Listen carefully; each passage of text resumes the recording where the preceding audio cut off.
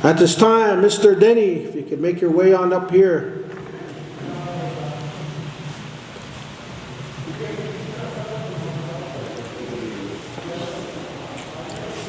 Hey, good morning, Roy. Good. Ho! Yat good morning.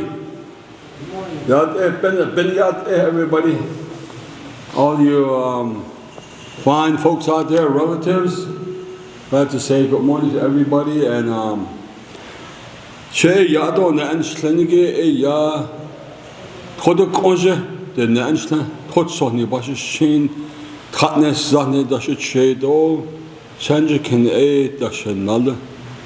So just say that in my introduction, and I'll do a short prayer. In a lot of our teaching and our stories, native culture, indigenous knowledge, they all pertain to nature. Nature is the one that we identify as the divine nature. And everything that holds in that the natural world is what we live with. We occupy this land, share everything with it.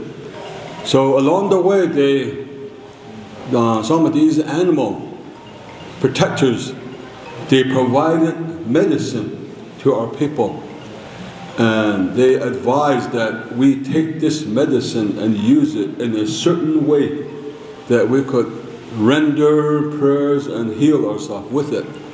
So I'm going to share a song in my own native traditional songs that I learned from my folks. So it's going to be like a guidance, even though there's a lot of harm, maybe conflict, maybe even a lot of attacks with words and stuff like that to our native cultures. And we'll try to reserve, protect, and shield. We'll try to foster some of our traditional ways and herbal medicine. And we're sharing it with our younger generation to keep on going with this movement. So in order to do that, I think we deserve all the protection that we have. So I'm going to go that way.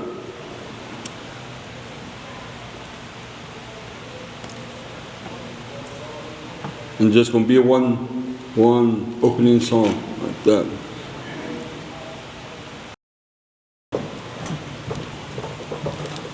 Thank you.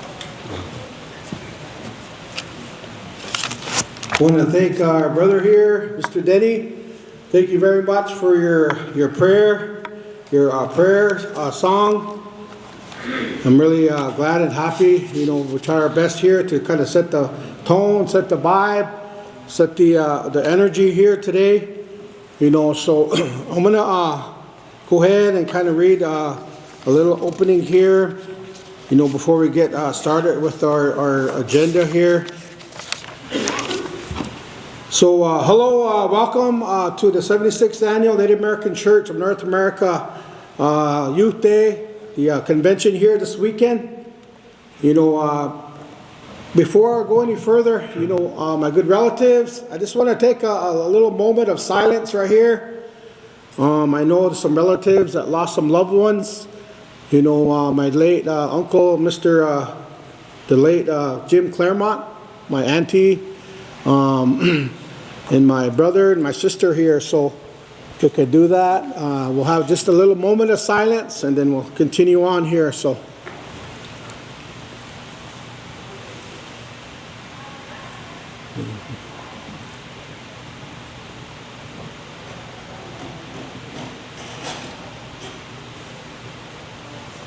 Okay, thank you. On behalf of the Native American Church of North America and the host, Wisconsin Dells chapter, extended greetings to all the Native American Church, family, members, friends, and relatives. We are thrilled to gather here for what promises to be an impressive convention over Father's Day weekend.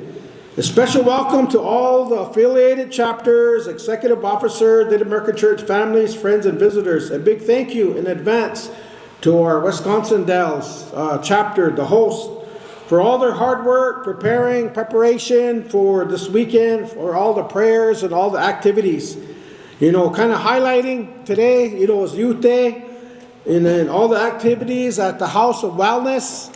You know, we have some good presenters over there. We have some good, some topics, some good demonstrations of our way of life being shared over there. So feel free to go over there as well. And it's going to be really awesome all the way around here. So, and then same time, the Native American Church, North America, the work session taking place right now.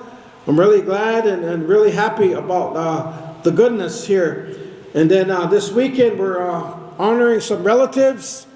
We have some family members here that the host and all the community, they want to kind of honor some of the relatives that the Creator called home. And then, so the host chapter has chosen some honored, esteemed relatives throughout the weekend. Tomorrow, Friday, will be the Morgan White Eagle Day. And then Saturday will be the Owen Cloud Senior Day. And then Sunday will be the Gerald Cleveland Senior Day. And then we'll have prayer ceremonies tonight, Friday, into Saturday. You know, so with that being said, you always check our Facebook page out. You know, we'll have some updates, some detailed, and kind of revising things too, because some of the speakers, some are just now confirming they can make it. Some are running late and those kind of things.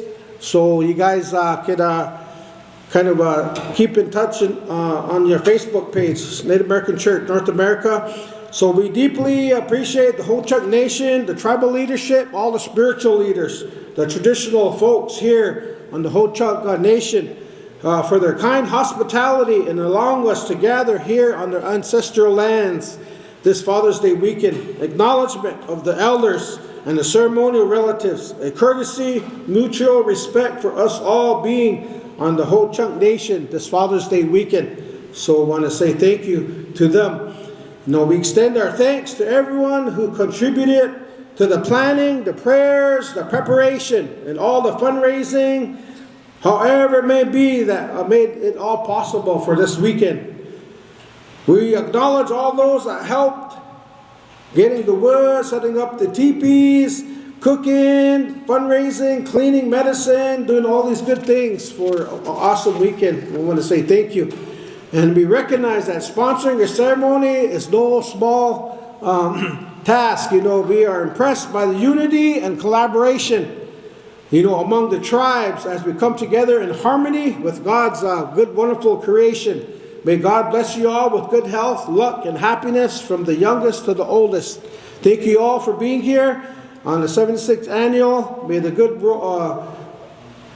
spirit bless you all with safe travels. Thank you all for being here.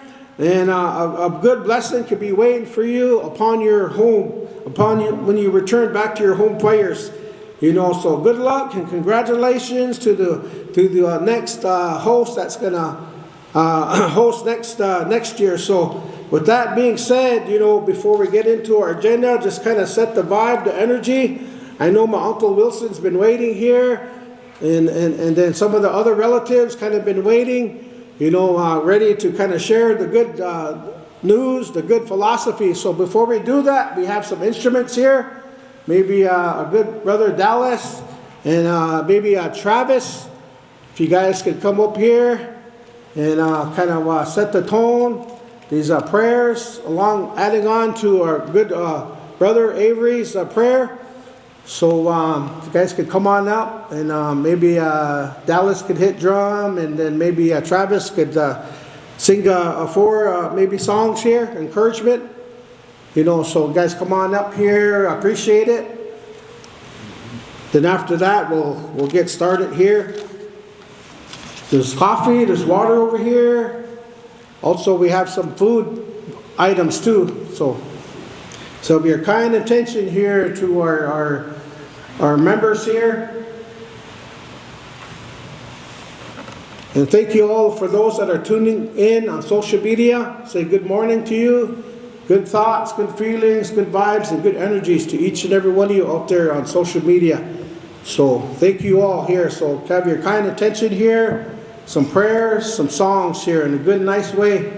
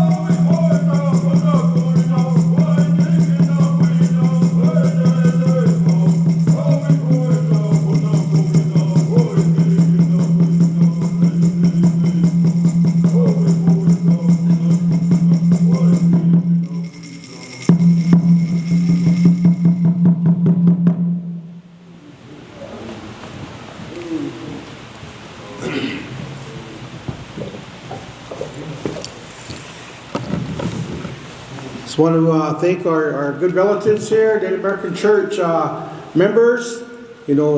Travis and Dallas here for singing the songs and setting the tone, the vibe, the energy here, for the day here. So I'm really glad and happy that we could share the live feed here. I want to thank our good, awesome nephews here. I know one day we're gonna see them out there, making us proud and happy. Go big time. That's my wish for them. They're gonna go big time, and we're gonna all bear witness to see that. And we're gonna all say, "Hey, remember those one guys that always kind of go around and follow this convention? Man, now they're doing commercials, they're doing movies, and all these kind of good, wonderful things." So I just want to put a good, awesome thank you to my nephews here. So thank you, nephews. Make us look good. Make us look kind of like we're a little bit savvy, But nevertheless, we're trying to be transparent and try to be accountable, and we try to share all the goodness that we're doing. We don't want nobody to say they didn't hear this or hear that. We just want everybody to know what's happening here. So we're going to go down here. I already kind of said my kind of welcome and addressed everyone.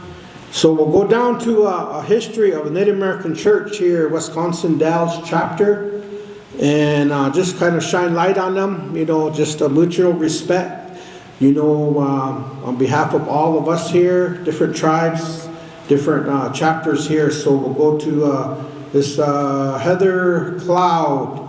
If you could make your way on up here, so appreciate it very much.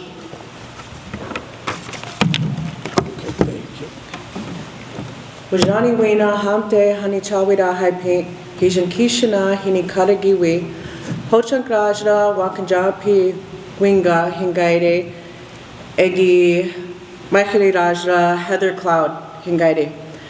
I just want to say thank you to the national officers for accepting the invitation, for coming to the Wisconsin Dells community and hosting your national annual convention. Thank you for coming and sharing all of the prayers and all of the good words and all of the good relatives across North America that are here joining us on social media and in person. All of the thoughts and prayers, I know that is gonna do my relatives a lot of good. So for that, we thank you. And we're gathered here right now in the Wisconsin Dells, or Ho-Chunk Gaming Wisconsin Dells Casino and Convention Center. And this place has a lot of significance for me personally, so I'm thankful I get to share a couple words about this. There's a lot of, I guess, history being told the last couple years of our indigenous people and all of the relatives that we come from and some of the struggles that they've come through. And there was a time when land was not sold to some of our tribal relatives. And my grandparents, Edward and Ruth Cloud, they had a thought to do something for our people, for the Ho-Chunk Nation. And Edward Cloud is from originally Wittenberg. We have a Cloud homestead up there, and Ruth Cloud was born and raised in Black River Falls, and they met and came here to this community. And like many relatives in this community, they made relationships with the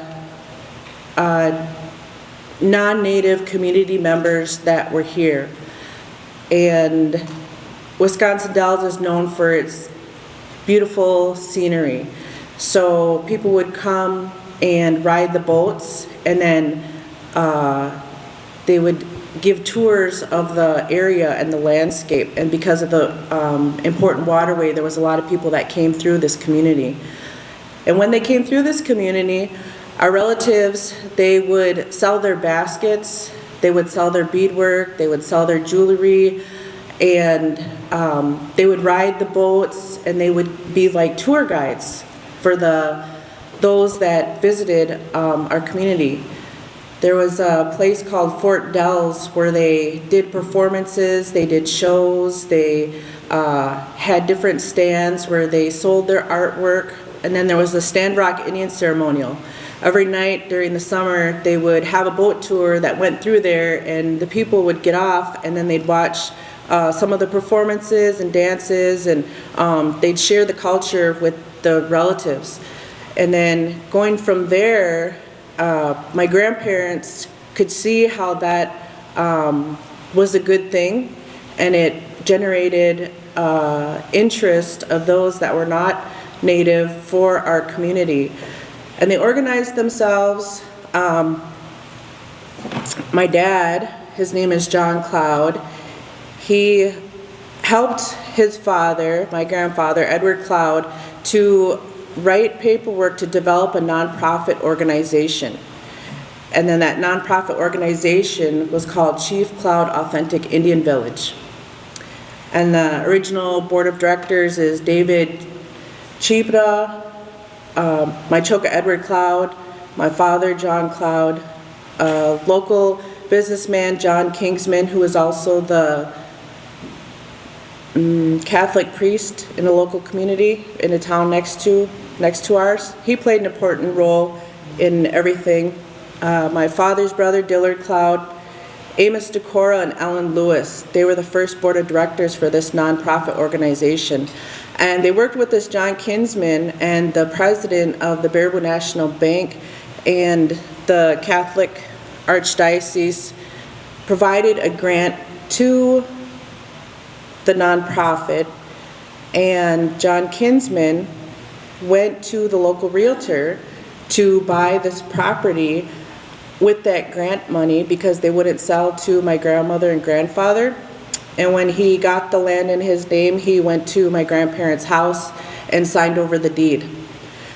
So the property that we're on right now, this was my grandparents' land, and there's a tree out front by the flagpoles that is planted in honor of my father.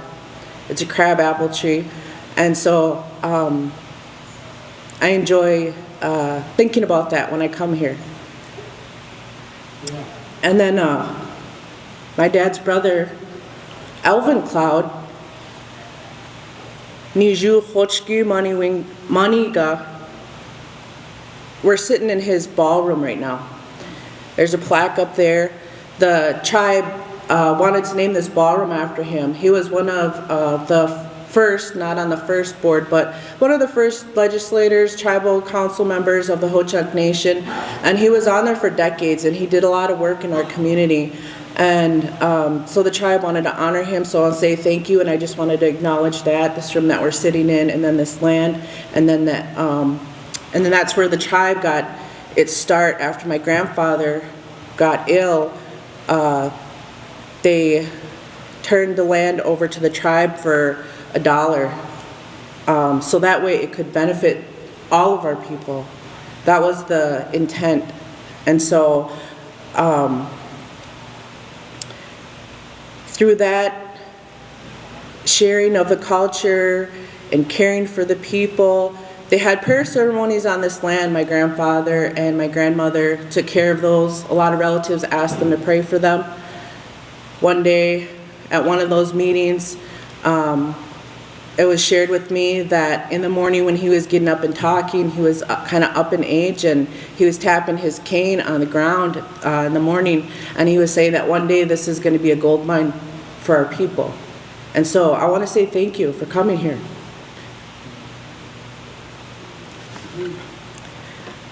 So at tourism in Wisconsin Dells, our community members, they found that it was beneficial for them to provide for their families.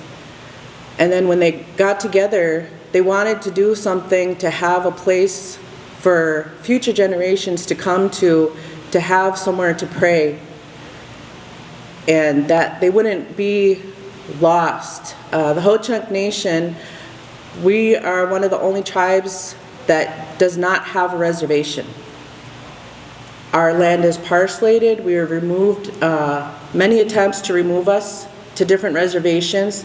So there's a large population from Winnebago, Nebraska, through Minnesota, because they kept trying to get us from our homelands, and then we kept coming back. So there's a huge history of resilience and determination and perseverance with the Ho-Chunk Nation.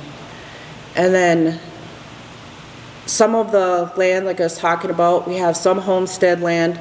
If you guys are familiar with the Allotment Act, that's what happened in Wisconsin, and our tribe was covered much of the state down to Illinois, Minnesota, down to Iowa, and a lot of that was not retained within the tribe. And so, other than some of the homesteads, we've had to purchase our land back. So that's what these relatives did. They got together, they sold their baskets, they sold their jewelry, and they put their money together, and they formed themselves as a tax-exempt church organization, and they purchased the land that we have our church house on. I used to have meetings, teepee meetings over there, and then my grandmother had a brother. His name was John Greengrass, and he is a highly decorated combat veteran. He was on the shores of Normandy, and then he came back and he served his people. And one of the things that he did when he got back is he went to the bookstore and he bought some books on carpentry. And he learned how to be a carpenter. And he lived down in the city of Madison, and he established a well-known business, and he did a lot of commercial building. And he had a lot of sons, and so he taught them that trade, and they had a very successful business. And through this, my grandmother and the relatives asked him if he would help them. So he did. They all chipped in out of their own pocket and fundraised and got materials. And then John Greengrass and my dad's brother, some of you might know who he is, Owen Cloud Sr., they built the first church. So where the fireplace is, when you go out there, that was where the first church was at. You can still see the water pump next to it. That's what they used to get the water. And then they wanted a bigger church, so again, they did fundraising. They did fundraising, and everybody came together as a community, and then they built another church. And then as time went on, the congregation grew, and then, so the current church that we have now is the third house that John Greengrass and Owen Cloud and their children and relatives built for this community. And there was a time when Owen Cloud didn't live around here. He lived down in Winnebago, and he helped the relatives in Lake Andes build their church, and then he helped the relatives in Winnebago, Nebraska build their church.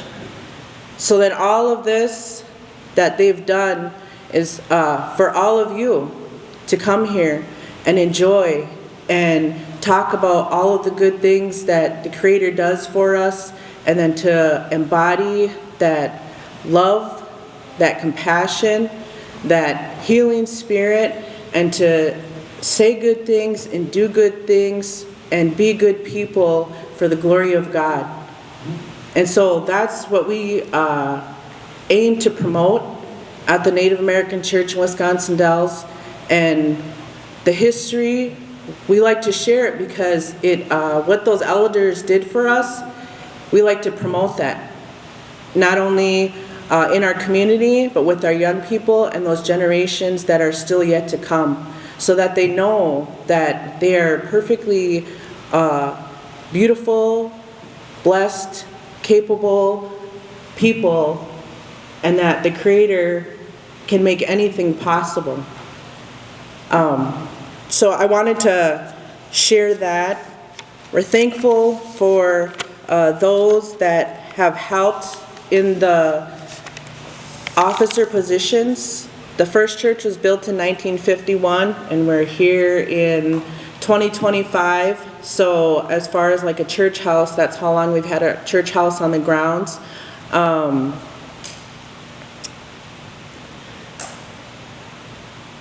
There is a side room in the main church, and we kind of know it as the founder's room. But if you ever go in there, there's things on the wall. There's a plaque on the wall, and it has some of our state officers.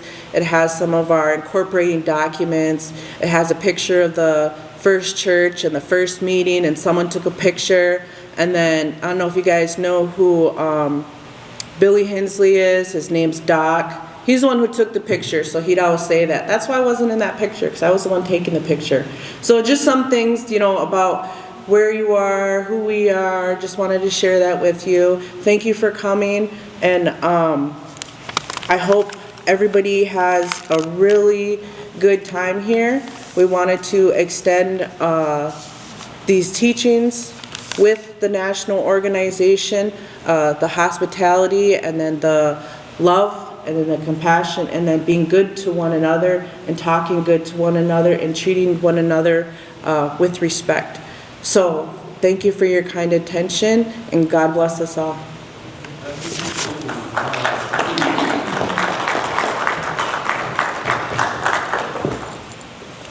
Really awesome history, some good stories, some good realness here within the tribe, within the community.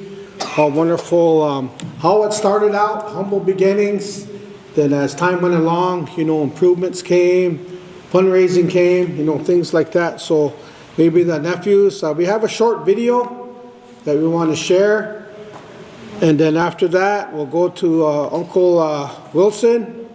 We'll have about good 45, good hour, Uncle. So you have a good hour to share what you want to share here today. So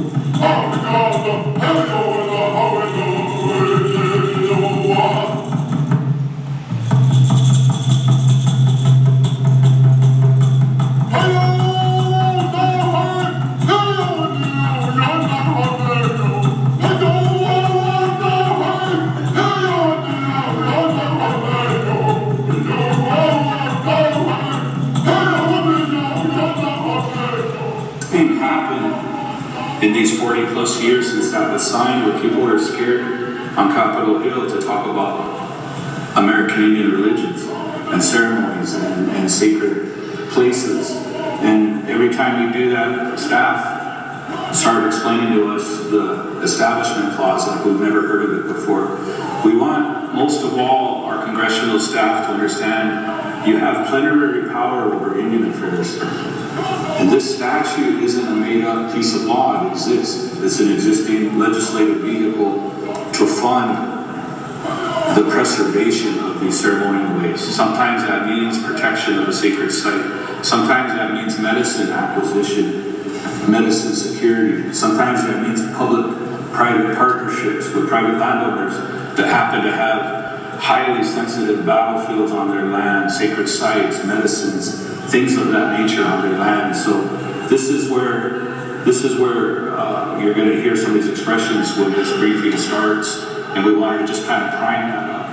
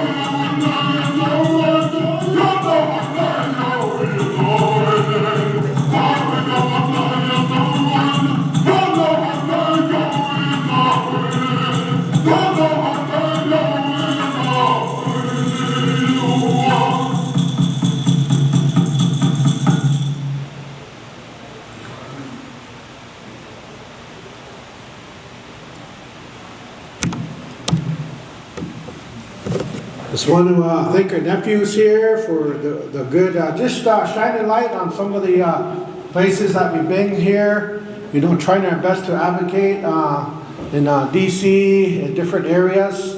You know, we could, we have a lot more, you know, things to do. And this is like a long marathon. You know, that we're going to be advocating and doing all what we need to do. You know, so I have a lot more I want to share, but I'll save that for tomorrow. So at this time, we'll turn this time over here to our good dear Uncle Wilson. I know he's been very you know, helpful, sharing all his good encouragement, philosophy, all his good etiquette. You know, he is sure encouraging. You know, I know. About a few years back, you know, one of my brothers and I, you know, he was wanting some teepee wood, take it back down to his home fire, and so we so happened it was like 105, and it's never 105 in North Dakota, but that day it was. So my uncle he wanted to get a whole load of wood and take it back home. So I said, okay, Uncle, we'll go get that for you. Maybe maybe go to his room or the casino or whatever. You know, that will give us about an hour or two. He said, no. He said, I'll go with you guys and I'll help you guys. Man, it was hot that day, and it must have been from about here, about to the parking lot, from the wood to the truck, tall grass, and man, you guys ought to see them, had a whole armload full of wood. You know, imagine that, walking over hot, tall grass. Man, I said, man, I wish a lot of good relatives could see this, you know, kind of outdoing some of our younger relatives, you know, kind of encouraging. You know, it was a really good sight to see. You know, Uncle, he was out there getting that wood, and he was helping, you know, was taking loads. So he wanted pole stick size, so we got a bunch of cottonwood pole stick size. So I turn this time over here to my uncle, Dr. Wilson O'Ronath. You know, he's going to share the goodness to learning and maintaining your native identity through peyote and ceremonies. You know, so I want to thank you, Uncle, for all that you do, all the goodness that you share with all of us. It's appreciated very much on behalf of all the good relatives here. So thank you, Uncle.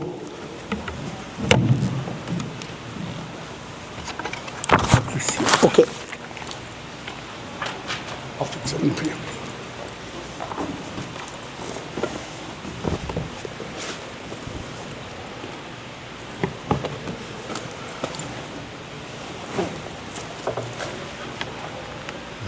I need to put that. Oh, okay.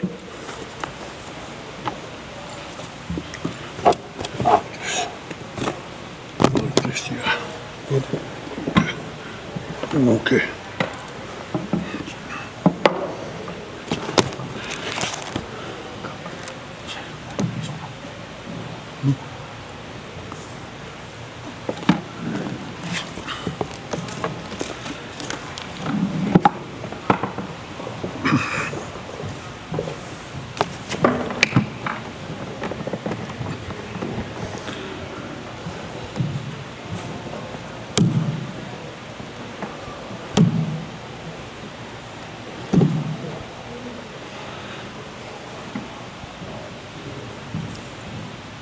Ja, hey. Dan is Jonne, hey. Good morning. At this time, I want to address all of you as Native American Church Peyote Ceremonial Way members, my relatives, my friends here and throughout our country. I know my family, children might be listening, relatives out there. It's an honor for me to be here at this time at Ho Chunk Nation and 76 years annual of Native American Church North America Convention. It's an honor for me to be here. And first of all, I want to thank the Holy Medicine Peyote, NACNA, and the staff, and the prayer song to believe in values.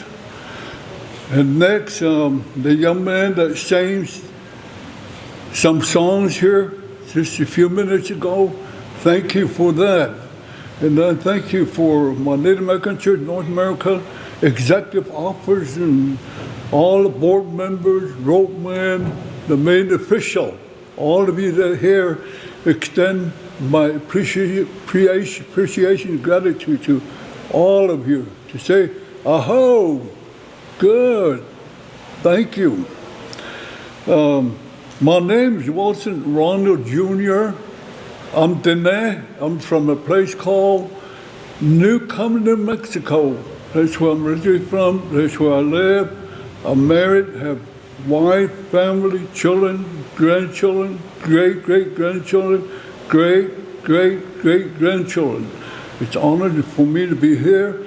And my first topic is, I'm going to try to explain how our holy divine medicine peyote connects with our native traditional identity to make us unique, beautiful people.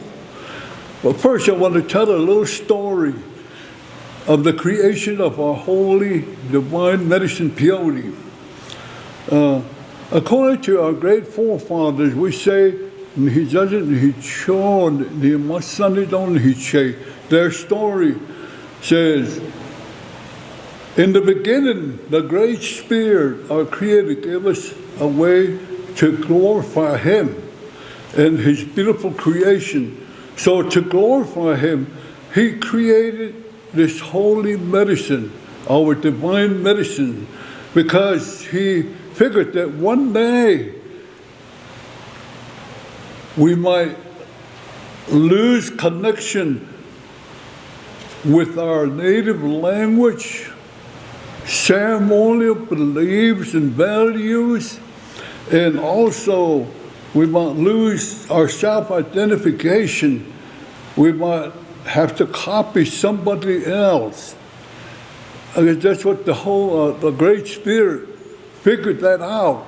So that's how come He created this holy medicine, and He gave it only to the native Indian people or native people, only to them, nobody else. To make sure I say that, the Great Spirit gave this holy medicine purely only to the native Indian people to understand Him, to follow Him. And so this is what I'm going to try to explain.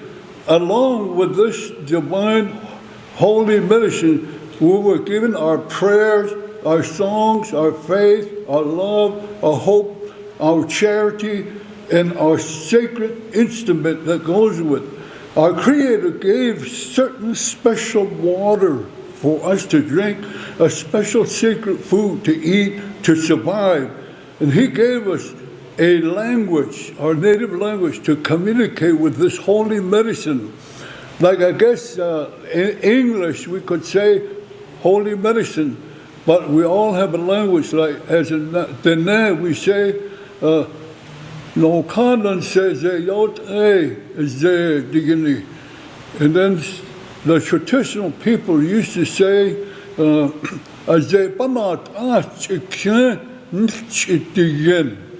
that's our language, to try to address it like that. That's how come they gave us the language to do that. So I truly believe that. And then He gave us a certain way to identify ourselves, to dress and be more presentable in our ceremony. That's the way I heard it. And He gave us a special way to understand our principles, our moral laws and ethics, to follow our Creator and to follow our holy divine medicine. This is the way that I heard the story. Also, when our holy divine medicine was created, it was given its special own ethics, moral laws, and principle. Also, our holy medicine was given a special time to speak, to pray, and to sing. So based on this, it made a decision and said, if you're going to use me, you must follow my ethics and moral principle, and don't ever abuse me. Always have that love and protection for me. That's what He told our elders. So today we try to believe that and exercise that, what the holy medicine said to our people. And so as members, we try to uphold that discipline and belief. And here is what our holy medicine said, the way I was told. At the time of her creation, we say her creation or His creation. Like there's a male and female medicine. So that's how come we address it in that sense, in that respect. And He said, when you partake of me, and you have to partake of me in a bona fide ceremonial setting. No other place You can't have it just anywhere. It has to be all prepared and structured in a ceremonial way. And when you do that, it said, be honest. Okay, now, here's some of his ethics, what the Holy Medicine says. When you use me and believe in me and follow me, don't ever lie, because that's a bad attitude. Don't ever steal, for it's a negative thinking. Don't cheat on one another, for it's a bad behavior. Don't cause adultery. Don't ever take somebody's husband away, somebody's wife away, for it's evil. You have an evil mind when you do that, so don't do that. And then don't be jealous and have that kind of attitude, for it's a bad nature. Don't be prejudiced, for it's a bad feeling. That's what he said. And don't be ignorant, for it's a negative thought. Don't be greedy, for it's a bad self-image. Don't gamble when you use this purity, because it's negative in a lot of ways. He said, don't hate, for it's a bad attitude. Don't be mean or selfish, for it's a bad behavior and a bad personality. Don't be stingy, for it's bad, awful thinking. Don't be honoring, mean, angry, or negative, for it's a bad personality. That's what our peyote said. The way I heard it, you remember a little bit of it. And this is what I, learned growing up. I guess you may be wondering, how many years ago? I'm 92 years old, and I heard these stories, maybe you could say about 80 years ago. And they always tell us, as Native American Church peyote ceremonial way of life members, remember our holy divine medicine peyote connects with our with a bona fide practice of Native American Church ceremonial belief, values, discipline, and spiritual holistic exercise. He said, remember that. And also Native American Church has ethics, which is love, faith, hope, charity, is to give a blessing, to be truthful. And then it has prayers, songs, our happiness, that gives us happiness.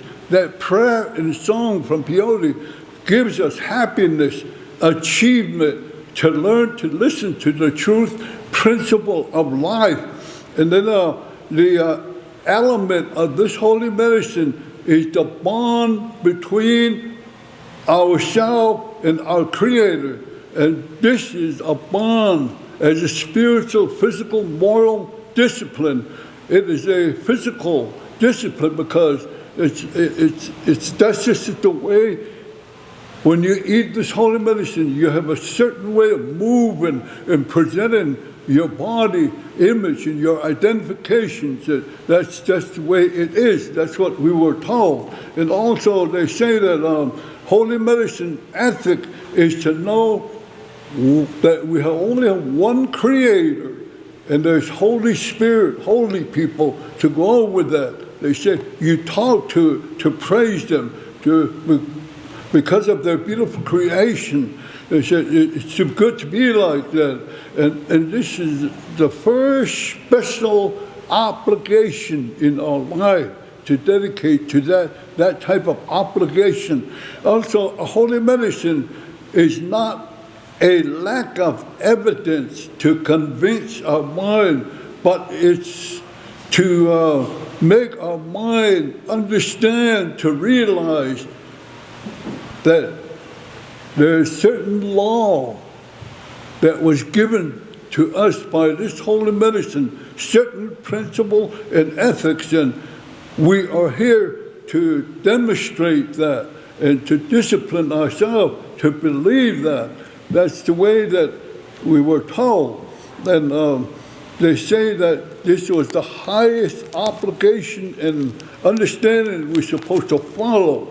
And so today I want to talk about how we as Native people that follow and believe in this Native American Church peyote ceremonial way of life, to maintain and to hold on to our native language, meaning to speak it, because the color of our skin, doesn't exactly make us unique, truthful, and honesty. Our native language makes us beautiful, intelligent, unique people.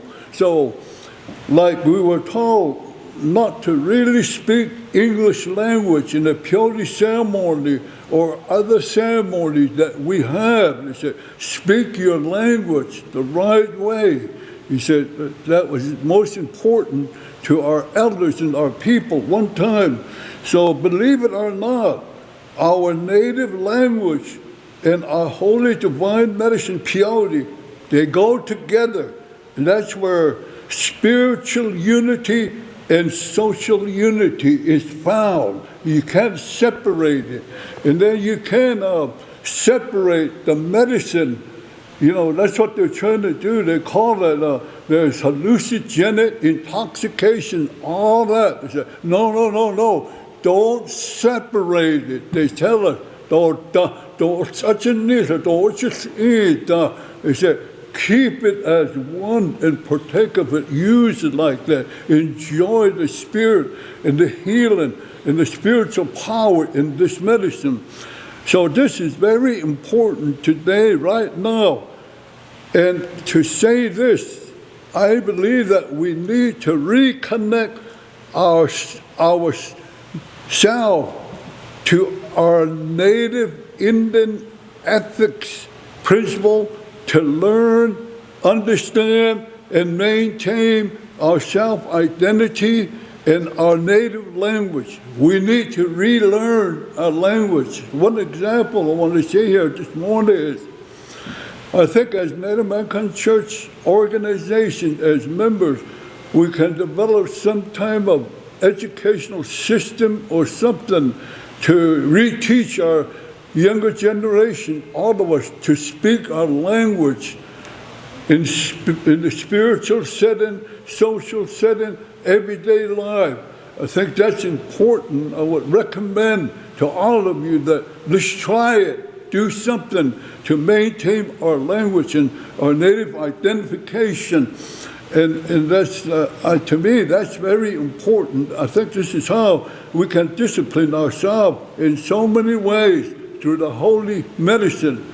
Also because our holy divine medicine, peyote, can truthfully help us to spiritually reconnect to our native language and our self-identity, our native emotional being, our native mental being, to condition and to discipline us to learn how to keep our spirit, our soul, our blood flow, our mind, and our body pure and clean. You know, like leave hazardous, negative things away. They tell us don't use that.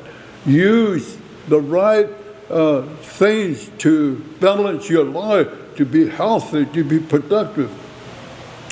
Now, I want to also explain how our native Indian people got misconnected with our native language and self-identity. I guess you all know that we got involved in a different educational system, a different values, belief, a way of praying. So that part of it, it did a lot of damage and unusual things to our people. That's how come today, when I did my research about, I believe it was about 19 1958 to 1960 among my people, Navajo people, about 70% of Navajo, younger people including, don't talk Navajo. And it was scary to me. What are we going to do? Yes, we built bilingual, bicultural education to learn our native language among our people, but it's not really effective yet. And so how do we maintain it? That was the big question. We tried it, and then only about 30% can talk our language. The other one, not so perfect, and we need help. That was my finding. So if we do something about it, I think that we can reconnect to our natural nature, personality, our basic clan, which is our identification. We can reconnect to our emotional capability, our mental capability, our spiritual holistic capability, our social capability, our common capability, our physical motivation capability. Through this holy medicine, it can help us. There's no maybe or if about it.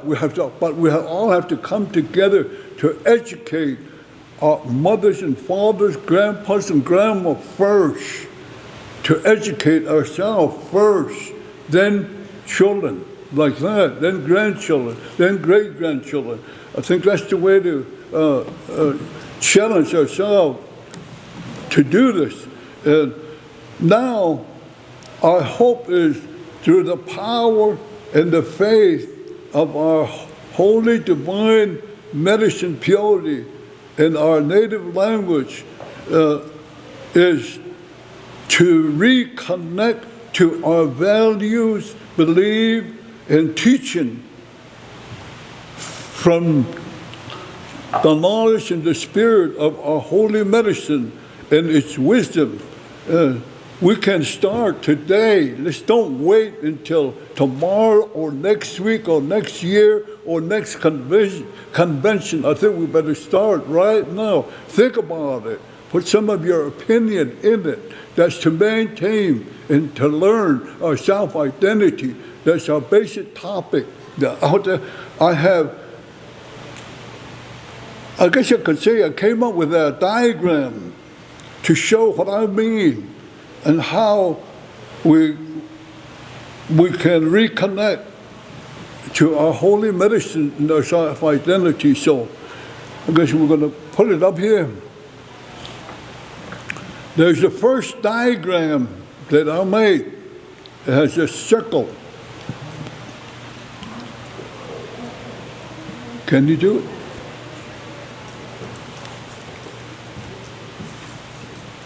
I guess I made this diagram so we can all follow it.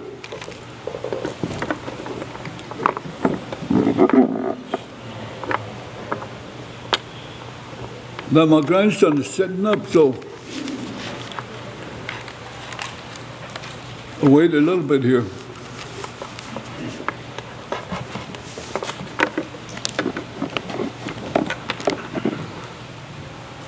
Okay, the way I said it is how our native language, our self-identity, our method spiritually and socially principle connects with our holy medicine purity. So I got this circle in the middle that says, your birth is important. Just like myself, my mother used to tell me, son, when I was pregnant with you, I used to go to peyote ceremony and eat that medicine, peyote, and I know you tasted when you were developing inside my body, in my womb, she said. And so your birth is your self-structure that connects with your language and your holy medicine. Then I said, then it leads into your pubertyhood. That's important. They call it kinasta. So as a male and female, we have a time we connect with our puberty ceremony.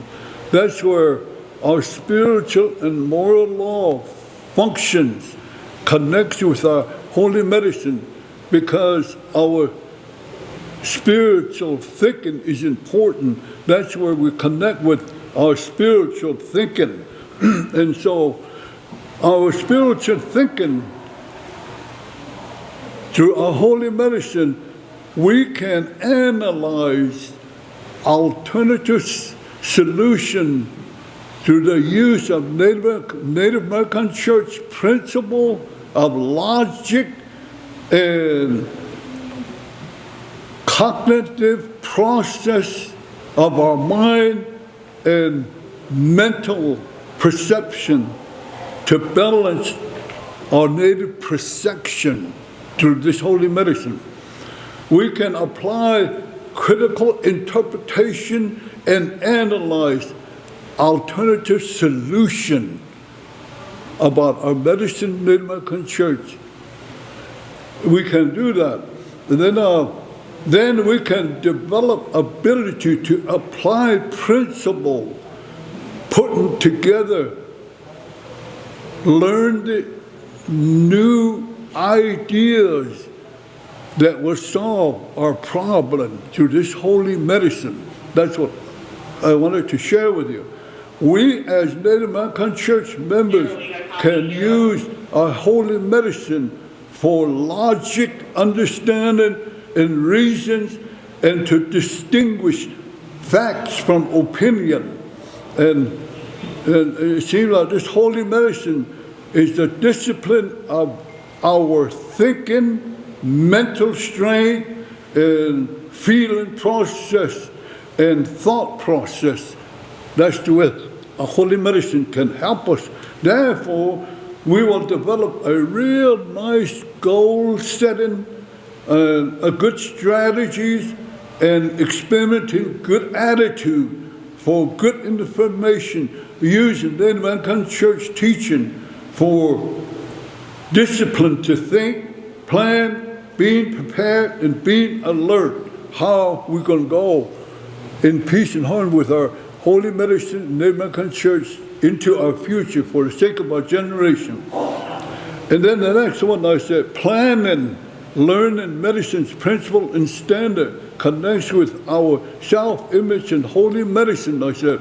Well, right there, they say that that type of planning, we as Native American Church members are very knowledgeable about our opportunity, requirements in our life, our own ethics, resource, economic, when we use the holy medicine, and we can positively demonstrate the skill, the ability, and the attitude necessary to get a good learning, good work, good life, to accomplish, to achieve something good with this holy medicine.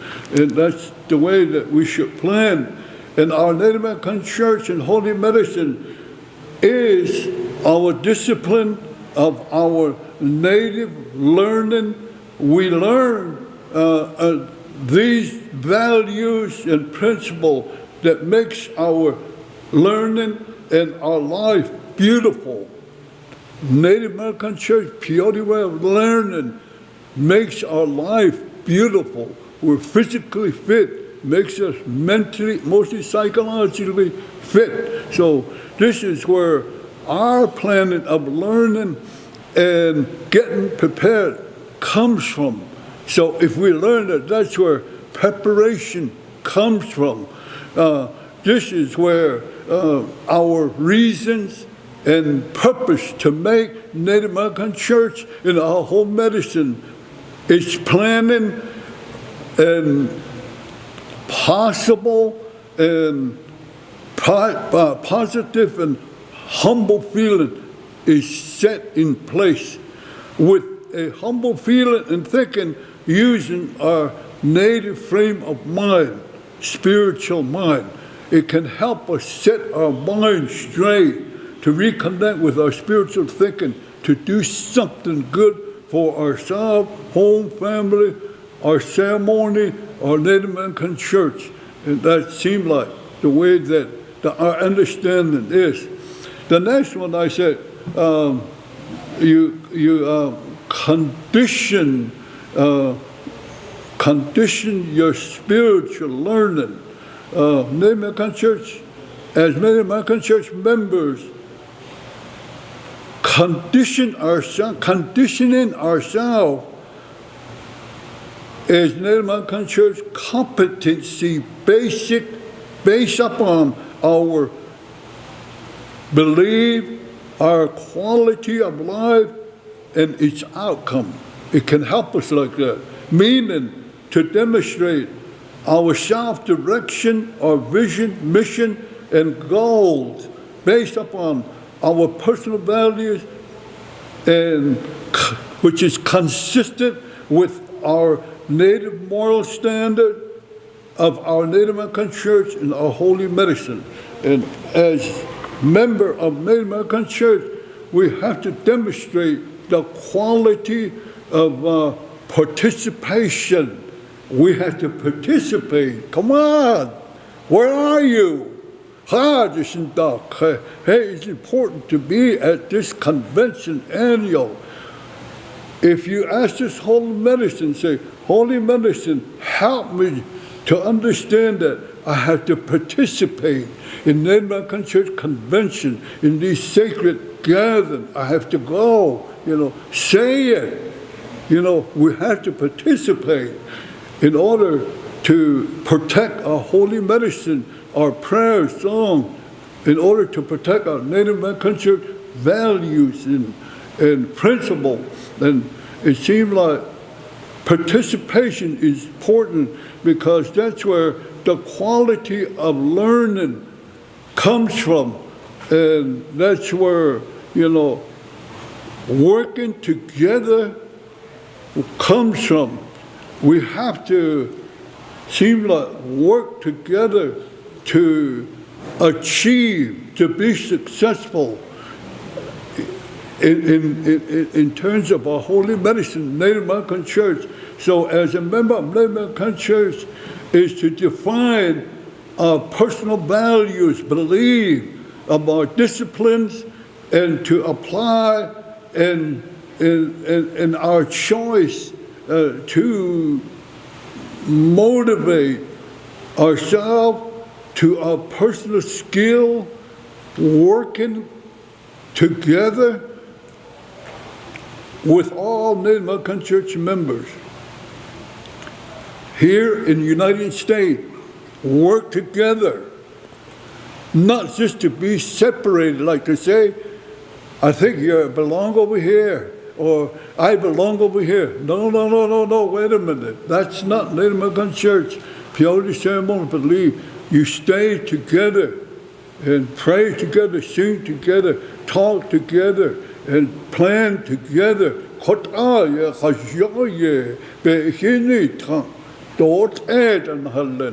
But right there, you can disagree with me. But anyway, but the Purely says we have to work together. So as a member, we are here to demonstrate our self-awareness and spirituality and sensitivity for the natural order of Native American Church holy medicine with love, to demonstrate progressment, quality for our medicine, and to develop an open mind, ideas and plan, to develop an informed concerns about our Native American Church, our holy medicine issues, and develop a commitment to exercise the rights and the responsibility of our members to develop a long love of learning, develop a historic type of understanding, to develop Native American Church leadership, peyote skill, management skill, and to develop a commitment, accurate working together to develop an informative appreciation of Native American Church and the Holy Medicine and our native language. Our native language is important. And then to improve our ability to follow the direction of Native American Church, spiritual direction, to follow its instruction and plans, and to develop a commitment to a personal achievement and commitment to our values and belief of this holy medicine. And then to allow Native American Church Peyote Ceremony to help us cultivate our emotional being, our health, a good education, a good government, and to relate to our well-being, physical health, our good education, and our active commitment to honesty. I think that's important. And then the last one I said, memory, a self-awareness. I said Native American Church teaching can help us to identify our wants and needs, to establish our Native American Church plan for our future, our children, our generation, and develop respect for our own holy medicine, ourselves and our people, and to learn to plan for our children and whoever has this peyote within their home, to understand that natural teaching. This is how we as Native American Church members will progress and respect and have that reverency to live in peace, in harmony with all living creation. Our Native American Church, through this, we can have that Native participation in our work, prayer, song, in our ceremony, to work together like that, learn our Native perspective and perception, learn to begin to understand our mental being, our emotional being, our psychological being, our intellectual being through this holy medicine. That's the way that I wanted to explain this. And also, Native American Church teaching and peyote way of teaching can condition our brain like a chemical changes in our brain account for condition and learning. Native American Church teaching can condition our mental and emotional being to condition our learning, because there is joy and happiness. When we condition ourselves like that, there's going to be no fear, no emotional pain, no physical pain, no anger. When the holy medicine conditions our mind, it can help us to develop a good personality. That's the way that I wanted to explain this. And then the last one is like our memories, Kaya. Anyway, so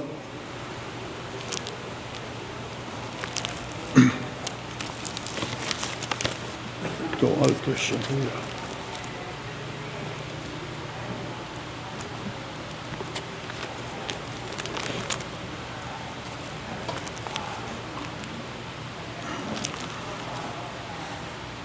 Last one is our memory of self-awareness.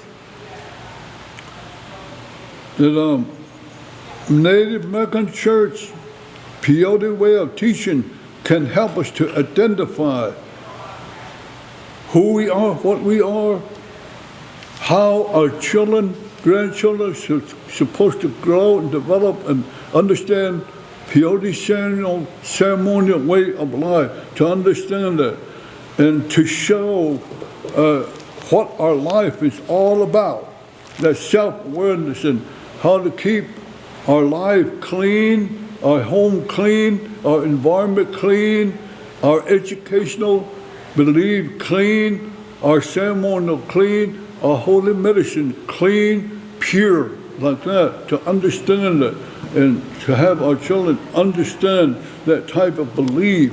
And these were important to our people. Now, the second one is perception, native perception, I said, that goes with understanding that connects with our holy medicine to conduct ourselves spiritually. That's our perception. A holy medicine can give us a good perception. So, with the power and blessing of Native American church and holy medicine, this becomes our native perception and our mental capability. It's interwoven with our feeling and thought and our thinking, our mind, and our intelligence and our discipline of our knowledge and our hopes in our life. That's our perception with our language. With the teaching of the American Church, the only ceremonial way of life, our perception and our mental capability is to listen to the truth principle of knowledge that can give us the capability to think and to understand and to use our native mind to think how to protect our holy medicine, prayer, song, values, philosophy that goes with it. That's our capability to understand that. And this is how our thought and our principle and our mind are in peace with all creation, all medicine. This is how we develop a good attitude, a good behavior, an effective ability to prepare our direction, ideas, reasons, so that we can help one another and accept one another and to work with one another, to be together. That's the most important thing, I think. And the next one is, they say our perception.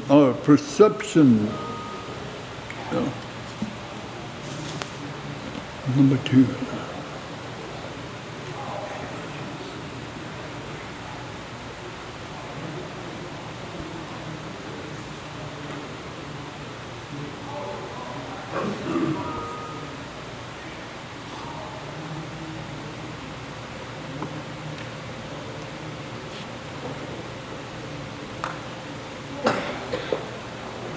Where am I? Which one?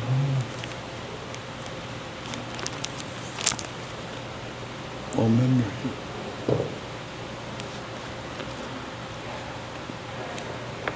Okay, the next one is our memory as Native American Church members.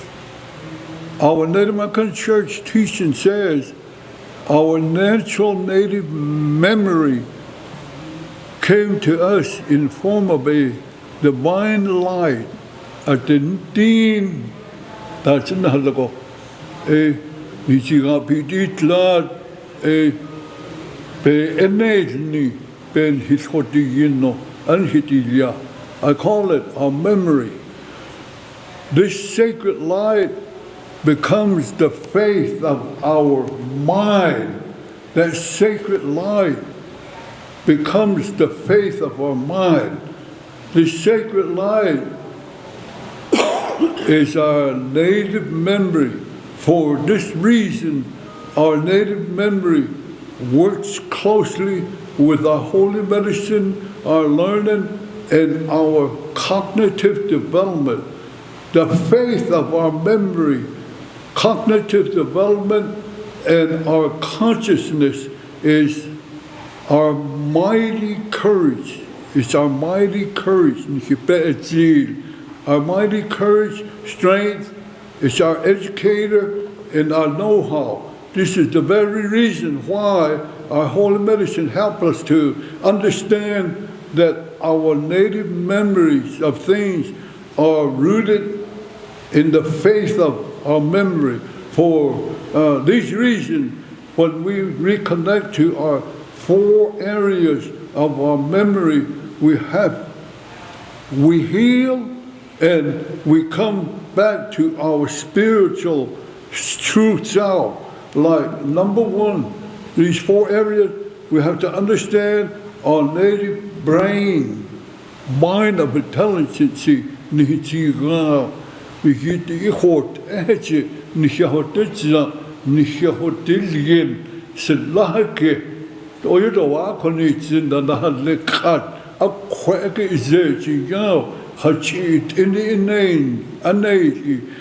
you eat this medicine, it can show you that you have a beautiful, intelligent brain to understand the element of your perception and to understand the faith of your belief in your attitude, behavior, your nature, your character, and your personality. These were important things that we understood one time. And then we're going to go to diagram number 3, where akhwajil chi, so I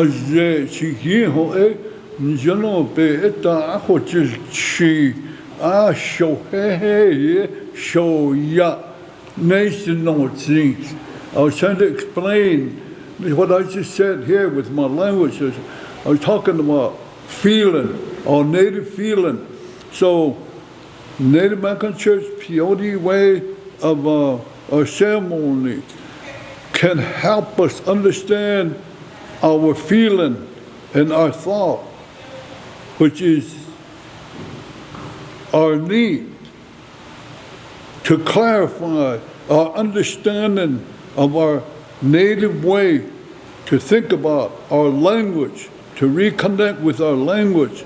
When we reconnect with our native language, we reconnect to our mental ability and emotional ability. Like if we don't reconnect to our language, then we're going to have a different type of mental ability and emotional ability.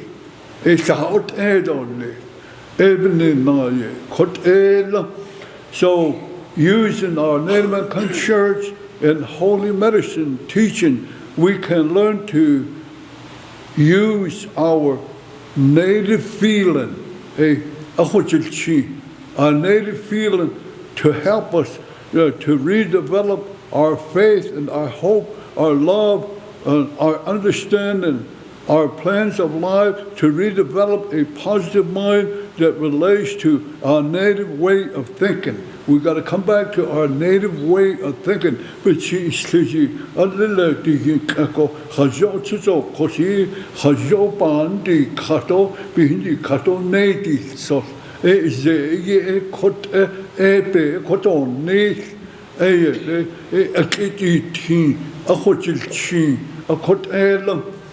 Learning to use our own Native American Church discipline and teaching, we can help ourselves to solve our own problem, which can, help us to develop a stronger creativeness. When we solve our own problem, through this holy medicine, it makes us become a better, humble person. Like that, we can't really look to anybody to say, solve my problem. You can communicate this holy medicine, say, help me solve my problem. Like that, you can do that. Then you begin to understand what life is, how precious life is.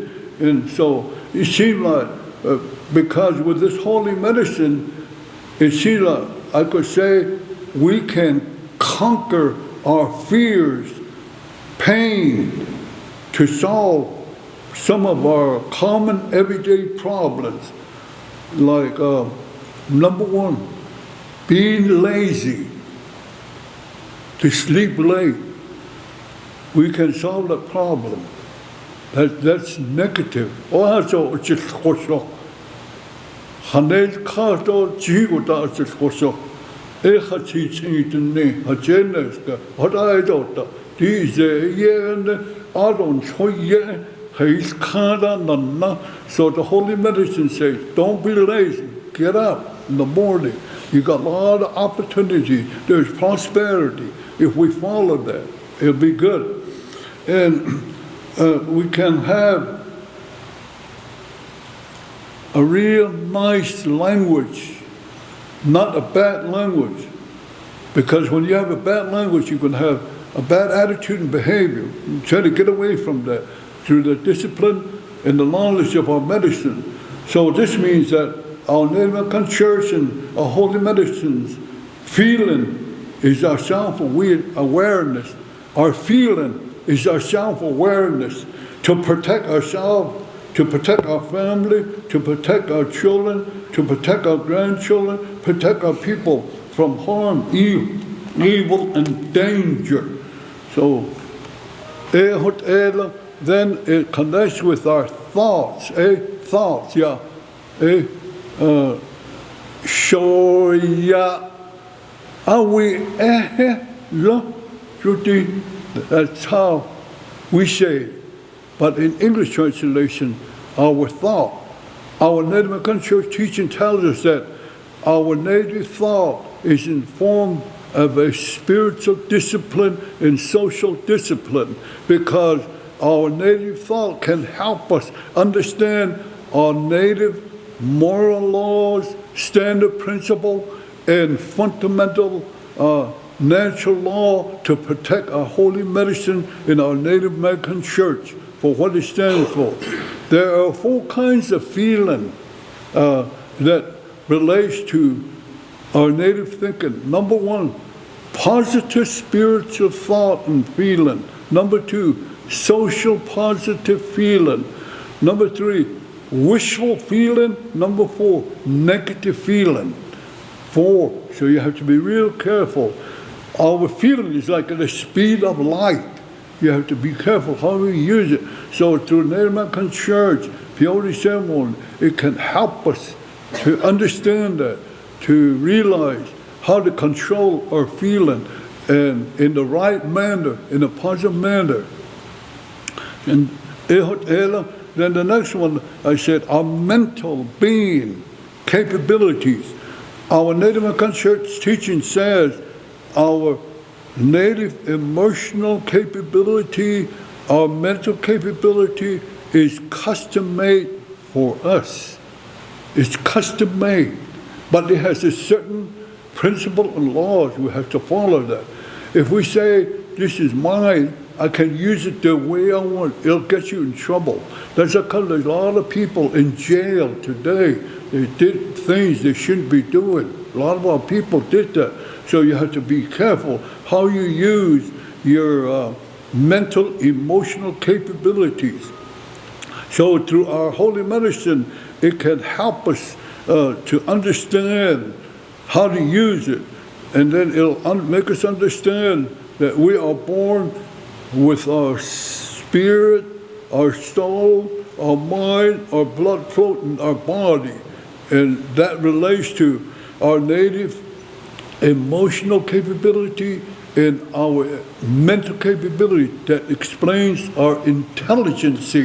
So we're not dumb Indians or dumb people. We're very intelligent. Don't ever say that you don't know anything. You're not supposed to say that. I guess you can't say I know everything too. You're humble, you're intelligent. You're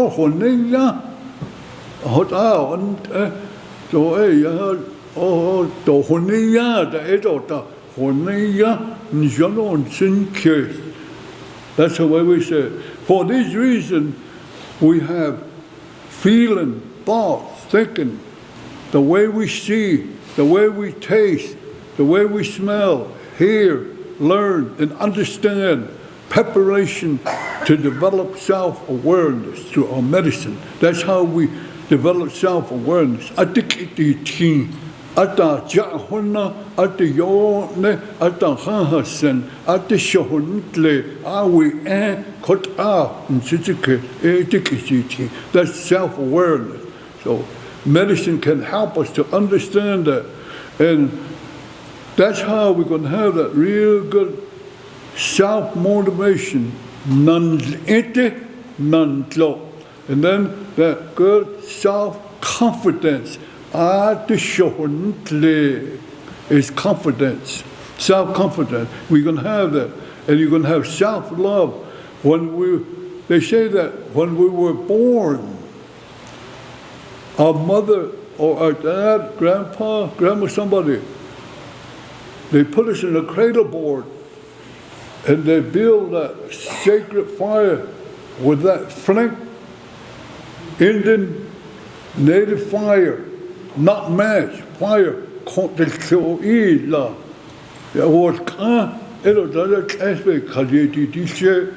When they build that fire, when we were born, they put us in the cradle board and they put us from the east side.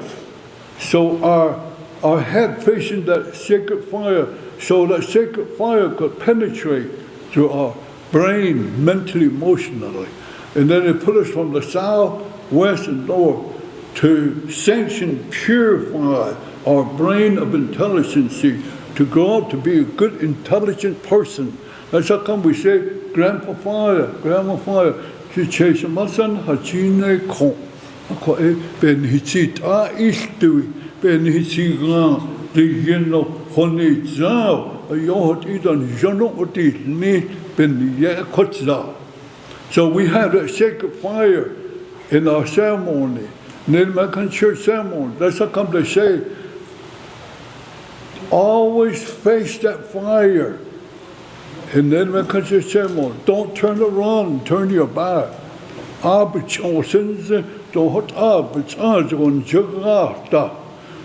then when you go in the teepee hokam meeting, don't be standing around. Sit down where you're supposed to sit. Sit down. This is a sacred sanctuary, a sacred place, Behave yourself. That's kind of like the way that we were told. That's our capabilities and our emotional capabilities. Then we have our emotional capability.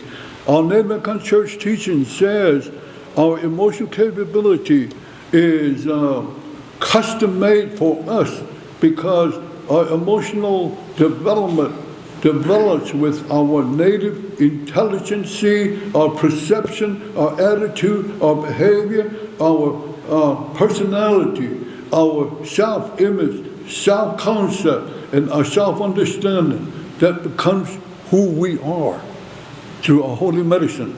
Native American Church and holy medicine can teach us to condition. It can condition us and train our emotional ability, our mental ability, our mind, so we can speak in beauty, think in beauty, walk in peace, walk in harmony, walk in balance, to live a beautiful life. That's the medicine. That's the way it can help us, they say. And then we have an attitude, our attitude, natural attitude. Native American Church teaching says our divine holy medicine purely can control our native attitude. For this reason, our positive attitude relates to our spiritual image, and with this self-image, we experience the forces of Native American Church teaching, laws, our moral laws, the laws of the Great Spirit, the laws of the holy people, the laws of nature, and the laws of divine element. We follow that through our discipline of our attitude. And this is how our Native American Church and holy medicine creates our attitude and our behavior.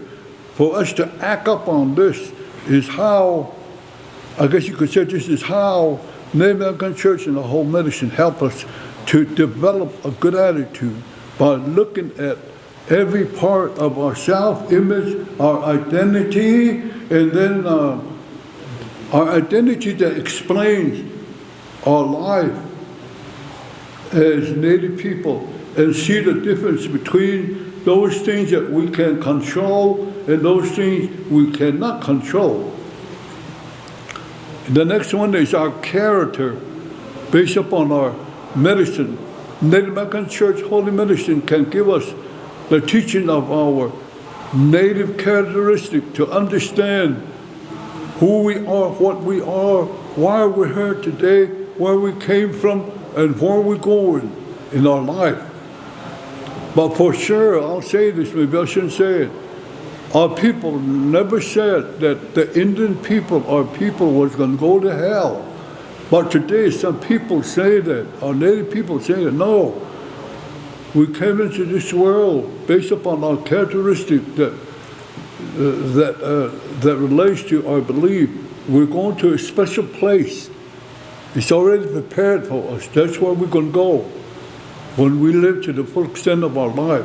That's the way we were told, and we believed it. We don't question it.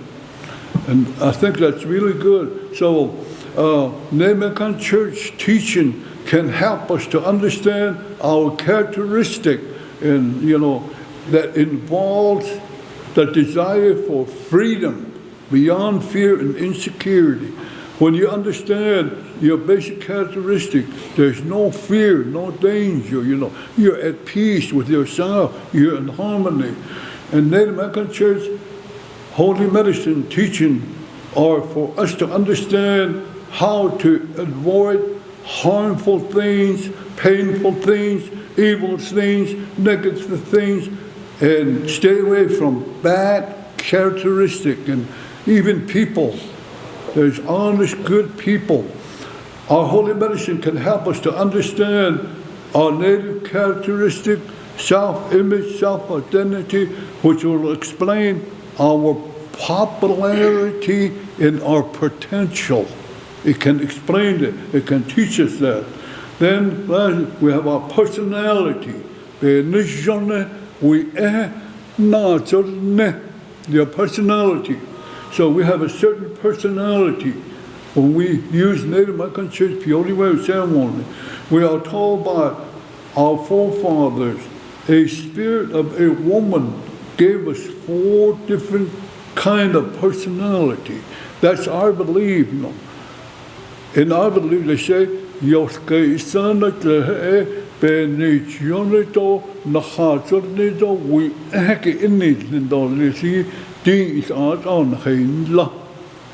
that's how we say it. It was a woman that gave us our personality. So that's how come we have a spiritual personality we use to go to our ceremony, to pray. Then we have our social personality. Like now, I could see your social personality. You have a good personality. You know how to conduct yourself. Came in, you shook hands, you said, or good morning, good to see you. Like that. That's your social personality. And then we have our common personality, how we accept the way we look, who we are, what we are, whether we're 7 foot tall or 5 foot tall, or whether we weigh 300 pounds or just 100 pounds, The way our common personality is our physical structure. We have to accept ourselves the way we are through this holy medicine. Then we have our physical personality. So you should never say, I kind of look ugly and no good, I kind of stupid looking. Don't ever say that, because they say, if you say that, witchcraft, you're evil. I guess that doesn't mean I got a beautiful personality. No, you're unique, beautiful looking. You have a beautiful personality because it came from your mother, your grandma. Then we have to balance our nature. They say, Native American Church teaching says, a warrior spirit gave us our natural native nature to look like a warrior, to look like a hunter, to look like a leader. to look like an educator. And we have ceremonial leaders too. We're that kind of people. That's our nature. And our positive nature helps us to understand a strong desire to know ourselves and to understand everything around us and to understand there's good and bad, right and wrong, to understand what to say, how to say it. This can develop our nature, our personality, so that we can see our pattern of life. That's the way that it was said. And then in my closing here, based upon our learning, relearning, and re-identifying and maintaining our self-identity through peyote ceremony, Native American Church. We all have leadership. You can't say I'm not a leader. Maybe some people say it, but we all have leadership. Even just a baby has a leadership. It can teach you how to become somebody. Your baby, your child, has that leadership. So they say that Native American Church, peyote ceremonial way of being a leader, you gotta have love, faith, respect, hope. You got to be truthful. You got to be honest. Have understanding. Listen. Pay attention.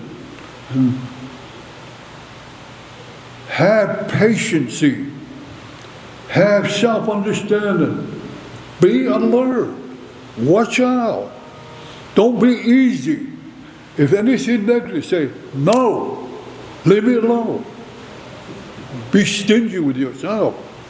You know, the first highest in terms of leadership that comes from Native American Church, peyote ceremony, is to believe in your spiritual principle, because it is the highest important responsibility to obligate yourself to that type of leadership and that sacredness of life, your values, belief, philosophy, knowledge, and ceremony, to protect and foster and shield your medicine, your Native American Church principle. And then they say it has to be done through proper prayer and song. You know, having leadership, it has to be done properly through prayer and song, through your Native American Church ceremony, and you have to live according by that leadership. You know, the knowledge has to be put into action by your natural desire and faith, not just talk about it or just walk about it. You say put some action and do it, complete it, achieve it, be successful. You know, the leadership of knowledge and teaching that comes from a holy medicine, it will teach us to release and use our beautiful potential, ability to learn, to guide our own life. This type of knowledge can help us to evaluate ourselves, our mission, our vision, our goals, in meeting the challenge of both Indian education and Western education, peyote way of education. It can, we can challenge it. It can direct us to recondition and clarify our Native American Church peyote way of life identification. That's the way it is. And then it can help us to say, our Native American Church knowledge of leadership can direct us to build a form structure upon which to stand and to make us understand that we all have a purpose and how to fulfill that purpose. So to make us see the beautiness of this road of life and to walk in peace and harmony and in balance with the principle and knowledge of Native American church and Peyote way of ceremony. You know, that's the way that I wanted to explain a little bit of what I was told to explain, like how to relearn and maintain, identify yourself with Peyote Native American church. So thank you for listening to me. Enjoyed being here. So may this holy medicine prayer song be with you to bless you. Thank you. I hope. Share it. Come on.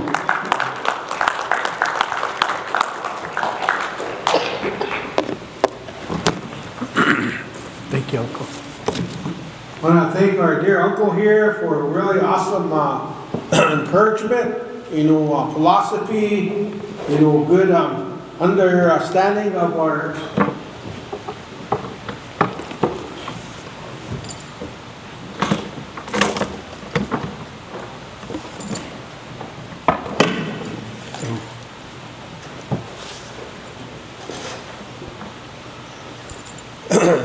So I know we have agenda here, and I know you guys are getting hungry. We didn't take a break. So if my Vice President, if you don't mind, if we can take a really 30-minute lunch. So, good relatives, you guys might have to come up here and sign in with our secretary. And also we have lunch vouchers here. The steaks are ready. I know you guys are hungry here. Thank you, Brother Darrell, for when we come back, about 30 minutes or so, and then we'll continue on. We have Mr. Red Cloud, and then we have he's going to express what he has on his mind and heart here today. And also one of the good relatives from Oneida Nation, Miss Paulus, and also from Northern Cheyenne, Philip Whiteman Jr. So, and then after that, we'll have our panel discussions with our youth right about then, and they should be kind of winding down over there at the House of Wellness. So I think these next three presenters is going to be real good. Really awesome here. So maybe text your grandkids, maybe text your nieces and nephews, wake them up, have them come over here and hear some good encouragement here after lunch. So thank you all. If you guys could all sign in up here, and also we have lunch vouchers up here. So.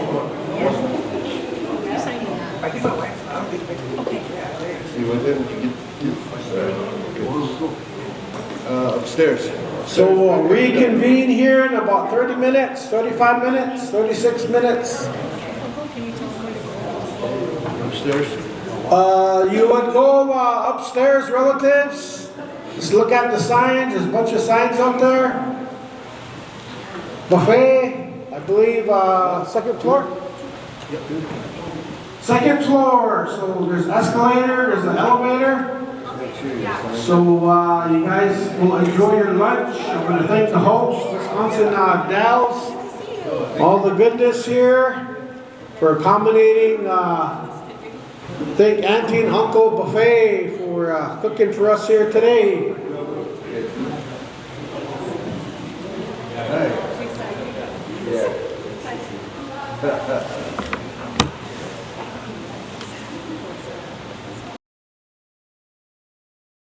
I know we're about an hour. It was supposed to start at 9. We started at 10. So everything on your agenda is kind of shifted a little bit. Add, take away here. But we'll go ahead and get started. As soon as our nephews give us the cue, the high sign, we'll go live again. So we kind of revised the schedule. So we'll go with my brother here, Mr. Red Cloud. And then right after that, Miss Paulus, stand by. And in the shoots is Mr. Philip Whiteman. So we'll be the third speaker. And after that, the youth and all was taking place at the House of Wellness. All the youth from over there should be over here right about then. So thank the host for an awesome meal, a good lunch. And I know everybody's kind of getting settled. I know it's a long ways, but nevertheless, you know, it's well worth it, especially all the goodness here that we're trying to do, protect our medicine, and then advocate enforcement on the American Indian Religious Freedom Act. You know, so but we'll go more into that later. Today's kind of Youth Day. You know, just kind of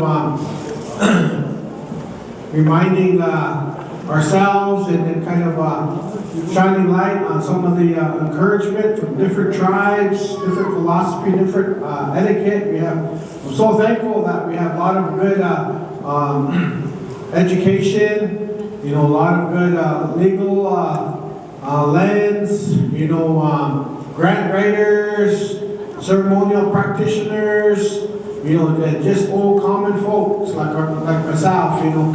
And then, so we're gonna get started here as soon as I get the thumbs up. So we're going live too, good relatives. So you guys, there's water, there's coffee there. Feel free to come sit in these white tables. Come on up, don't be scared. It's all good. So I know a lot of times everybody likes to sit way in the back and, you know, like that. But nevertheless, you know, take some notes and kind of share some good ideas, you know, put it in your pocket. Somewhere down the road, you can utilize it here. So at this time, have your good, kind attention for our Vice President, Native American Church of North America, Daryl Red Cloud. I'm really glad and happy, a good brother that he is. You know, we asked him to be on this panel here today, you know, to kind of shine light on some of the coalition, some of the collaborating, some of the uniting, as all, you know, myself from day one, I've been trying to unite. From day one, I've been trying to collaborate, get everyone together, get everyone on the same page. You know, we want everyone to be singing the same song. We don't want somebody way out in left field singing their own song, you know, because our number one goal and the plan is to preserve this good medicine and to have protection for it. We know it'll take care of itself, but man-made energy is trying to commercialize. Man-made energy is trying to get in there. But nevertheless, it's going to take man-made energy to kind of advocate and speak up for it, talk for it. You know, so I'll turn this time over here to Mr. Red Cloud. Oh, thank you, brother. Well, I want to say, I want to send some good greetings to each and every one of you and so forth. It's good to be here again. It's an honor to be here again and be able to speak on behalf of the Native American Church of North America, as well as where I come from, Ancient Native American Church, state of South Dakota. And I've been kind of looking forward to this moment here. I could go on with a big long introduction and so forth, but you guys know me. You all voted me in this seat last year, so you must have had confidence in me or something. But I've been kind of studying within the past year about the things pertaining to the Native American Church as a whole. Different entities out there that are doing different things, as well as the Native American Church of North America, and looking into and doing a little bit of research on different things that are happening out there when it pertains to our medicine, our sacred medicine, our pejuta, wakan. And there's a lot of things out there that ain't looking too good, you know. Now and then they get you frustrated, and you have questions and things like that, and you wonder how things are and things like that. And that's what I've been doing for the past year, was getting used to my position as the vice chairman of this organization. getting used to doing a little bit more research than I normally do. I'm a college professor in our tribal college, so I do a lot of research. I teach a lot of our native culture and language and things like that.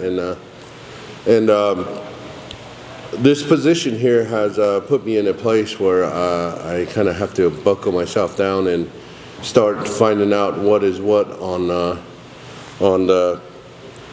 on the issues that are at hand, the big issues out there. You know, we all know, we all have a sense of what's happening out there.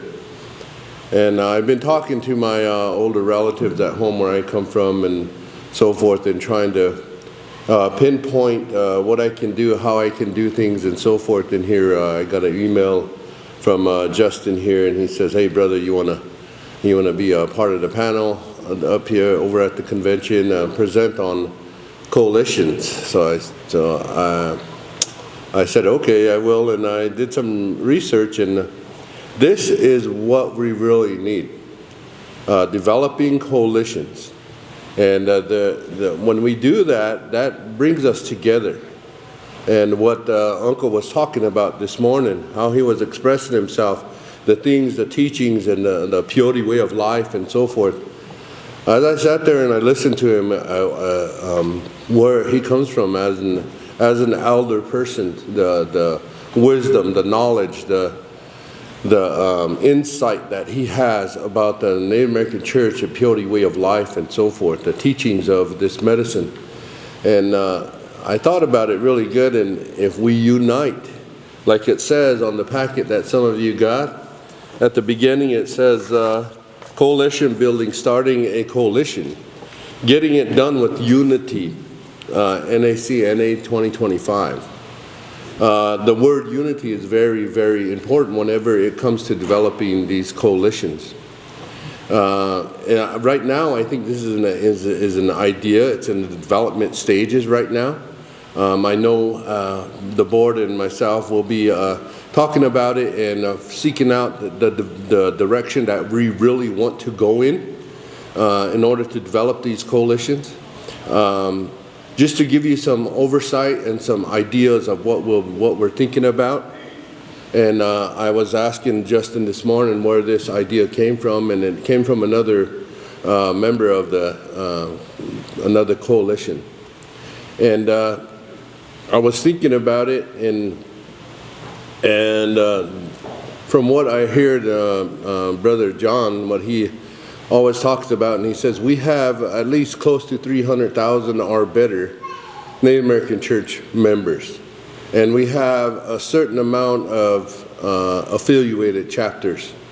So that's a lot. That's a lot of people, and it's a lot of chapters, a lot of charters, a lot of chapters, and we all live. The Native American Church relatives live throughout the country in different directions, even all the way up into Canada. So. How are we going to do this? How are we going to create this unity? And coalitions is one of them. Coalitions is a way that you can develop, help one another bring things together. For instance, if we were to, if you use your imagination and imagine the whole country, and you cut this up into, draw a line straight across east to west, and then draw a line, 3 lines north to south through the country as you go from east to west. And that'll create 6 different regions. And these regions out there, each and every region has Native American Church chapters, has Native American Church members in there. So in order to see eye to eye and continue to collaborate and collect data and all of this in these different regions, those chapters, those members and so forth, if they agree to within their own selves and so forth, they can get together and start doing some of the research that needs to be done to strengthen our position as a Native American Church of North America. If we come together in these different regions and we collect the data and we share all of this data together and we pursue certain things that we need to get done, then we'll be accurate on our data, we'll be accurate on the information that we need to present to the people that need to see those things in order to make a positive stand for the Native American Church in North America, the Peyote people as a whole. This really needs to take, this is something that could be really, really good for our people. And I wanted to say, you know, it's amongst our people throughout the whole country, all the different tribes that are involved in the Native American Church and so forth. Many times in my life I've been to educational meetings where our relatives, they graduate with high school and they go to college, graduate with high school and college degrees and all of this. But now and then they come back and kind of hang around a little bit, sing a few songs, and they go off again in their endeavors. We need to try to pull that group in, because in today's world, the younger generation, they're very smart with technology, and they're smart on how to operate and how to utilize the different options that are out there to strengthen our organization. And we got the youth, today's Youth Day, and I know that they're all out there, they're enjoying this day, competing against one another, and supporting one another and having fun and all of this type of stuff. But then I'm thinking maybe the college level students that we have within our organization, if we could encourage them to come. Encourage them to come and sit down in these work sessions, because we sure need their help. They know they could reach out there, they could stand up, they're not afraid to talk anymore. They have the ins and outs of all the techniques of this technology, utilizing the computers, utilizing social media, all of this type of stuff. In this day and age, that's what people really pay attention to. I could stand here and I could make copy after copy after copy, but then nowadays out there in the big world, they look at that piece of paper and they just walk on by it. But if you show it to them on a gadget, such as your computer or your phone or something like that, they're more susceptible to read what's on it, what it's all about, and so forth. And our younger generations, they have that knowledge, they have that technology, that understanding of how to use this technology. So I want to put that out there. I want to say let's try to bring our college students into the working sessions and so forth, and encourage them to take it up and help us to pursue this. And the entire Native American Church organization, all the chapters, all the relatives that consider themselves peyote eaters, you know, and peyote practitioners, and spiritual leaders, and all of this type of stuff, we need to unite. We need to unite. And building these coalitions can do this. Can do this, and then whenever we unite and we build these coalitions and we have all the data and we have all the information that we need, and whenever we make an approach to these other outside entities that are doing things that we don't like to see and we don't like to hear, if we have all of this type of solid material through these coalitions, collecting the data, collecting all what we need to collect, and then presenting it to them, then they're not going to come out and tell us, like they've been saying, oh, those guys are kind of fighting amongst each other and all of this type of stuff, and they're not seeing eye to eye. Well, that's what they're saying out there. So we want to get away from that. We don't want to focus on that. We're better than that, because we have true belief in this medicine. So we're better than that. We're going to step beyond that, and we're going to start things like this, the coalition. Coalitions within these different regions I suggested. And in these regions, we select a certain people that have that capability of collecting data and preserving information and all of that type of stuff. And then maybe once or twice, maybe 3 times a year, maybe 4 times a year, these coalitions come back together and then share that data. And the Native American Church in North America needs to be the backbone of all of these coalitions. If we're not careful and we give authority to these coalitions to go ahead and collect this data, then they might turn it around on us and they might use it against us, or they might make their own way after they get the know-how of doing it and stuff like that. So we have to be careful when we're doing it. So I'm hoping that you're understanding what I'm saying. So we're going to get started on this paperwork here. I did a little research, and on this it says the five-step model process. When you're developing these coalitions, what is a coalition? The handout that I gave you, the last page, if you flip to that last page, it gives a definition of what a coalition is. It says, why start a coalition? Learn how to organize a group of individuals and professionals around a common cause, working to get together to achieve a unified goal. And that's what we want to do. If we start these coalitions, we want to be able to eventually unify and achieve goals that we set forth.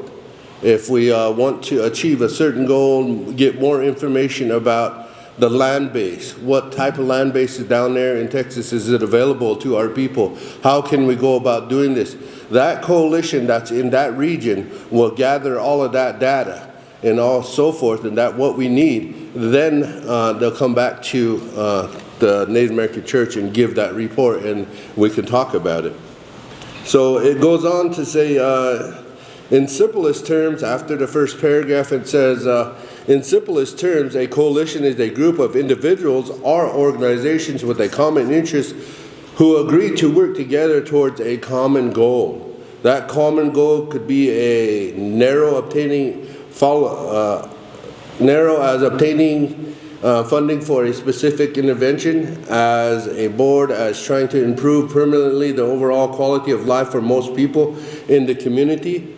By the same token, the individuals and organizations involved may be drawn from a narrow area of interest and maybe include representatives from nearly every segment of the community.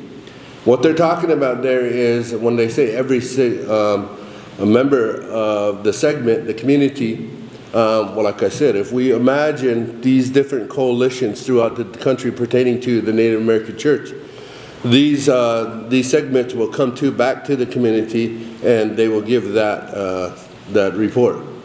Depending on the depth of the issue, they're talking, it could be a range of issues that we could go, but we're mainly talking about preserving the peyote way of life. We're talking about trying to figure out a way to protect the peyote, and we're trying to make it in its natural habitat and preserve it in whichever way we can, to where our future generations will have it in its natural state. And then it goes on to read, next paragraph says, coalitions may be loose associations in which members work for a short time to achieve a specific goal and then disband. So we could create these coalitions out there. We could create these coalitions out there, and then after we achieve our goal, it'll be up to the NACNA, since they're the backbone of the organization and the backbone of these coalitions. Then once we reach that goal, if we say we could disband them, or if it's a positive thing, we could continue with those coalitions out there in order to keep that strength and keep on top of what needs to be shared and what needs to be learned and so forth. So I hope you're all following what I'm saying and how I'm saying it. So the next one is, why start a coalition? Coalitions are crucial because they can significantly impact politics and society. By joining forces, the members of the coalition can combine their power, ideas, and even personal to achieve things that they couldn't do individually. And what we're saying is if we develop these coalitions here and there, and they develop these strong points that they're assigned to, say northwest coastal area, in that area over there, there's some legal things that are happening over there when it comes to psilocybin and the psychedelic movement and so forth. And who knows, this peyote could fall in that state, in that area. So that coalition could keep on top of that and notify the Native American Church of North America, the officers, and the rest of the congregation to throw their energy in that direction, bring awareness, say, hey, you can't do that. We have this American Indian Religious Freedom Act. We have all of these things. We have, so if we bring that, then more than likely they're not going to try to do what they, but if we continue to do what we've been doing, relatives, not really say anything and stay quiet about it, and then when something comes up, we get up and we, oh, well, it shouldn't be that way. We all have a voice. We all want to say something. But if we develop these coalitions like this, and everybody's going to be on top of it, everybody's going to know the exact information that what's happening out there, everybody's going to know exactly what we need to do to pursue it to where it's going to be solid for the Native American Church of North America, as well as the members of the organization.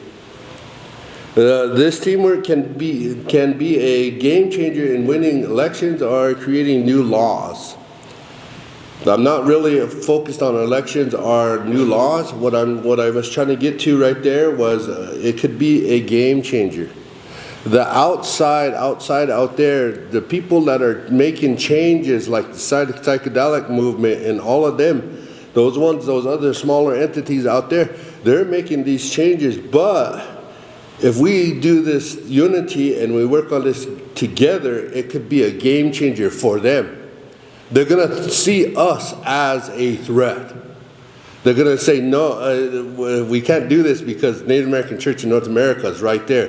They are educated now. They know all what they need to know, so we can't do this. But if we continue to be quiet and wait till the last possible minute, and when something starts to happen, then say, hey, wait, we got to do something. Wait now here. We got to, that's not what we should be doing. This is 2025. We should be all on top of all of this material. Trying with this coalition thing, I'm thinking today, this should have happened 10, 15, 20 years ago. And then all what's been happening wouldn't have happened. That's what I'm thinking. So whoever thought of this, bringing this to light, I think it's a good thing. I think it's a really good thing. So up on the board up here, up on the screen, it has these 5 steps. And the top portion of it says, define the problem, number 1. Define project goals. What are those goals? What do we want to do? How do we want to do it? We got to define that and be exact about it. Be right on top of it. Find out about it. And then below that it says, every solution begins with a well-defined problem. This lays out the foundation of the process. So we know we have to define these. If we develop these coalitions in different areas, we could assign that one over there, you do this, you do this one, you do this one, you do this one, and so forth. Define those problems in those areas and then collaborate together. Gather information. Go out there. Next one, number 2, gather information. Go out there and seek that information. Make some time. We all got busy schedule and all of that. We all like to go different places and do different things, which is all good. Attend to our families and all that. But in there, maybe we might have 30 minutes to get on a computer and try to gather some information and share it with your relative, the ones that the head of that coalition. Share that information with them. What little gathering everybody does together can make a positive impact for the purpose of the coalition. Step number 2, it says gather information. It says this step ensures that the solutions devised aren't based on assumptions but hard facts. That is very important. When you're out there and you're in this coalition and you're out there gathering all these facts, you need to make sure that they're exactly the way it needs to be. It has to be a fact. It can't be an assumption. It can't. If you assume something, that could be totally different. It could be totally wrong, and that could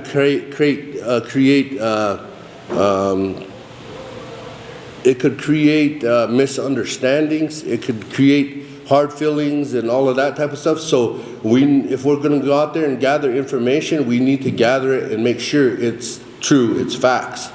That way, if we need to stand up, the Native American Church in North America needs to stand up, they're going to be able to stand up on those facts.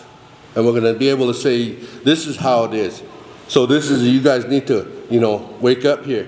Like Uncle said in the video that they shared about a few weeks ago when he talked at the Parliament. Wake up, he said. That's what we need to do. So number 3, it says generate possible solutions. We're going to start looking for things that we can do for a solution so that we can protect what we're pursuing. We're trying to protect this medicine most of all. And why is it that we need to protect it, and how are we going to protect it? All of this is, we're going to start talking about the solutions on how we can do this together with these coalitions. We need to start thinking that way. And whenever we start coming up with those solutions, it says allocate project resources, get out there, what type of resources, who can help us to make a point if we needed to make a point. Is there any lawyers out there, any organizations that might have a good idea of how they might be able to help us? Allocate different resources and so forth. Manage project resources. Okay, if you're going to gather those, then make sure you get their approval and say, well, we're going to use some of this in, is it okay, and so forth. And once they say yes, it's okay, then it belongs to us. We can manage that resource. And then it goes on and it says the goal is to have a gamut of solutions to choose from. So we get out there and we find these different resources and so forth that's going to help, that has potential to help the organization. There's going to be several of them. There ain't going to be just one. There's going to be several of them. They could be 5 to 10, somewhere around there, even more. We have to sort through those. We have to sort through those and find the ones that are going to help with the solution of whatever we're pursuing to protect for land or something in that line. We need to make sure that we'll choose the right solutions that's going to help the whole organization. We need to make sure utilizing these coalitions. Number 4, it says select the best solution. After we go through all of those solutions that we talked about, 10 to 15 of them, we select the ones that are going to actually help the organization, and we start to talk about them. Maybe we select 5 out of the 10 or the 15. Those are the most effective ones that we think that's going to help the organization. Then we start focusing on how are those 5 going to help. In which way are they going to help with the organization? So we need to examine each and every one of those solutions that we chose. And they could range from preservation, another one could pertain to land, another one could pertain to laws that we have, another one could pertain to how can the DEA help us and all of this type of stuff. All these different solutions that we talked about that's going to help our efforts. That's what we're talking about. Number 5, it says take action and take action and close. Whenever we're going to take action on something, it says review project deliverables. Okay, we're going to go back and we're going to review all of this stuff 1, 2, 3, and 4. Make sure we got all our bases covered and so forth. Make sure we got all the facts. Make sure we choose the right solutions. Make sure that our efforts and so forth are effective in different ways. And it's going to benefit the organization and so forth. So that's what we're going to be looking at. We're going to start to bring this to a close and agree upon it and say, okay, well, this is what we're going to do and this is how we're going to do it. Continuous monitoring and feedback loops are crucial to gauge the effectiveness. We would try not to leave anything open in a way that the outside entities out there could step in and disrupt it for us. We want to close any type of loopholes in what we're doing. We want to be on top of that. And that is another reason why I say we need the younger generation with that higher level of education to help us to understand and close those loopholes so that we might have an effective organization and be able to be right on top of it. The coalition idea is really, really, really important. I hope you all are agreeing with me on this. I think it is. And then it says, I'm going to read this part again.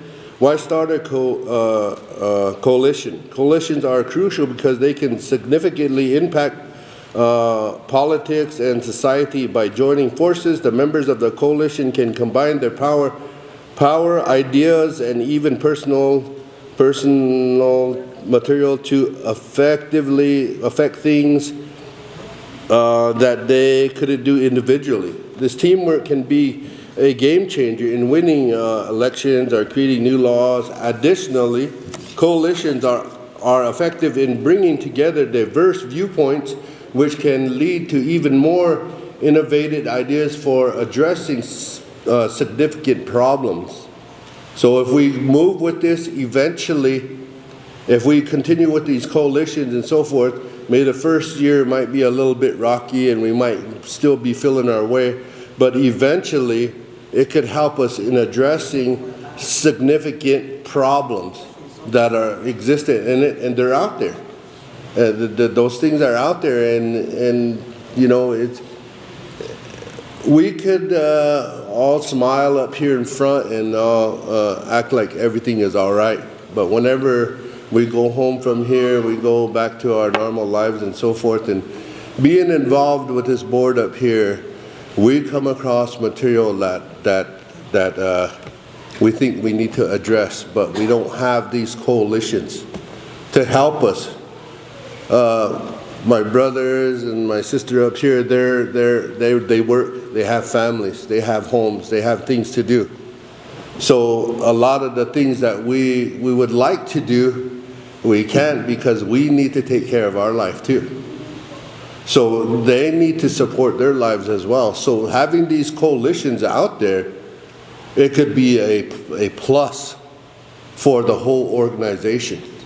It could be a plus. We could help one another, and that's what Uncle was talking about. Together, unity, helping one another, having that self-respect for yourself, and doing your part as a member of the Native American Church of North America, or a member of your own congregation, your own charter, your own chapter.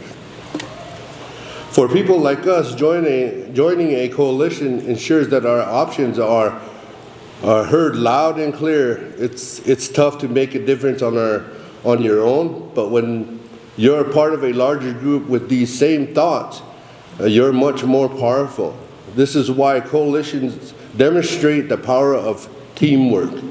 Whether it's ensuring a particular leader is chosen or working to address a community issue. So having these coalitions could be one of the best things for our people, for our Peyote Native American Church organization. That's what I'd like to say, and then I'm going to jump to a little bit of a small short PowerPoint that I worked on here.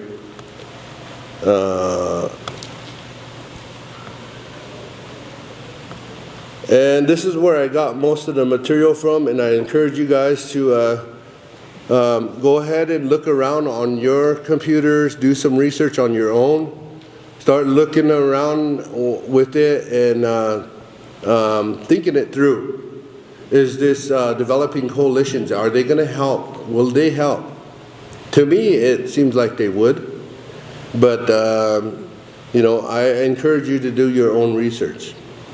Again, it says, what is this? What is a coalition? A coalition is gathering people together with the same common interest and with the common goal, and trying to accomplish something better for our organization. And it goes on, and there's different things. There's different examples, as you could see in the web page that I'm scrolling through right now. Why start a coalition, and why might it be difficult? This one here covers, like I said, if you give these coalitions a little bit of authority, one of them, maybe two of them or something, might take that just a little bit further, and it might not be good. So we need to emphasize, I'm saying this to brother over here along with Justin, we need to emphasize too, if we were to start this, we need to emphasize that the Native American Church of North America is the backbone, and this is what needs to be done. We need to fix it in that form. I know Justin knows what I'm talking about. So that I wanted to mention that part to the board. And then it says barriers to starting a coalition. There are often barriers to starting a coalition. It's important to be aware of and anticipate them, because they may dictate the process of the coalition will have to follow in order to begin successfully among the most likely. And it gives that turf issues. This organization over there, this coalition over there on that part of the country, all of a sudden they say, well, this is our area. You can't come over here and you can't say that. So we need to be careful on how we develop these coalitions. Bad history amongst different individuals or different people in certain areas of those coalitions, those regions, I would say. Domination of professionals or some of the other elite. Some other people might already have a coalition or organization in that area, and they might not like you being there or starting a coalition in that area. So we need to be kind of careful of how we approach that. When should you develop a coalition? A coalition needs to have a purpose if it is to be successful. As discussed above, the purpose may be broad or narrow, but it's unlikely that a diverse group will come together unless there's a reason to do so.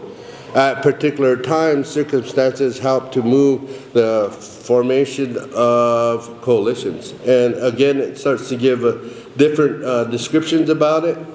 And there's many different websites whenever you're looking into this, researching these coalitions and so forth. There's a lot of things that it covers. So if we're going to be starting these coalitions and so forth, we need to take some time to be sure and do our research. Be sure and know what we want to do and where we want to go and what direction do we want to go and how is this going to help our people, the organization and so forth. How is it going to do that? And I think this, like I said, this should have happened years ago. It should have happened years ago. That way we would have had all our bases covered and the things wouldn't sneak up on us and so forth. So again, if there's not any types of questions, is there any questions from any of you out there?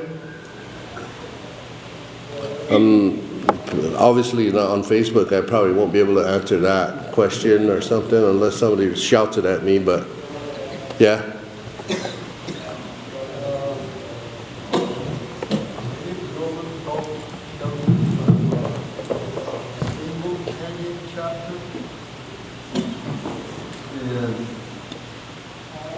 And I'm sitting here thinking about after Wilson presented, and then with this coalition, and after coming to all these conventions, a lot of that on paper, and some of that, like Wilson talked about the effectiveness of the healing.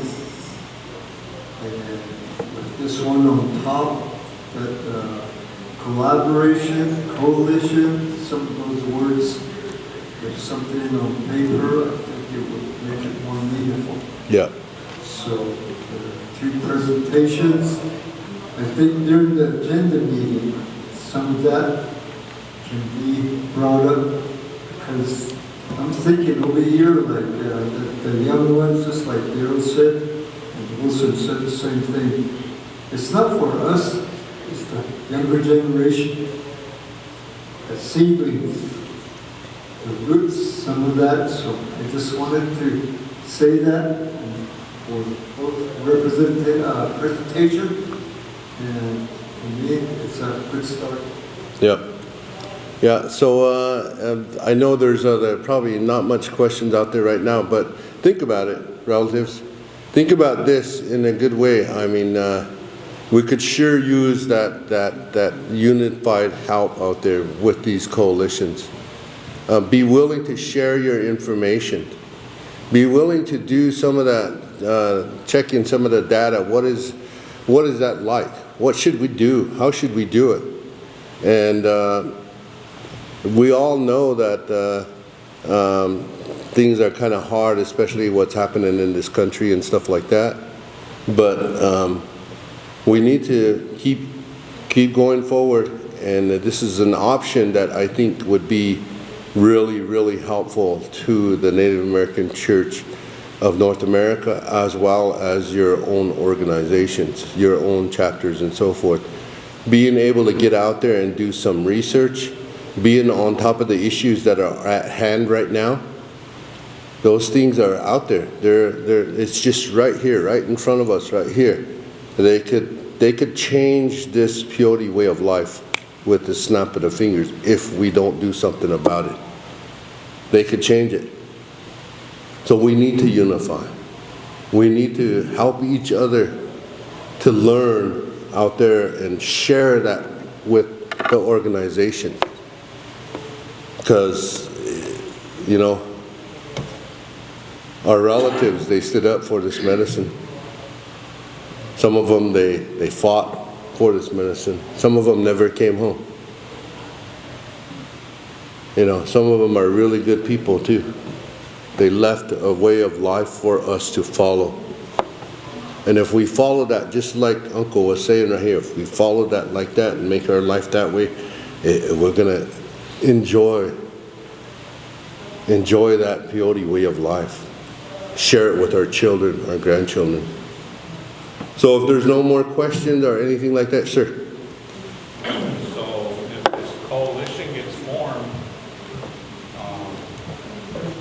how would we go about getting involved as different charters of the Native American Church? My suggestion to you would be to call a meeting within your own charter, where you come from. Talk about it with them. Tell them, say, hey, you know what?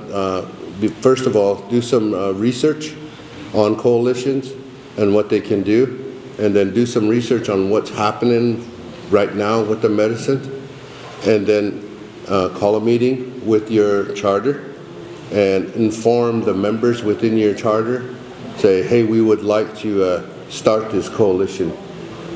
Give the responsibility to 1 or 2 or maybe even 3 or 4 of your members. Say, you research this, you research that, you research that. When we gather all of this, then we'll report back to over here to Native American Church of North America.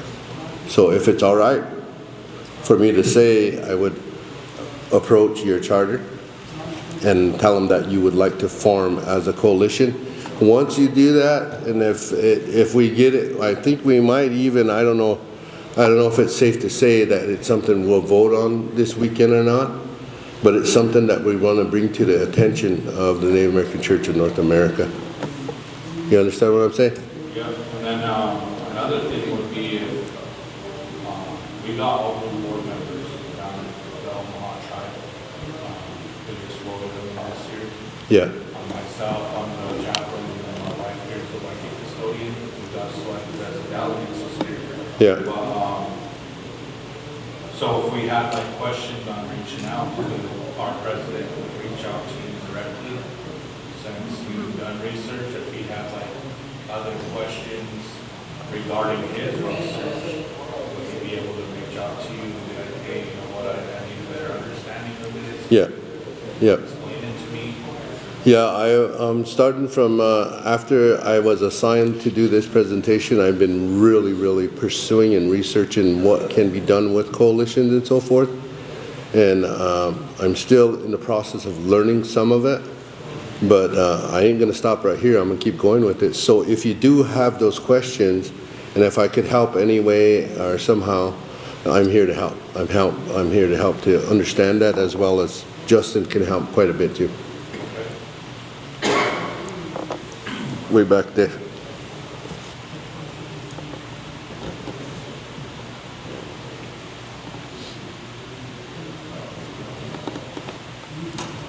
I just had a question. Yeah. So Native American Church of North America is a distinct 501c3 organization, and its membership is made up of distinct, it could be the 501c3 or tribal organizations. So are you saying Native American Church will be the backbone of this coalition that will consist of outside organizations? What I'm trying to say is, if we break this up into regions, if we break the country up into regions, each one of those regions could have a coalition, which would have to report back to the Native American Church of North America. Because if we give that coalition any real authority, so to speak, then they might be able to use that information somewhere else, and we don't want that to happen. So Native American Church is a 501c3 status, like you said, North America. We're going to hold that. But these different entities to help one another, unity is what we're looking at. That's what coalitions are. So you're wanting to establish other organizations outside of North America? Or are you wanting for us as distinct Native American Church of North America organizations to gather together in regions? Yeah. Yeah, That's exactly what I'm saying. It's not that we want to start organizations out there. We don't want to do that. What they are coalitions. What they do is try to help. If you read the first part of that, these small groups are going to help the big cause over here, the Native American Church of North America. Okay, so you just want us to organize within regions within the membership of... Yeah, if we develop those regions, if we develop those regions, but we need to take a look. We need to have a list of all the affiliated chapters. We need to look at all of those and say, okay, well, these 10 are in the northwest region. So these ones are going to be a coalition there. These ones down here, there's 20 of them that are in the southwest region. So we'll give them that. So, but what it is each and every one of those charters within that region there are going to have to meet together and choose within their region how they're going to collect that data and share that data with the Native American Church of North America. Each region is going to have to do that. And that one there is a very touchy thing, because if we give authority to that region over there and there's 10 of them in there, one of those charters within that region might get upset because that other one is not there. It could be a touchy situation, but we need to be better than that, and we need to move forward away from that and gather data together and help one another. Yeah, so I think that, gathering the data, maybe the Native American Church of North America can decide, what are some of the data that needs to be gathered. Yep, that's good. That's good. Thank you for that question. That's a really good question. Something that we can think about as a board. Go ahead.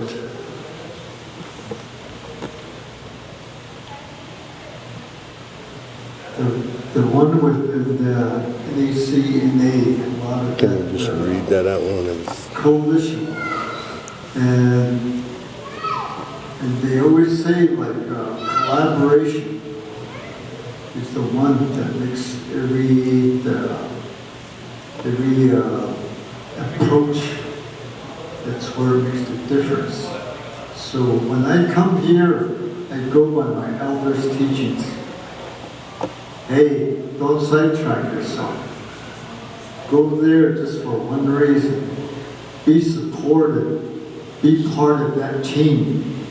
And I was a coach before, so I always say, you know, you got to be the player of that team. And respect, supportive, and some of that. And my grandfather, Paul L. Williams Sr., used to say that. Get in there, don't disagree. Follow, pay attention. And some of that, so I tried to use that philosophy. I'm not here to disagree. I'm here to be part of the team. Yeah. So with that coalition at different regions, some of that is going to be helpful because, you know, there's going to be some similarity, differences and all that, but they have to collaborate and unite each other's right there. So that's all I wanted to say, and okay. I'm supportive of some of this philosophical process. Yeah. The native way and the modern way. So As soon as we're done with our meeting here, within the next few days, we'll be collaborating the board and so forth, and we're going to decide on what direction we're going to go with it. We just want to bring this awareness to everybody. Okay, thank you. Okay, I got another question here from someone online. It says, will a coalition be recognized officially by NACNA, and will it be a Native American affiliation? Yes, it will be. The reason why is it will be recognized with the Native American Church of North America is because we want these different coalitions out there in the bigger Native American church community to help to gather information and like, it's like, think of it like this, it's like being the eyes and the ears of what's happening in different parts of the country. It's being the eyes and the ears and supporting one another and being able to be, and then whenever you gather that information, then you come back to the Native American Church of North America. Yes, it's not going to be a separate organization. We're not saying let's develop separate organizations. That's not where we want to go with it. What we want to do is have these coalitions representing the Native American Church of North America. They're going to represent us. So they're going to be the eyes and ears on the Northwest Coast. They're going to be the eyes and ears on the Northeast Coast. They're going to be the eyes and ears of what's happening throughout the country on behalf of this medicine, because it's been too long. It's been too long that we're sitting there with our eyes down and so forth, and we have respect for one another and stuff like that. We don't say anything. But those, you think those outside entities, they feel that same way? Nope, they don't. They're going to come and they're going to disrespect you. They don't care what you think and how you think about it. And they don't respect your value. So we have to stand up and start fighting the battles with these coalitions. Get smarter and start utilizing these coalitions to develop this so that everybody is on the same page and we have all the facts and we're all together, so that these outside entities, and they try to take our medicine, they're going to say, hey, wait now, we can't do that because the Native American Church in North America, they're smart ones, they got this all covered. Well, they're going to offer some, they're going to say, no, we can't do that. They're going to come up with something. So we need to redo it, or either they're going to say, let's just leave it alone. It belongs to them, and that's what should be done. That's what should be done. In today's world, they should just leave it alone.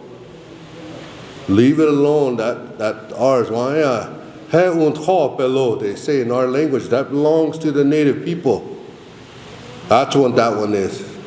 So by having all of these coalitions together, it's going to help the Native American church. And then I want to say it like this. We're all native indigenous people of this country and the southern country, even up into the northern country. Amongst our people, the indigenous people, we had this unity. We had these coalitions, if that's what you want to call them. We had warrior societies amongst our people.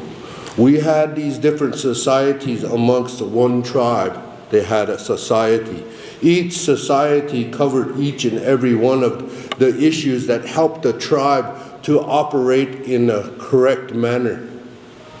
The hunters, the gatherers, these ones over here, they prepared the weapons. These ones over here, they advised the younger ones. These ones over here, they were medicine men. These ones over here, they were medicine women. They all collaborated together like one big organization, and they moved forward, and life was beautiful for our indigenous people. Somewhere along the line, we were influenced by another nation. Another nation came and they fooled us, made us think like them, made us greedy like them too. So if we continue to operate as the ways of our indigenous people, think of each and every one of those societies as a coalition, collaborating together for the betterness of the whole tribe. Think about it in that form. Maybe that might be easier to understand because we're native. It might be easier. Maybe you don't understand this English where I'm saying do this, collect this data, and do all it. Maybe you don't understand that. But maybe you'll understand. Think of these coalitions as societies amongst our people. How they supported one another, how they helped one another so that it benefited the whole tribe together whenever they moved from one area to the next, or whenever they built their homes on the cliff walls, or whenever they existed in this creation. Think about it in that form. We are indigenous people. So we have to think about it in that form, but we could use what they came and forced our people. They forced this on us, this education. We can take that and use that to the fullest against them. Learn it good. Bring those younger ones in, the college level students, bring them in. Encourage them to do this, utilize this education for the betterness of our indigenous ways of life. Protecting our natural medicines. Not just one, but all of them. All of these natural indigenous medicines that our people knew of. We watched the animals, we watched the deer, the elk, the buffalo, we watched them whenever they went about, whenever they ate these plants and so forth, as long as they didn't get sick and fall over and die, it was good for them. So our people went over there and they ate some of that. And they were healthy people. Very, very rarely were they sick. Just like the animals, the deer, the elk, the buffalo, very strong. So we need to do our part to protect it for our people, as well as the wamakashka, the animal life, the insect life, all of this. We need to do what we can. So it just doesn't pertain to one medicine. We're talking about our languages. Uncle was talking about how important it is to learn our language, our identity, who we are as indigenous people. So I hope you understand what I'm saying. If there's no more questions, I'm going to give this back over to, yeah.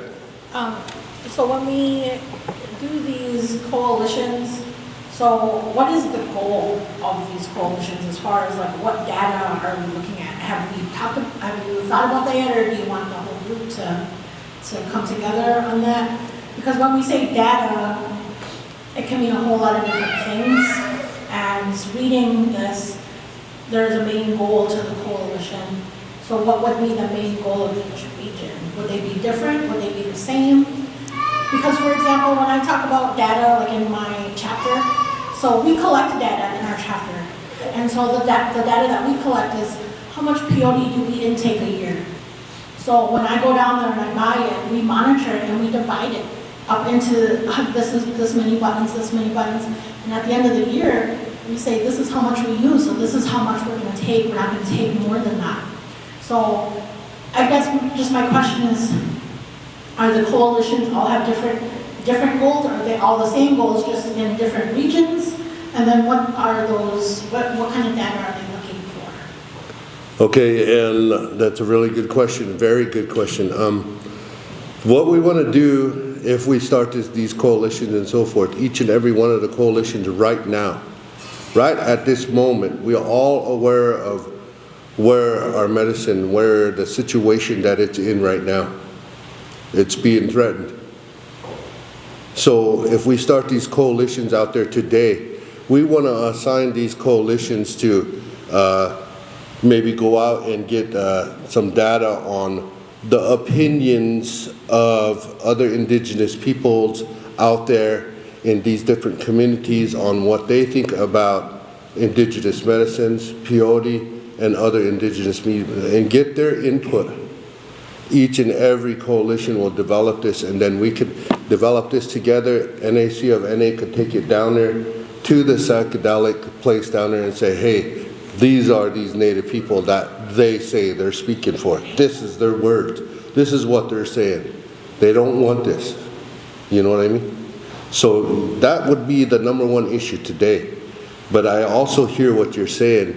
They could collect different types of data and so forth. And once we develop this, then yes, we could start to assign these different regions, different coalitions that are representing different regions to collect certain data in their regions and so forth, and maybe collaborate, rotate it around. This one will do this year, this one will do it next year, and so forth, and we could work with it a little bit more and develop it even more.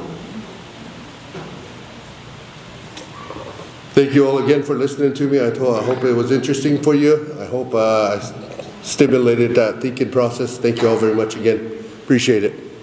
Thank you. Give a good round of applause. A good expression of coalition and unity. Gina, stand by here in a few moments. I'm really glad these work sessions, good relatives that since about 3 or 4 years, 2001, this is something new. That we've been trying to have these work sessions and having the delegates, have them opportunity to express themselves. Because a lot of times, they're just sitting there or maybe too shy to raise their hand or whatever. So this is time and opportunity for them to express. And I'm really glad and happy. So you all know the Native American Church of North America, this is your guys' organization. This is yours. So basically, what he just said, to me, it should have been coming from you all, and we're up here, we're just the voice, we're just the instrument, and then you guys gather all that data, however it may be, and then we could voice it, go where we need to go, where we need to be, when to be, kind of a thing, so like 94 amendments, it's been, maybe this should have been done 30 years ago. We wouldn't be in this predicament that we are here today. And then speaking of data, yeah, we had data, peyote research project. But I've been going to these since about 20 years. I haven't even seen that data. I'm still been asking for it. This peyote research project. And the data today, it went got into some hands that they went a different world. But if we could go more into that, but I'll put a comma right there. But next week, we'll get all into that in Denver, Rocky Mountains. But for now, I just want to thank Daryl for the awesome idea. And basically, giving everyone opportunities, eyes and ears in your area. Basically, we ain't trying to start another organization, another 501c3, or whatever it may be. We're just dishing out some duties. Because like he was saying, we all work, we all have families, we all are active in our communities. Whether it be doing a wedding, maybe a funeral, or however it may be, a groundbreaking. So we're always busy. And sometimes, it kind of gets overwhelming at times, but nevertheless, we try to uphold to our duties and responsibilities. So basically, we could make this organization good as we want it to be. But if everyone put differences aside and come forward and be all one mind, one heart, one prayer, one song, like we've been saying, so they tell us there's over 350,000 members.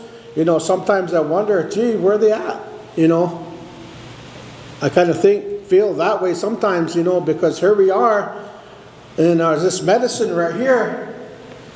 You guys get a chance, come look at it. It's called rare cactus.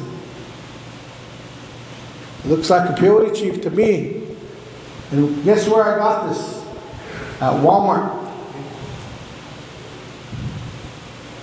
Pretty cool. Looks like but anyways, my point is, if we don't speak up now, say anything and be church mice and just be quiet, but all said and done, then you want to talk and then you want to have all these good ideas, that's good too, but it's good this is the opportunity, these work sessions, to voice out and share your ideas and concerns, so that way, we don't want no Native American church member, left behind any type of way, so that's why we're having these work sessions, and these business meetings, we're just talking about what's on the agenda, and a lot of time the delegates don't have opportunities to express themselves, so that's why we're having these work sessions. So I appreciate everyone's questions and their comments, so it's appreciated. So maybe the youth, you know who you are. If you guys could come stand, sit in front of these tables, right here, youth. That's there's some on the way. They're about winding down over there. Maybe you know who you are. You got some youth. So Sister Gina, if you could kind of make your way up this way. My dear sister here, she's a really a good encouragement on the ladies, folks. Female role, etiquette, duties, responsibilities, and I like how she expresses herself, because in a way, sometimes some things need to be said, in a nice way, not an encouraging way, but some good reminders, for all of us, and most of all, our youth. I know if you could make your way up here, then after that, in the chutes, our brother Philip. So stand by. Okay. You want to go?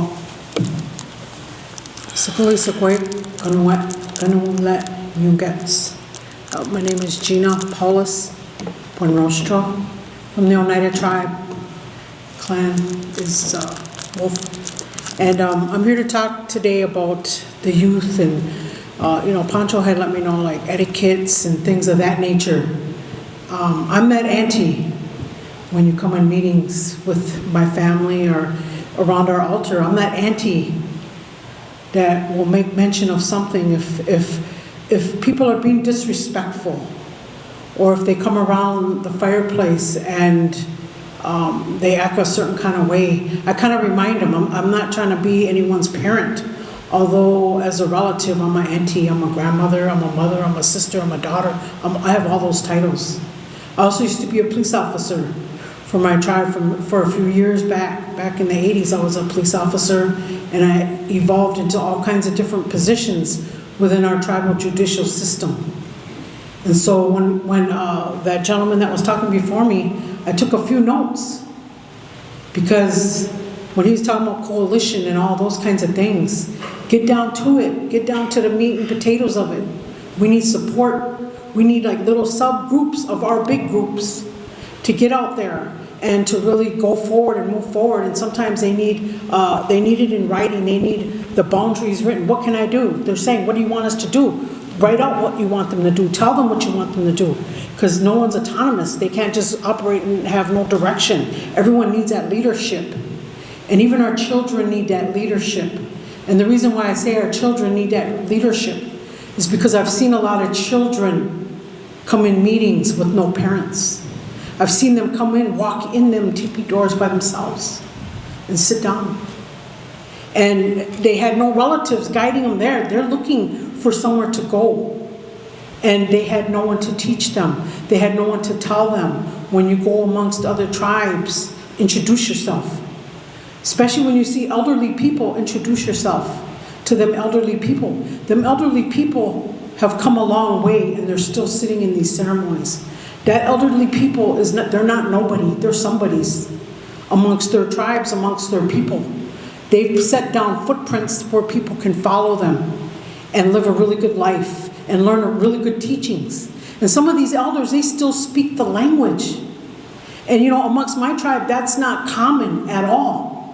My tribe is experiencing a crisis with our language because no one speaks it.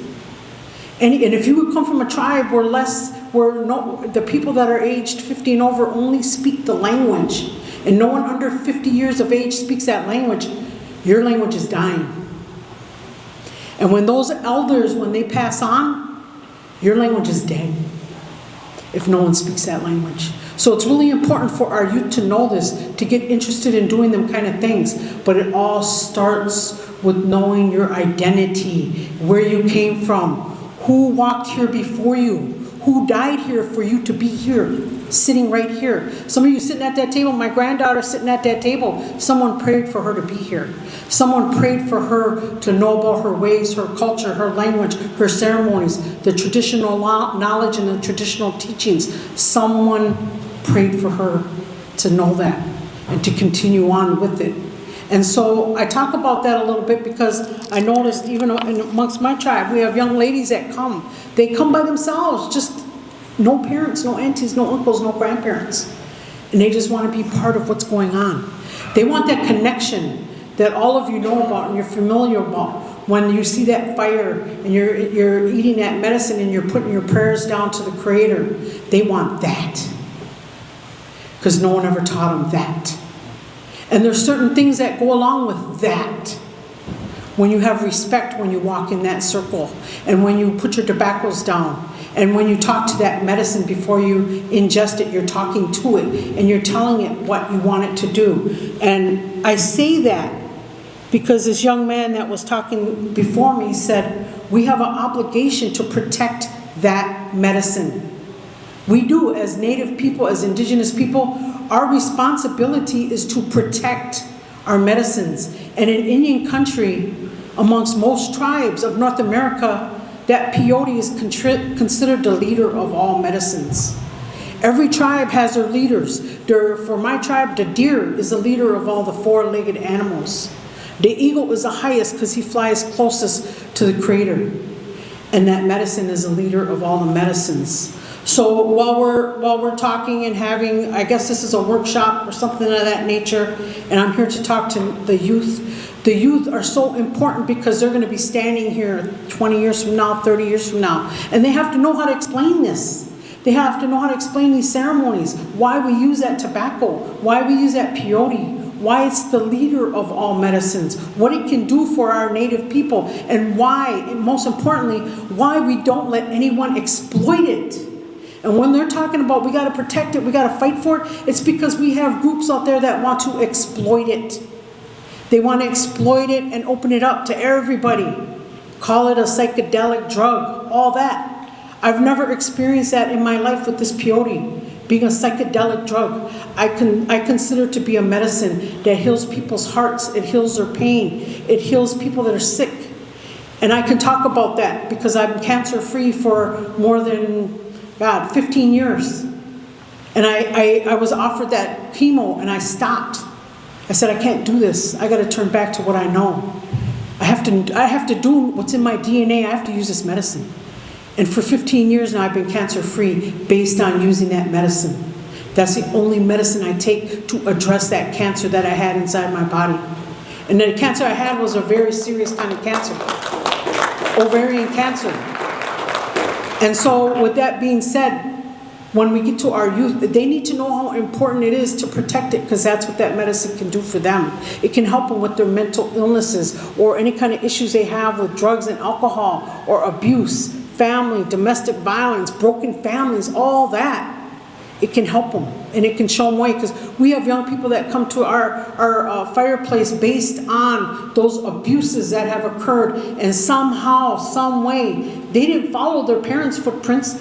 They with our youth. I just want to encourage our youth, ask questions. Don't be afraid to come to these ceremonies. Don't be afraid to ask the questions. You might think the question is, I can't believe I'm asking this. You're not taught any of this in school. I know good and well you're not taught any of this in school. I was never taught this in school.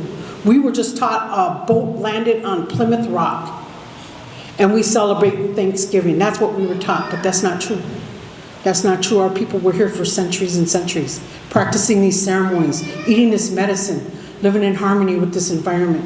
So I don't want to take up too much time. I just wanted to say that, and I wanted to support what this young man said about these coalitions. I would encourage him to develop like a guide so people know what they're doing and how they're going to do it. Because some people don't know, like when you're developing these smaller groups to support the bigger group.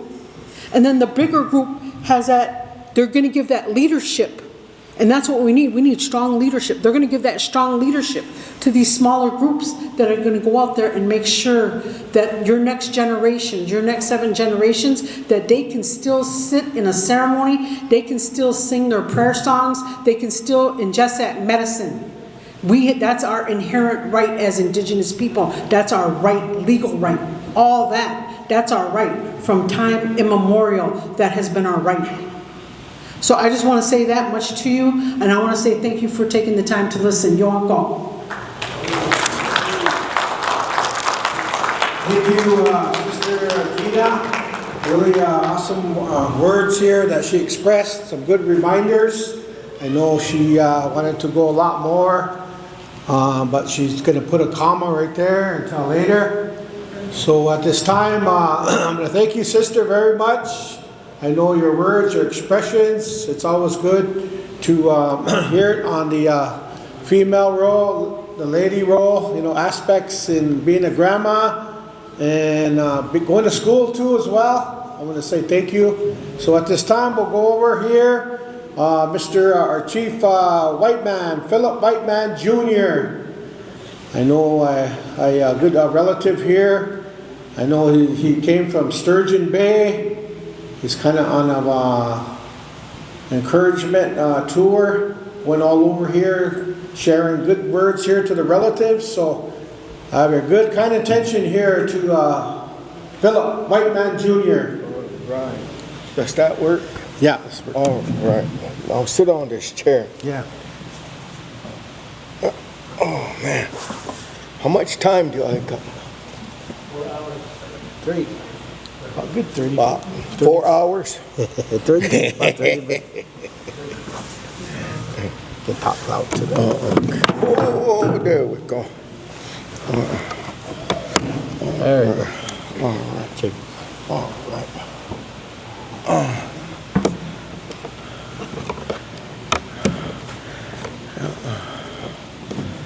Peva tamano.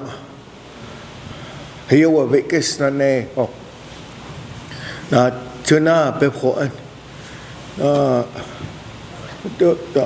Na wohest. Dekat ni minihes na hata na taha. My name is Yellowbird, and I'm from Northern Cheyenne.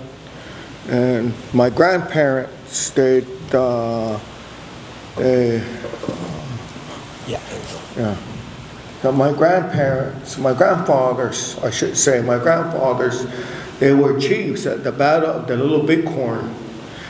And my relatives.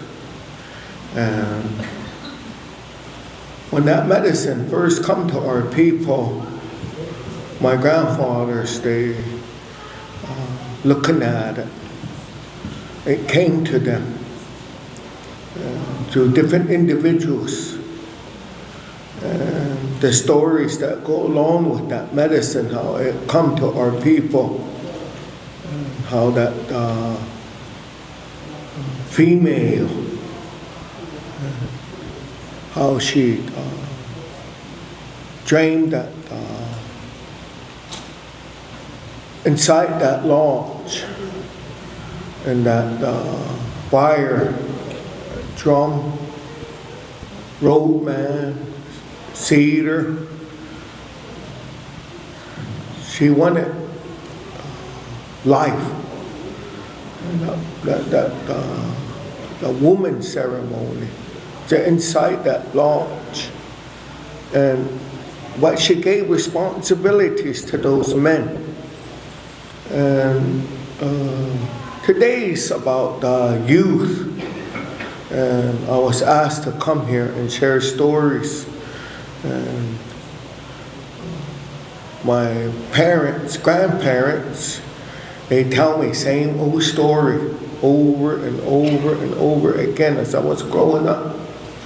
And different kind of songs and different ways. And I don't want to grow up. I want to stay young. And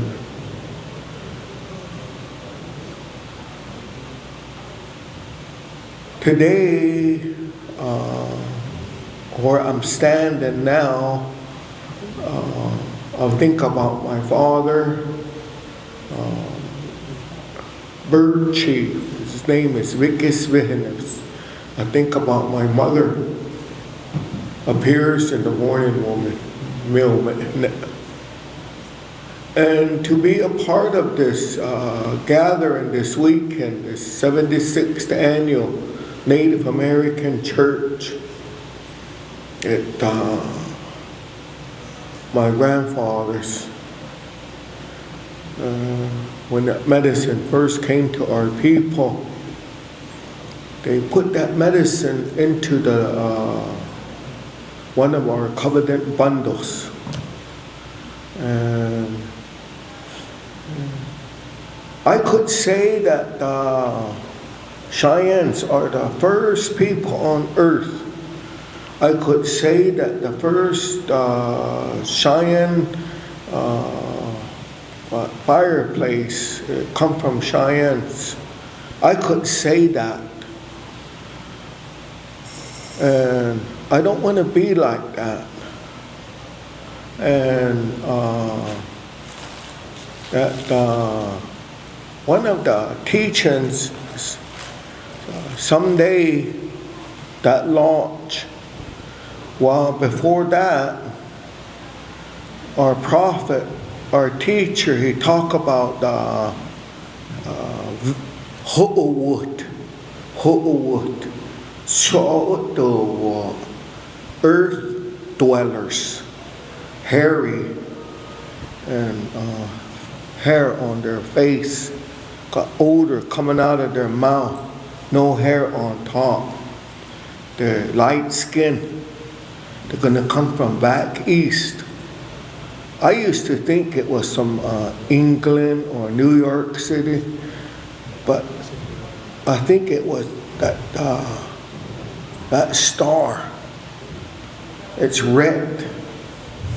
And they're going to come here and they're going to destroy this sacred place that the Creator blessed us with. They're going to destroy the air, land, water. They're going to take our language, and they're going to take our ways. And they're going to be really powerful. And that meeting, someday that door's going to open. And that white man, hairy face, different odor out of his mouth, he's going to look in that lodge. He's going to look around.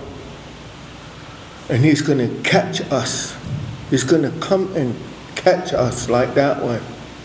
And so I grew up with these stories, and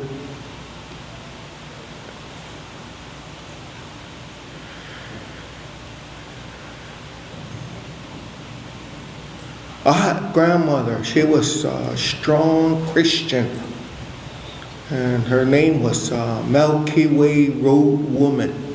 That Milky Way up there, Amiya. And she was a real strong believer of Christianity. But her husband, James Spites, he was taken away to Carlisle Indian School, industrial school. And when he came back, he was different. He was quiet. He wore gloves all the time, about the same height as I am. He died at 51 years old. I'm 67 now. And that school,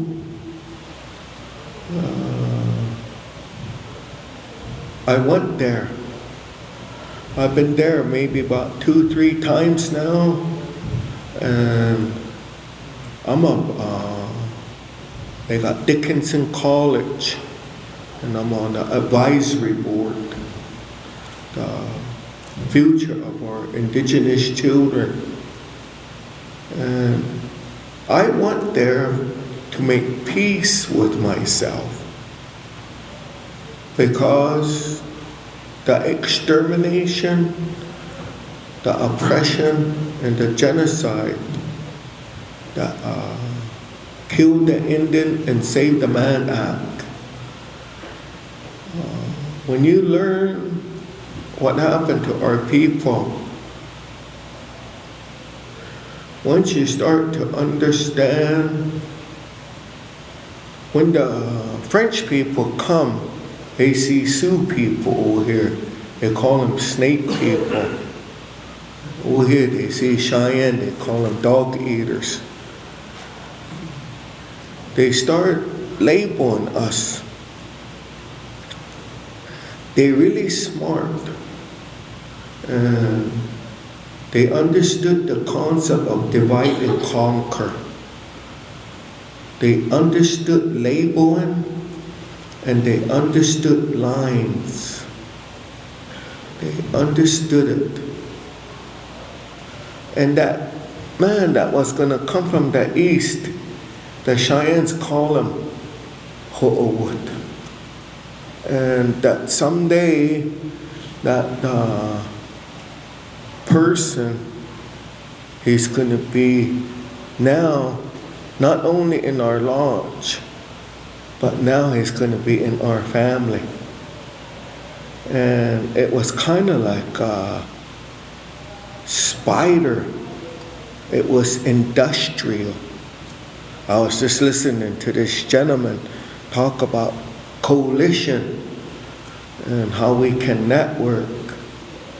I guess that's what that spider is going to bring. It makes nets, a spider like that. And my grandfather, he became the first half-breed to come to our Cheyenne people. They called him Bihuk. It means spider.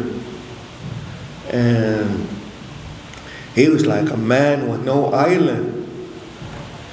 Cheyennes, they didn't trust him. He kind of had gray eyes and light skin, half-breed. I guess those soldiers, they used to take young women, 12, 13, 14 years old, and rape them.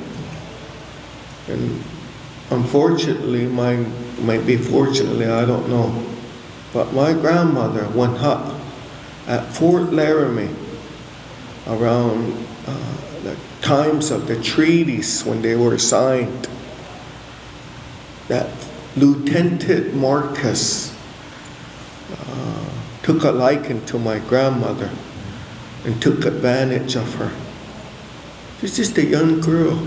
They would prey on those young girls so they won't catch any venereal disease, STD, like that way. And pretty soon my grandfather was born.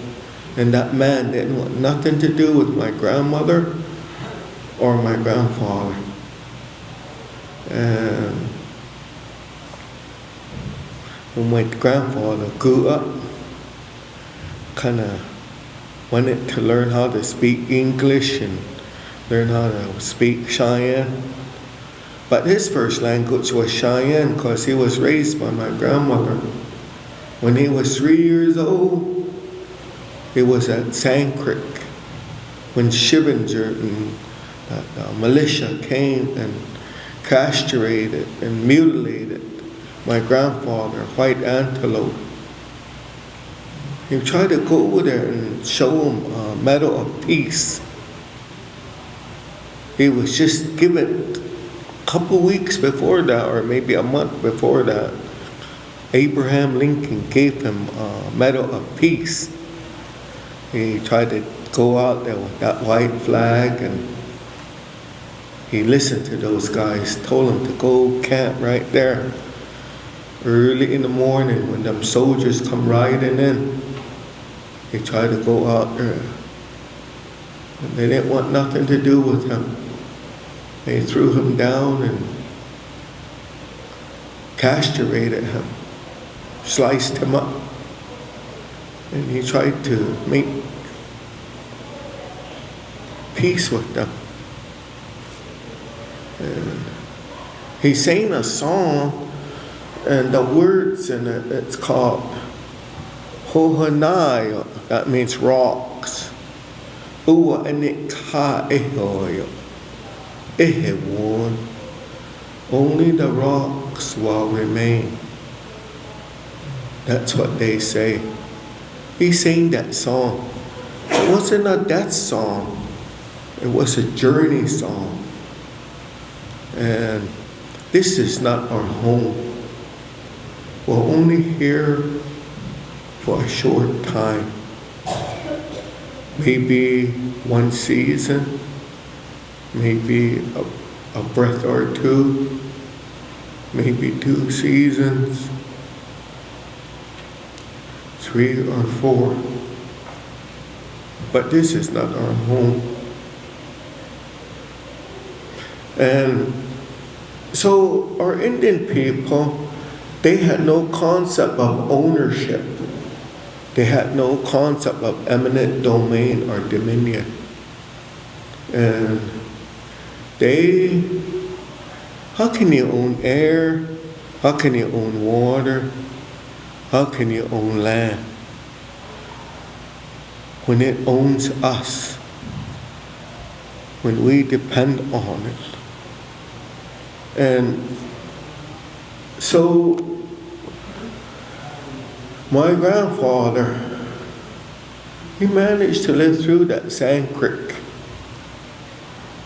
And he saw what happened there. And my Arapaho side and the Cheyenne side, how my mother and father, they come from chiefs, leaders. And when the government wanted to exterminate us and assimilate us, they took the chiefs' families and they sent them back east to a place called Carlisle. I went there. They showed up in boxcars.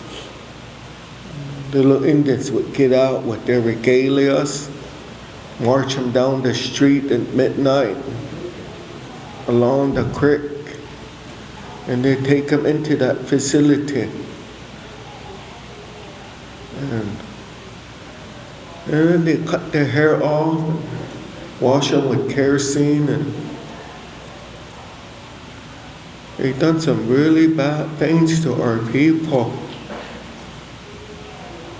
My grandfather talked about they had hot boxes. And So when I got there, I asked for those hot boxes. So they took me to behind a new building that was resurrected after one was burnt down, the original barracks. They had 2 trees there in a cement thing. They call it water cellar. But here there were outhouses. And those kids that were caught talking their language, they would put them in those outhouses that smell. They leave them in there, no food, no water for days and nights. And if they couldn't talk English, they get thrown in there. And my grandfather said he would climb out and he'd take water and food to those kids and cry with them. So I told that story to the people there that watched that place. And a lot of our people died of typhoid. There was over 10,000 students that were taken there. There's like over 300 and something graves that were there. And there was only 134, I think, that graduated that time. My grandmother, her name was Florence Whiteman, Little White Man. She was sent there. And she would run away from that school, but they would catch her. And they would send her to work really hard with the Amish and the Mennonites. Them kids became slaves. And they didn't learn how to read or write. They became slaves for them people. And she came home and she had children. And one day there was an outhouse there. And she went inside that outhouse and blew her head off. The very same kind of outhouse that they would put her in at that Carlisle Indian School. And so as you start to research where you came from and what happened to our people and where we're at today, it's really important to understand that. And I encourage people to learn their language. But a lot of our young people, they can't understand our language anymore. Our brain and the colonization of the left brain and right brain and the center lobe and the 3 parts to our brain, I had to learn all of that. I'm no scientist and I'm no doctor, but you don't need to be a rocket scientist to figure out the assimilation and the extermination, the oppression and the genocide, what went on to our people. And when I was growing up, they talk about animals. They're not animals, they're our relatives, like horse. It knows what it already knows us. It knows what we know, and it also knows what we don't know. And the buffalo too, dog. We are dog, buffalo, and the horse society. They are our relatives. Trees, chook cherry, mints, hitana mints, June berries, hitana nuts, the man sage, mata, peyote, different plants. They are relatives. Even an ant, it plays a role in our society. Even a prairie dog, uniniwachke, they play a big role in who we are.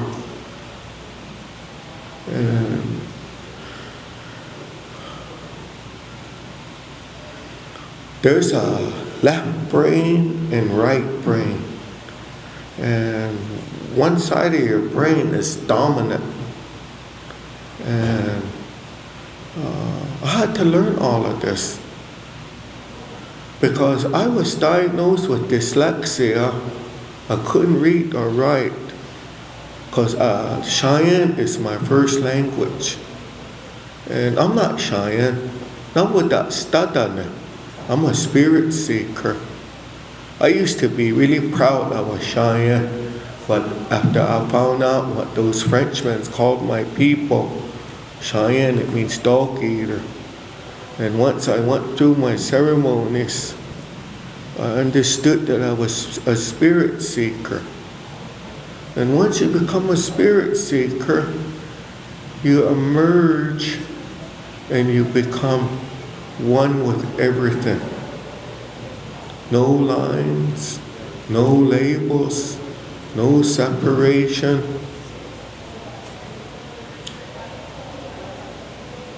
With that stada.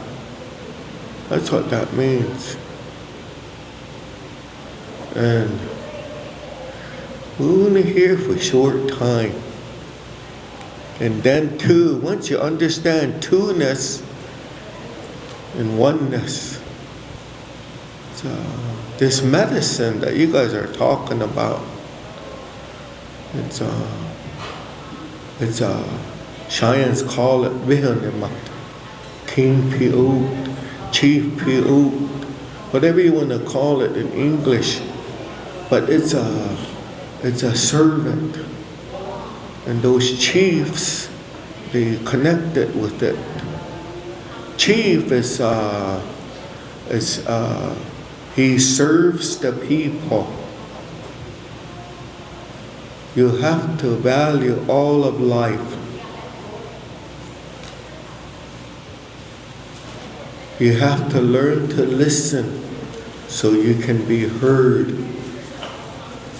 You have to learn to understand so you can be understood. You have to learn to follow so you can become a leader. And it's better to be kind and right. So we have to learn to fight, not to fight. These ones that are causing chaos and confusion, let them. These ones that are using this medicine and abusing it, let them. Because we live in a self-correcting earth. This medicine, it's a sacrament. It's a chief piot. It's going to take care of them. It's going to take care of us. It's going to take care of everything. And it's already got a way, it's already got things figured out right that way. And the Carlisle Indian School in Christianity, Catechism, and my grandmother, she was a real strong Christian. She said, look for the parallels in your traditional teachings that go with the Bible. Don't believe the Bible. and don't believe Christianity. Don't believe catechism. Believe in the parallels and what you've been taught. Like one of the stories she told me was, I guess there's a woman, they brought that woman to Jesus, and Jesus was sitting on the ground. And those religious men, they brought that woman, and they said that, hey, if you're going to be the new Messiah, if you're the one, how are you going to deal with this woman? She's an adulteress. And tell us, they're all carrying rocks. Because under Moses' law, we're supposed to stone her to death. Now let's see you answer that. Now I guess he kind of made some marks on the ground, and he blessed himself, just like I done. He just kind of touched the earth, blessed himself. And then he said, hey, the Moses traditional law, that needs to be honored. You guys can't forget about that. But here's what I'm going to tell you. Those among you without sin, cast the first stone. All of us, like that. That's what he was talking about. And my grandmother told me but like that. And they wake our kids up early in the morning before the sun comes up. They put them in a line.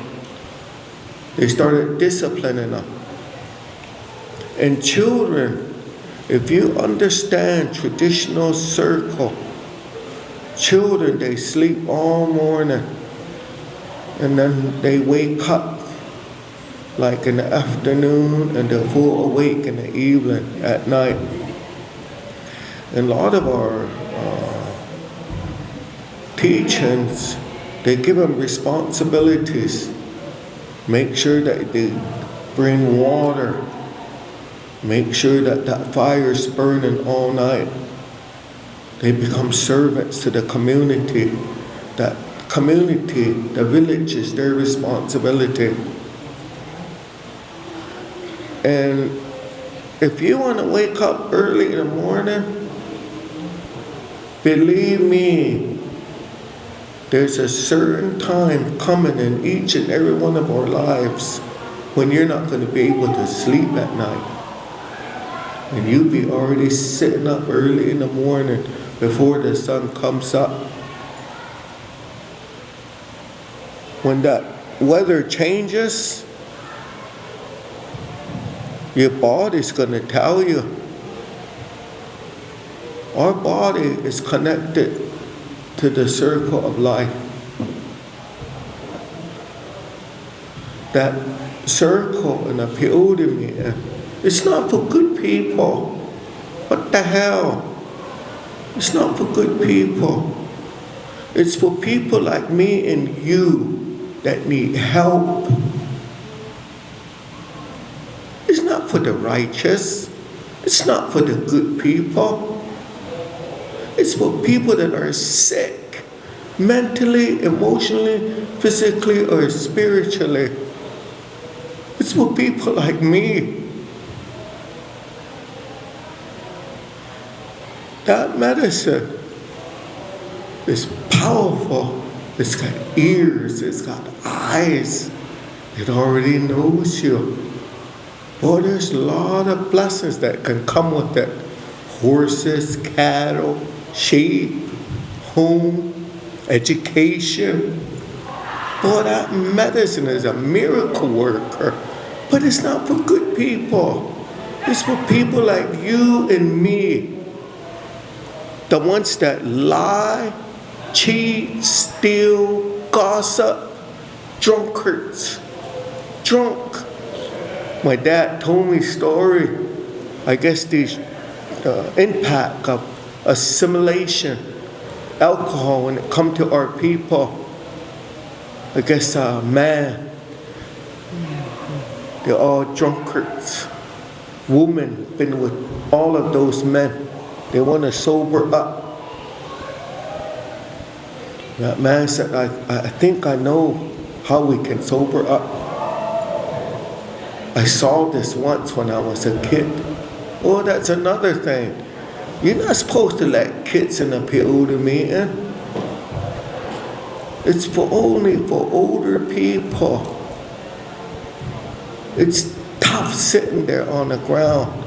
That medicine don't taste good.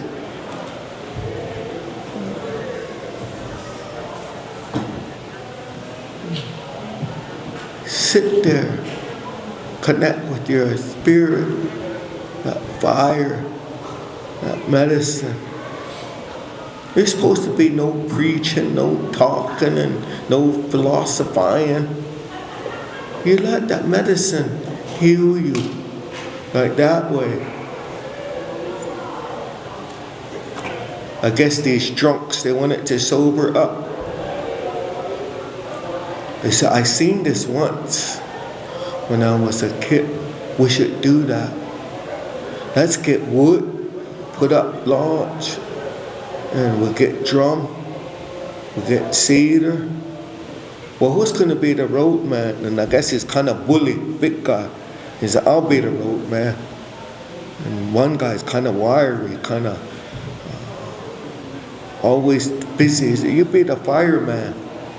We'll hear this guy's going to be the drummer. Older guy's going to be the cedar man. That woman's going to bring in water. So that night came when they came. And then that time came when that woman was going to bring in water. And she sat there. And then that fireman asked that roadman, said, hey, chief, what will she do with that water? Shall she pass it around? And then that chief kind of really looking at that fireman. I guess that fireman kind of said, that roadman kind of said, give her the first shot. Right that way. Their language never changed. Pass that drink around, and all the men, the key positions, they all been with that woman that's their girlfriend. But once she poured that water on the ground, it gave them rebirth. It gave them rebirth. And you can't get comfortable in there. You're not supposed to know everything in there.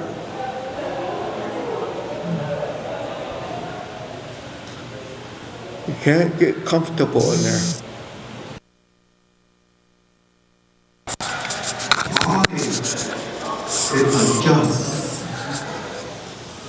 It adjusts to the environment. And right now we've become so binary, so contracted. A lot of us have autoimmune disorder. A lot of us have diabetes and cancer. A lot of us are sick. And we just need to quit being righteous. We just need to quit being fault finders. And we just need to quit being preaching. This is all we got left. That medicine is going to go around. And when it comes back around, it's going to be the end of it. That medicine used to be big at one time, but now it's becoming smaller. I love each and every one of you guys, and there's nothing you can do about it. Thank you, Poncho.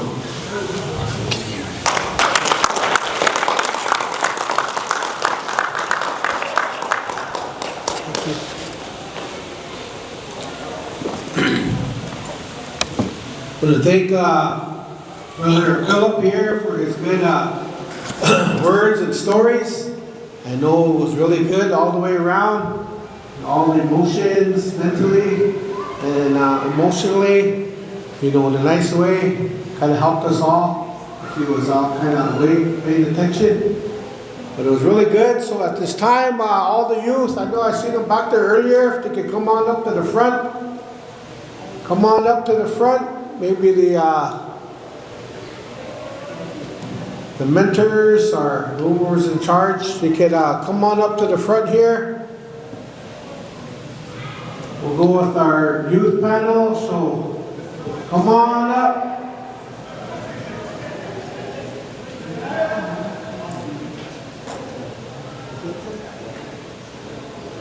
You guys want to take a break, or you guys want to just keep going? Break. 10-minute break. 10-minute break. Then we'll come back, reconvene.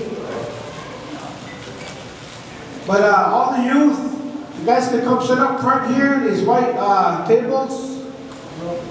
Come up to the front of the classroom. I know you're out of school, but we're doing a little cultural. So I appreciate our youth for taking that time. They could have been at home. They could have been making excuses, but they chose to be here, so I appreciate them very much. Come on up to this front table here. Today's your day. I know you're going to shine, and you're going to, come out with some good answers. You're going to sing a song. You're going to pray. You're going to answer all the good questions. So 10-minute break. We're just about done. We're kind of winding down to our work session. I know it's been since 2001 that we've been having these work sessions. So I'm really glad and happy that we can do this. I know 2 days ain't really enough.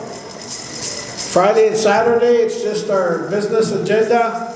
You know, and this time, this opportunities, work session that gives us our delegates, you know, opportunity to express themselves. You know, a lot of times they don't get to say much, or they are just kind of quiet, just minding their business and going along. But we all know this organization is the delegates and the chapters, you know, so they're the owners of this organization here. So I just want to thank everyone. I'm really glad and happy that this many relatives can congregate together. So also we have some vendors out there. If you can help them out, I know it's always good to help one another. You know, for the goodness of this our well-being. You know, so I appreciate everyone from this morning. Maybe there was a flag raising, maybe there was a run, maybe there was a walk. I just want to say thank you for all those that coordinated and preparation and all what it takes to have this youth meeting, all the demonstrations. I seen there was a TP demonstration, different main drummer, cedar band, you know, fireman, maybe water woman, all the etiquette of Native American church. I want to thank all the presenters, and I thank these boys and girls for stepping up to the plate now. I know one day you're all going to be that leader. You're all going to be your quarterback or your point guard for your school, for your families. You know, you're gonna be the go-to. You know, so I'm really glad and happy that you got to bear witness all the good presenters here today.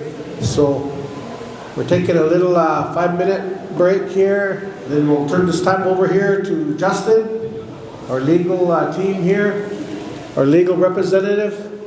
I know my brother here, I've been telling, him and my other brother Ryan was just enjoying themselves, having a good old time with their families and their jobs, their occupations. You know, but I kind of wanted them to get involved here with this organization. So we'll get started here shortly. So.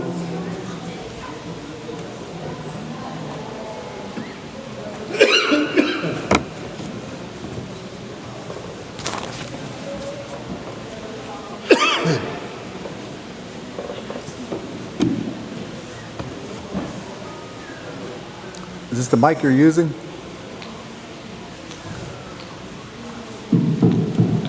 Okay, before we get started here, I'm going to go over some ground rules.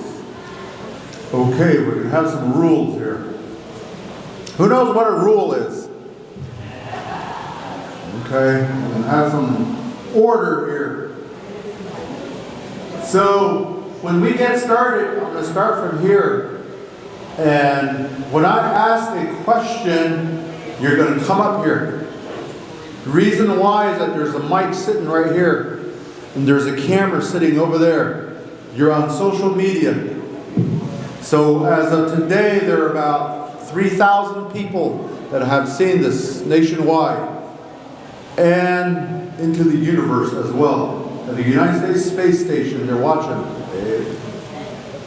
So when you come up here, you're going to take a mic and then make sure you stand right here and then answer your question. And then you can sit back down again. So we're going to go down the line like this. So but first, we're going to introduce ourselves. So we just say your name, your tribe, your age, and where do you go to school at and what grade you in. And so just real quick introductions.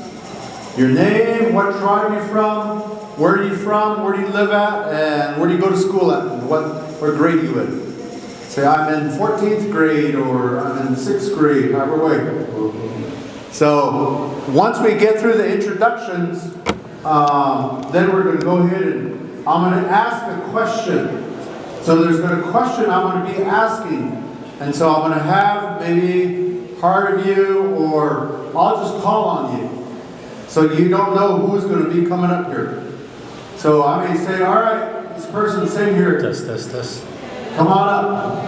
And then I'm going to have maybe the second person standing by. So we're not just going to go in order, I'm just going to call on you. But over here.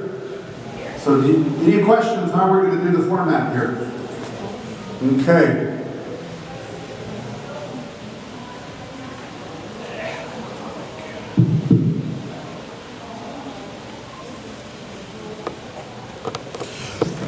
Make sure you're pretty close to this mic also.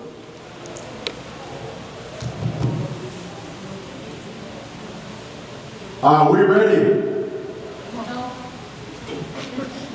You need a cup of coffee? You get some Red Bull, Monster, glass of milk? Who has a glass of milk anymore? Nobody. We have some peyote tea here also ready to go.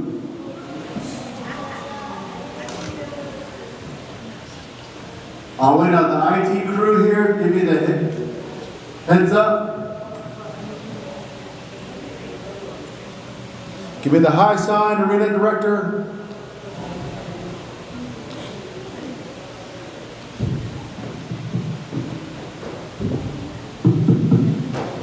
How's this one?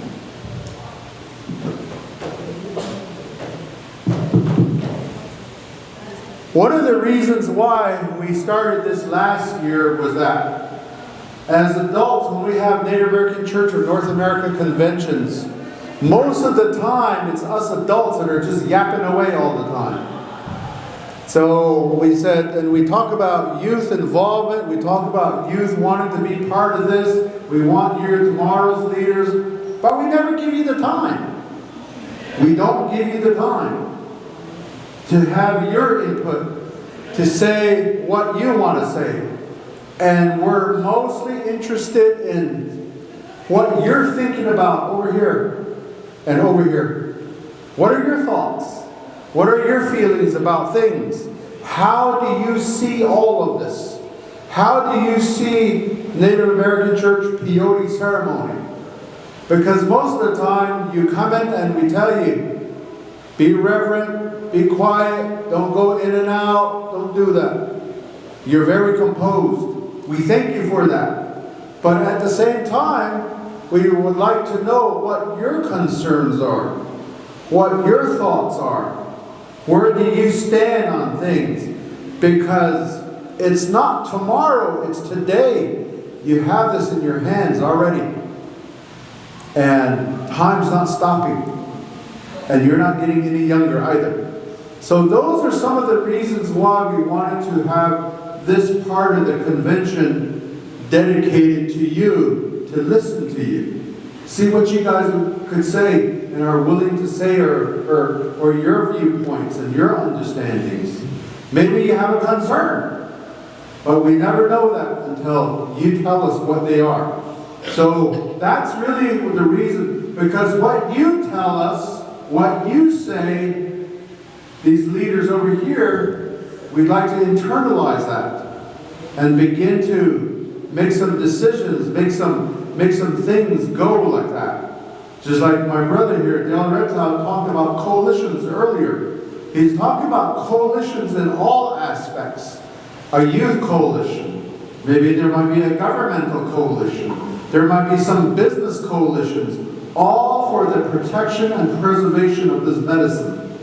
That's what this whole coalition building is all about as well. You have to have a seat at the table as well, as the youth, as young people. So those are some of the reasons why we have this youth panel, and we wanted to do that again this year because it was very good. It went very well last year in Winnebago. So without further ado, let's go ahead and start this session. And let's start from here. Just come on up and just start making your way up here. You know you're next. Start coming up here. Again, your name, your tribe, where are you from, what school do you attend, and where are you at in school? Are you a fourth grader? Are you a junior in college?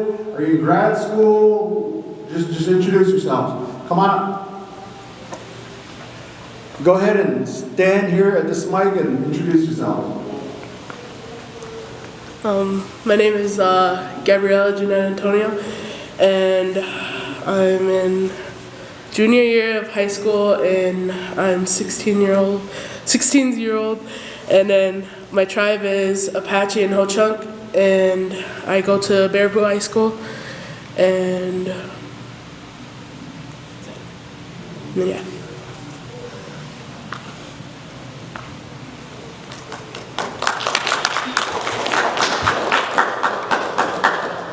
My name is Olivia Antonio. I'm Ho-Chunk and Apache. I'm 21 years old, and I'm hoping to be a freshman in college this year at Malcolm X in Chicago.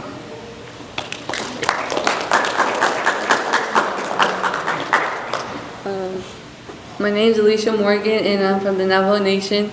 And my clan is Yatesha Alicia Morgan and Chef Patani Nishner Tachini Bashichi, Nanastaji Tachini Dashache Torichini Dashanele. And I am a 8th grader at Tevatai Middle School.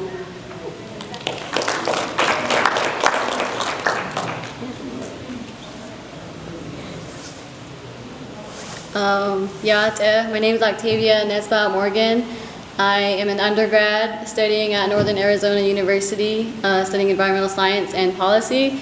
I am 18 years old, and I currently reside in Chibrock, New Mexico, originally from Minot Valley. Octavia Morgan Nishia, Aton Nishlinigi, Bitahni Nishlin, Tachini Bashichi, Nanish Eja Tachini, Dashiche, Nana, Twitchini, Edashanele. Yeah.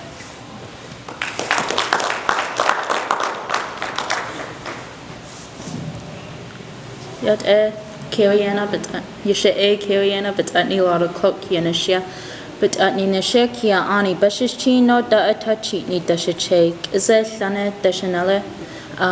My name is Kiriana Cloak. I am around 15 years old now, and I'm going to become a sophomore over at McKinley High School over at Gallup.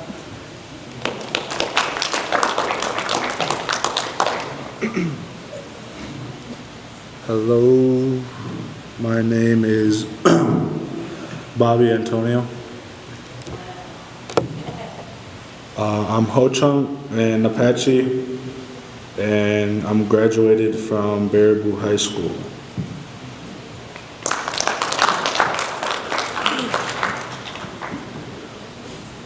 Yat Shkedo Shane Tarzani Nishlin Torichini Bashishi Bedani Dashishe Gahanani Dashinele Elliot Pfeiffer Yinishia. I am currently going into my sophomore year in college, and I am 18 years old, and I am from Albuquerque, and I'm Navajo.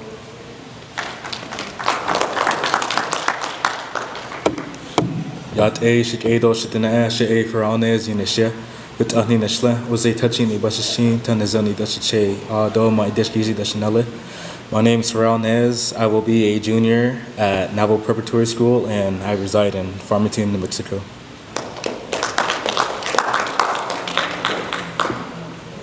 Hello everyone, my name is Caden Begay, and I am a Navajo from Red Mesa, Arizona, and I am currently a second year in college at San Juan College, and I am currently taking criminal justice, and I am 19 years old. Thank you.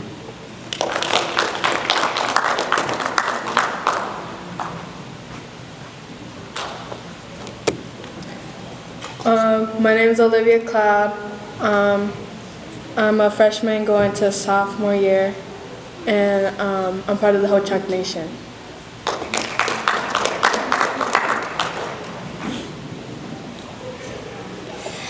My name is Wayne Cloud.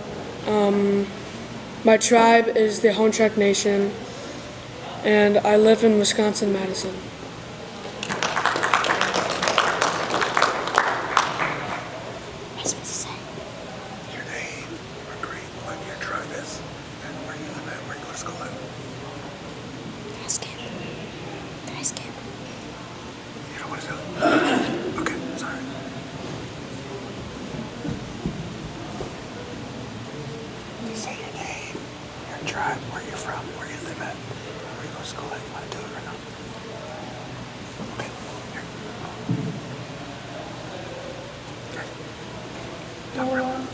Hello, my name is Vienna. I am in first grade, and I am 6-year-old.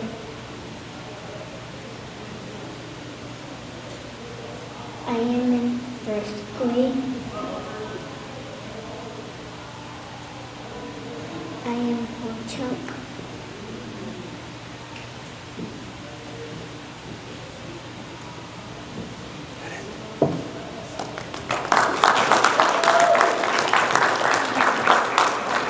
Everybody come up that are going to participate in the panel. Anybody else?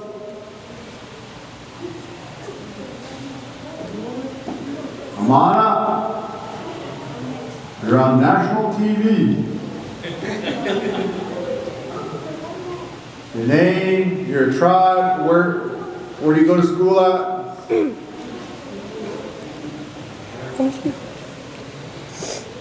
My name is Hambakiri Lee. My tribe is Navajo and Ho-Chunk. I'm in 5th grade, and yeah.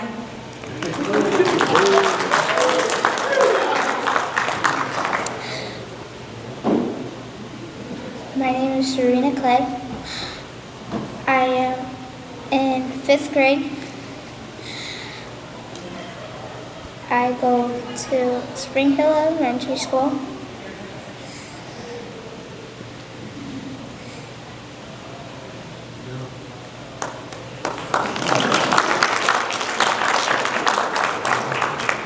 Okay, got one more. Come on up.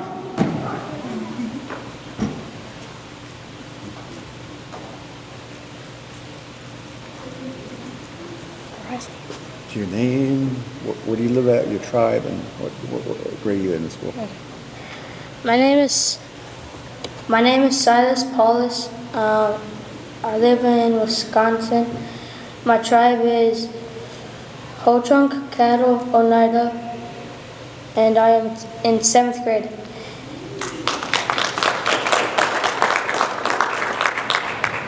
Okay, pay attention now. You're going to have to give me $1 if you ask me what question I ask you. Okay? If you ask me what question I ask you because you weren't listening, then you got to give me $1. And I can donate it to these guys over here. All right, here's the question. Why do you like going to peyote meetings? What do you like about the sacrament peyote? What do you like about it? what do you like about being in a peyote ceremony? That's the question. Come on up.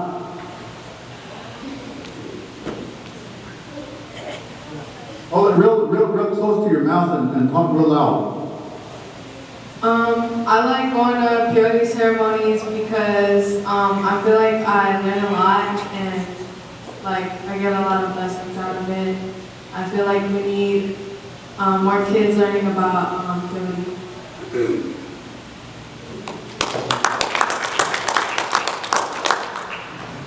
I like going to peyote ceremonies to give people prayers and help give them blessings and teach them about the lake. And I like the blessing coming out of it.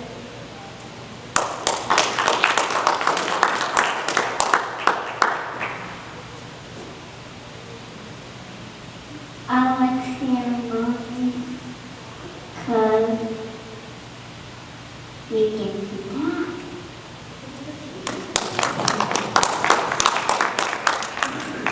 I like ceremonies because my family gets prayers.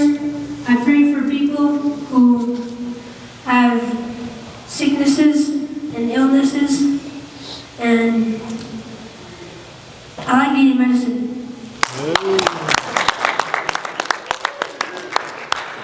Okay, here's the next question. Here's the next question.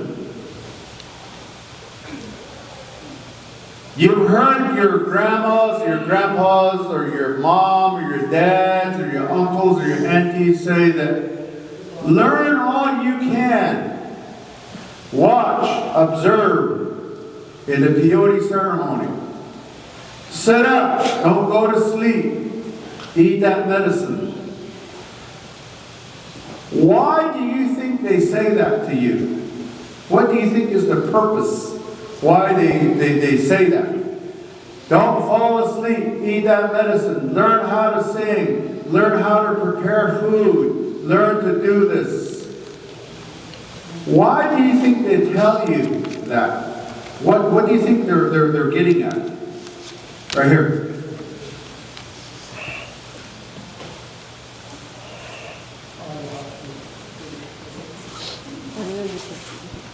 Hello? The reason why the grandparents tell us to sit up straight, to talk, to be loud, to not be shy, to fix our belts, and to learn and communicate with the elders that are at the ceremonies is to pass it down. The only way they can pass things down through tradition, heritage, the cultures, the prayers, and the songs is through implementing what we learn in our everyday life through our ceremonies and what they teach us, what they show every day, just from basic knowledge and having common sense to learning what is going to be implemented in what we learned. So from back in the generations that were before us, they had to do the same thing in order to get it to what we have now. So today what we have now is teachings from any other individual that's from our ancestors that's passed down through generations, through bloodlines, and that's the reason why we know our clans, because it was passed down from the first generation that inherited it and then passed it down for the next one.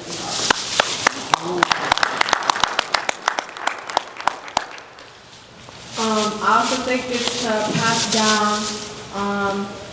I think it's also because you can't be scared your whole life. Like you gotta do stuff, like prove yourself or something. Just pass it on. Like as an older sister, I think that I should be like showing like my siblings how to do. I forgot what I was going to say.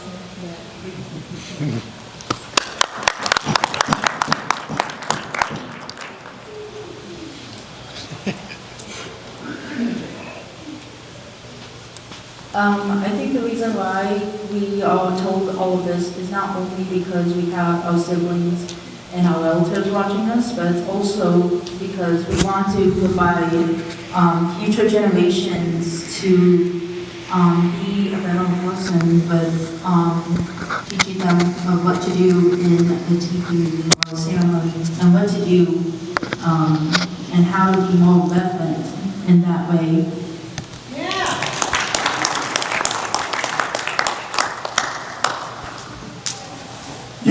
school, you're strolling down the halls, and somebody says, "Are you a member of the Native American Church?" And then your answer is yes. And then they ask you a question. "Why do you chew and eat that drug? Why are you like getting high? Why do you eat that whatever substance that you guys eat over there?" What would your answer be?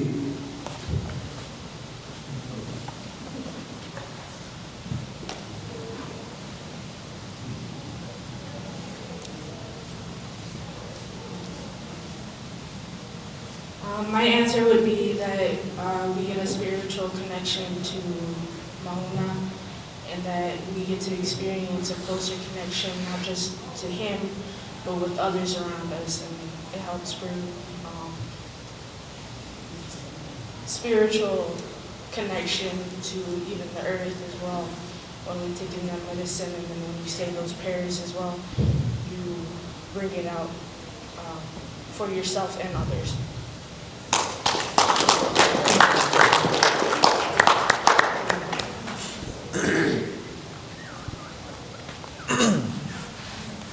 What I would say to whoever asked that question is that it's not explanatory to explain how it's connected to us, how it's sacred, because you're not Native American, you don't have the blood or the righteousness to intake this so-called drug that you're calling it and able to have a spiritual connection with it. You might just think you're intoxicated again, or you're just doing this or that. Maybe it just doesn't help you, it just doesn't work for you because you're not Native. So that's what I would say, and then I would say that it helps me, it helps my family, there's proof of it. I don't need your opinion, I don't need that.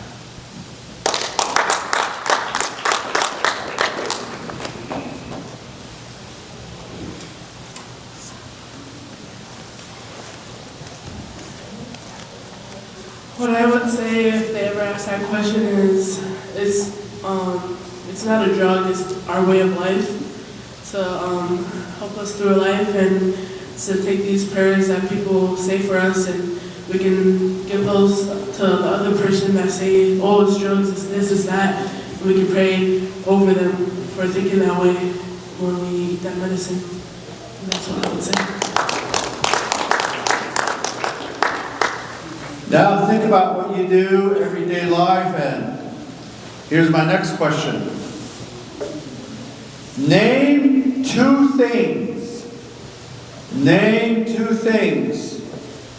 that you do as a young man or a young lady. Name two things to protect this medicine. What do you do to protect this medicine? Name two things.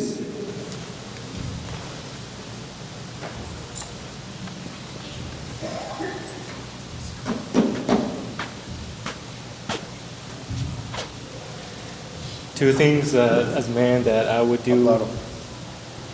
Two things as a man that I would do to protect and preserve this medicine is to keep it to myself and with my family, and to not talk about it to other cultures or ethnicities, but to keep it with our Native American people that are in here.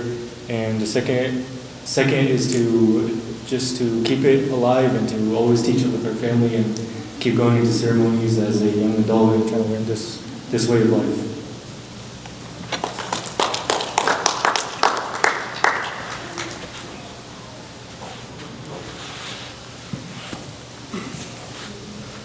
I would honestly say that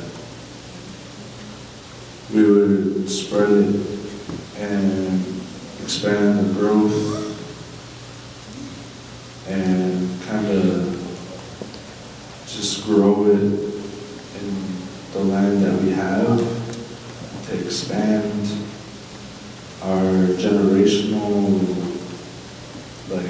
growing medicine, and to show our children these ways and to keep their mind on the same path and to help them learn how to grow.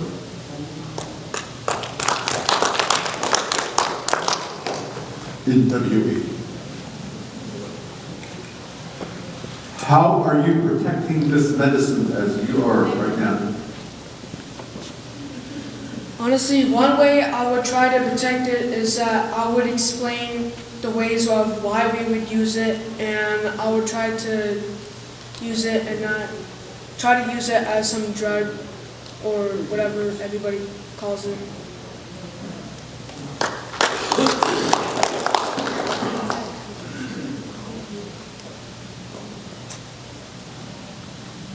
When you're at an age where you understand some things and going through peyote ceremonies, your family, you help out however way.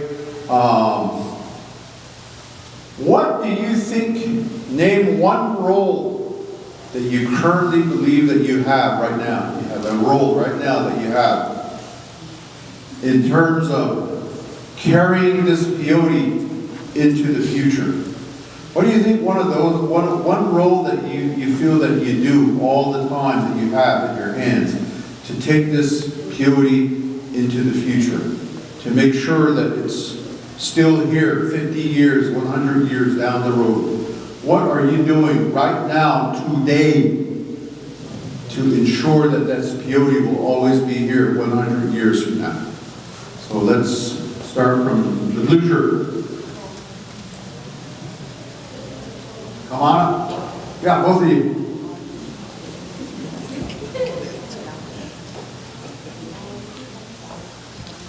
There's a mic right here.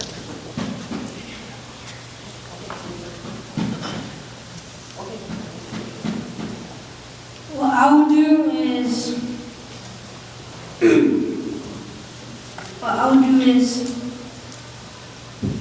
keep on using the medicine and keep on coming around the ways.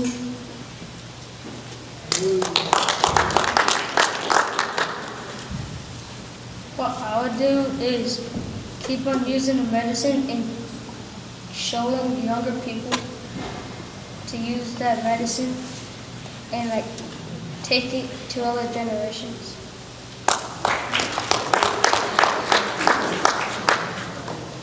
What I will do is I will drink some every day and say to younger people to drink it. And I'll make my baby just drink it. Did you hear her? Okay, back to my question again. What are you doing today, right now, to ensure that this medicine will be still here 100 years from now? That's the question.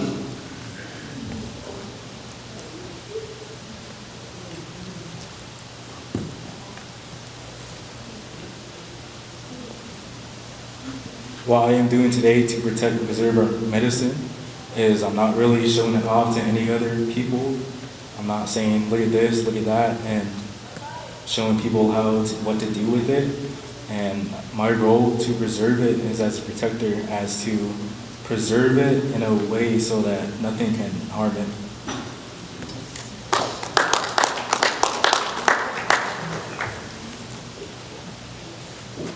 So today, let's bring things into modern times. You've all been to peyote meetings, ceremonies. You've all been there. You go there. You're probably there during the preparation of a peyote ceremony. You're getting the teepee ground ready or the church house ready, cleaning up.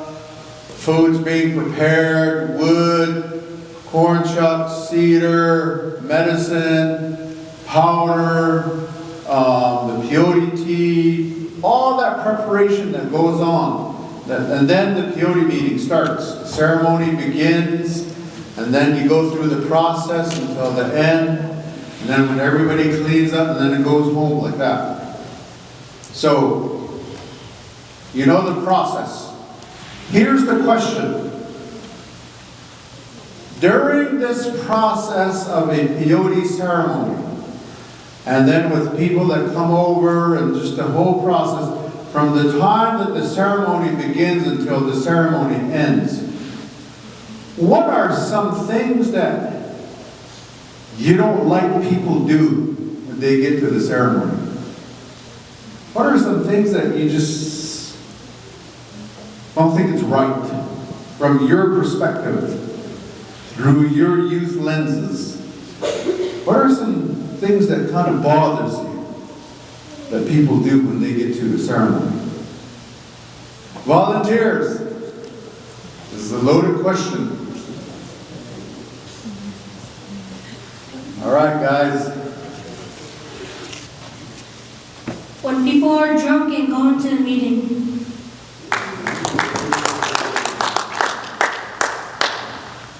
When they leave and come back in after every song. And they just go in and out is really what he's saying. Young lady.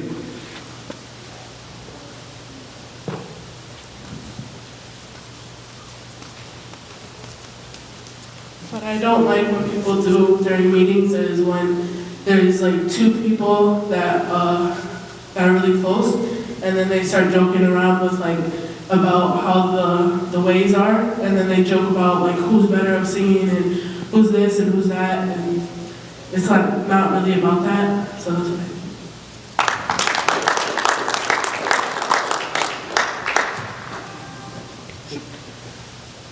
Okay, we got a volunteer here.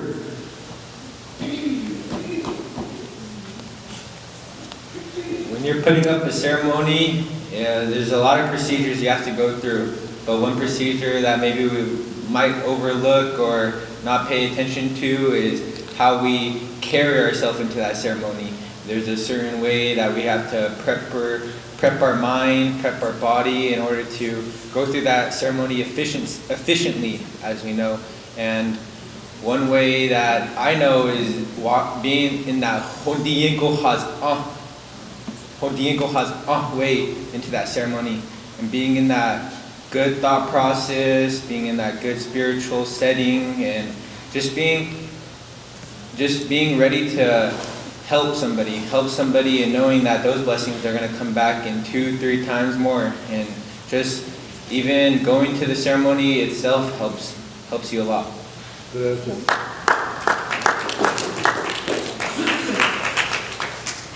When you're told that you need to sit up and stay up during the whole ceremony, but then you see that one person who's just asleep throughout the whole thing, even though it looks like they're listening to it.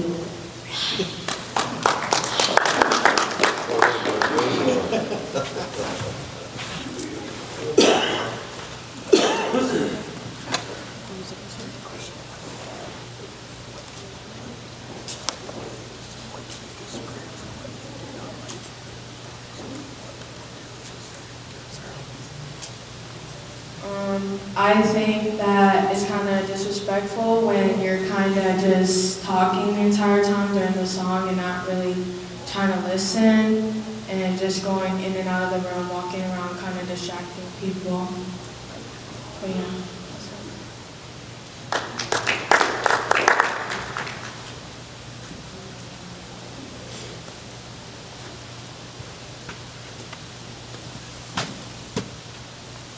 I think there's a lot of things that are kind of like something that I was taught growing up was being disciplined, and I see a lot through meetings that I go to, and there's usually people kind of just talking and kind of for a long time and not keeping their discipline up and going out when they're not supposed to, and just basically doing things that they're not supposed to in the ceremony, such as just little things that I've seen, like not sitting on your knees or during the main songs, and that's kind of the discipline the thing that I was taught growing up, and just stuff like that, like discipline and keeping a good posture and just kind of not talking too long when you're at other people's homes, and just kind of keeping yourself quiet and being disciplined like that.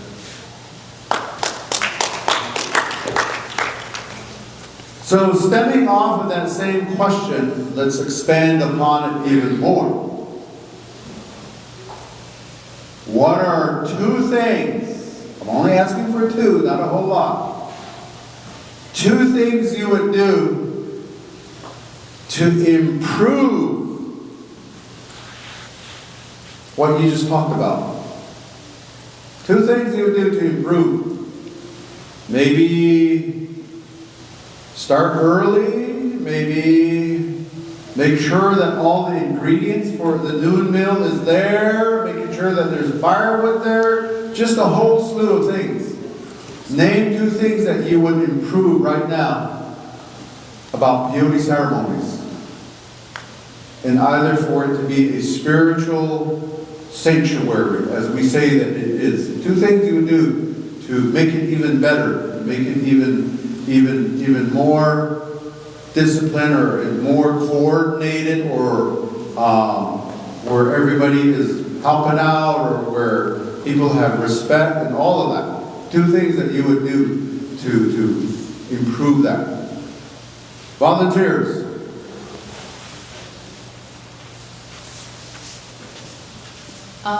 One thing I would do is wake up the person that's either right next to me, or at least notify someone that's sitting far from me who is asleep to wake them up.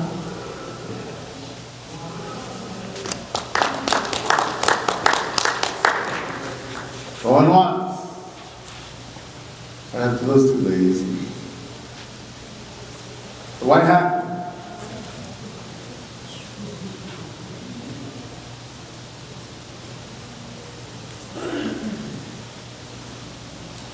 Two things I would improve to help the ceremony is to set up the teepee, as to help with the main poles and putting the stakes down, and taking out the teepee as to rolling out the hide as well.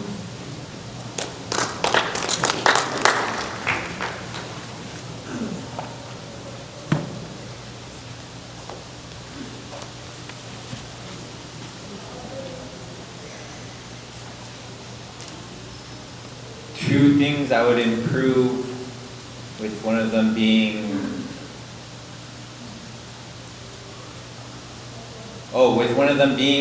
not, sometimes in ceremonies, there's a lot of fancy instruments, a lot of fancy items that people pull out. Maybe we don't pull it out a lot, maybe we just use them special times, but sometimes somewhere in there's that jealousy that occurs, maybe comes up, maybe, oh, I'm jealous he got those pretty fans, that pretty blanket looks all nice, but it's not what it's really about. It's maybe that's the reason why you don't have it, or I don't know, but that's one thing I would change.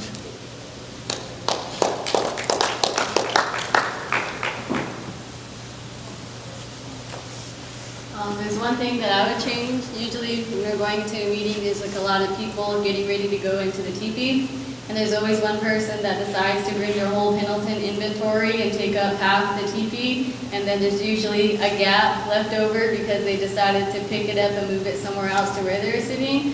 So maybe just to limit the amount of Pendletons or blankets you take in if you're trying to save seats, because there's always other people that want to go into that meeting.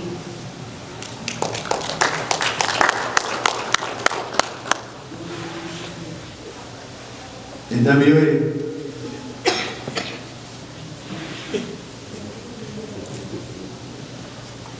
Who thinks he would improve about peyote ceremony? One thing I would improve is having actual instructions to how to eat maca, so then you would actually stay up all night instead of just throwing up everywhere. And I don't know, I forgot my second one. Wow. Any more on that question? Any more on that question? Okay, let's go to the next question. Let's say I asked our elder here, our Grandpa Wilson here, and if I were to ask him, when you first went into the peyote ceremony in 1789, and how you compare that to 2025 today, how do you think it has evolved from the time that you first went in to the way that it's changed, you see it change today. If I were to ask him that, he would probably be here all day and give me specific answers. Okay? But you're all young. So you're young. But I'm still going to ask you the same question. How do you see these peyote ceremonies evolving? What do you think is changing? How do you think that these changes are coming about today? From maybe what you remember 2 years ago, or 3 years ago, or even just last week? How do you see some of these changes evolving right now? What are the major changes that you're observing and seeing today? Y'all understand that question? Okay, volunteers, got a hand up here. I think one is that we're having new people becoming chiefs or fire chiefs, or more generations that are much more younger coming into the meetings as well. Because from what I remember, he always used to just be the chief in our ceremonies, and now it's my Yaj Gully who's now running ceremonies as well, who's also being taught by my main Che here. And I also used to have a Che who was also fire chief, but now I have my Yaj Rabi who took over that position as well. So I think it's also the younger generations who are taking over as well. So there are younger generations taking over the important responsibilities and seats. Okay. Next, volunteer, question.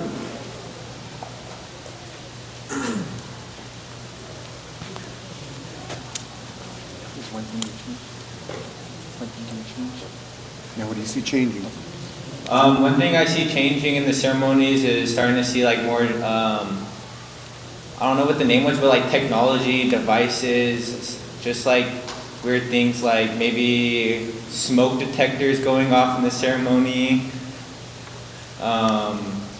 Just different stuff, like maybe bringing in your phones too, that's a new thing, that's a new distraction. Just phones, devices, technology. It would just be weird if you just went in a teepee and saw a big old light right there, big old chandelier. It's not right. So just having Western technology and other stuff like that inside of the ceremony just doesn't go hand in hand. Good.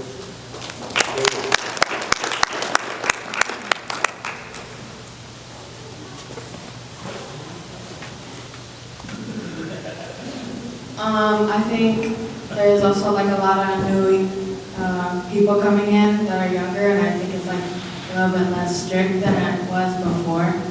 Because when I was growing up, I get smacked in the back of the head if I wasn't listening.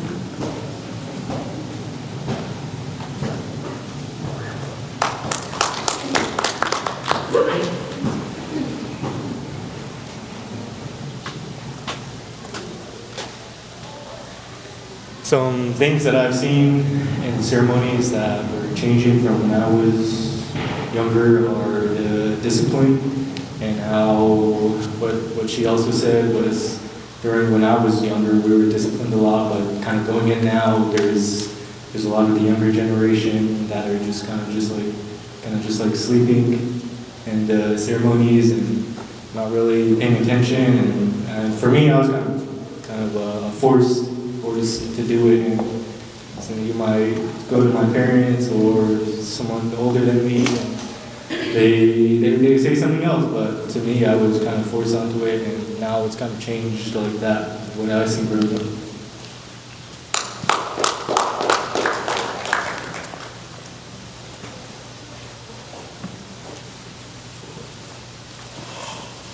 So the first thing that I've noticed that's changed, when I was younger, peyote was a lot bigger. The portion size was a lot huger than what we have today. Today it's more like diced up and smaller. And for me, peyote was also forced. I was always told, I'm always the girl that's being told to go do something, to go do that, and I do not ask questions. But when it's like the younger kids that are at home and they're just sitting around on their phones, and they're being told to do something, they're like, oh yeah, I'll do that, I'll go do it later. Later's always something that they're gonna say. But back then it was like, go do this, and like, don't you need it? Like, I would hear that every single time I would do anything wrong. But now it's like, oh, she doesn't have to do it, you can take over. And then when it's my turn to take responsibility and accountability for somebody that's younger, they're gonna say, oh, don't yell at her, don't do this. But back then, my aunties would be like, get over here and do this right now. So I think we should have more accountability and responsibility.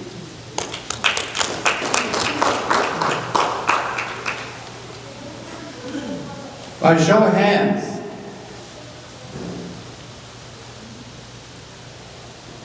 how many of you guys bring in your cell phones into peyote ceremony? Come on, let's be honest. 2, 3, 4, 5, 6, 7, 8. Okay, out of you 8, how many of you have received a call during the ceremony? 1. That's the most honest guy I know. 2. How many of you have actually made a phone call during a ceremony? 1. He works for EMS. So my question to you guys now is that, how do you feel when, because you've expressed the fact that people bring in their phones, it's changing, that's a change that you see in peyote ceremonies now. How does it make you feel when somebody's texting or Facebooking while ceremony's going on, or even talking on their watch phone or whatever? How does that make you feel? Volunteers. Okay, this big kid wants to volunteer over here. I'm not directly going to answer that, but I just want to encourage the younger generation. This peyote is sacred. And having those gadgets, and even if you're making a phone call, or you getting a phone call, or even just having one of your watches light go off or something like that, that's distracting. The sacredness of this peyote goes away for that instant. And then whenever you hang up or you turn your watch off, then that peyote, the sacredness comes back again, and it's around the area. So just leave it hold for a few hours.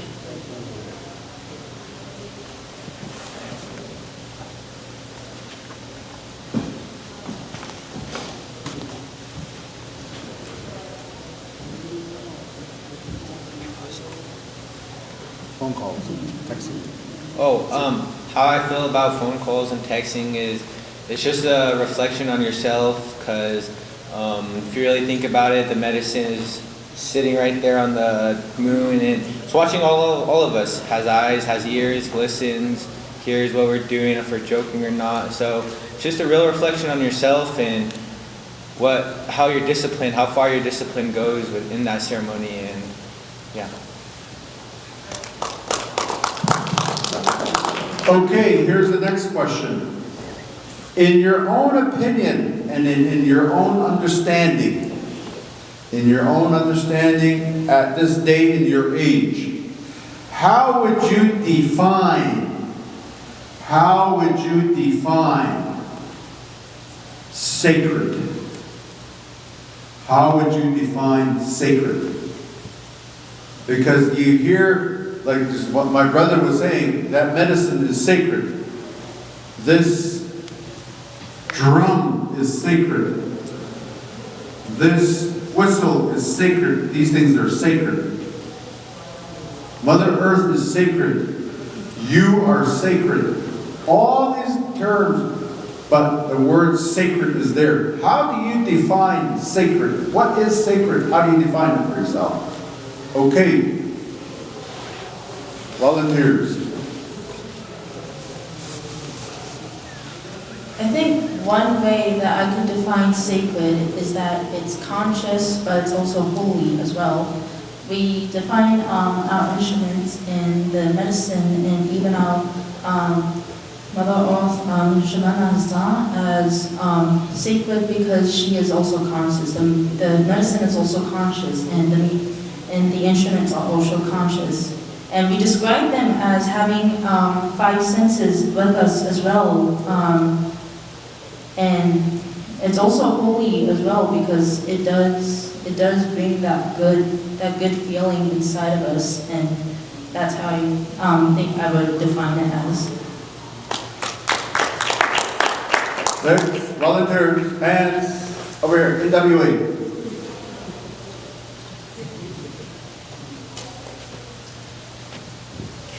My opinion on what sacred means is a monument in our culture and what our culture does traditionally. Like that drum right there, that's what we usually do or use for peyote ceremonies.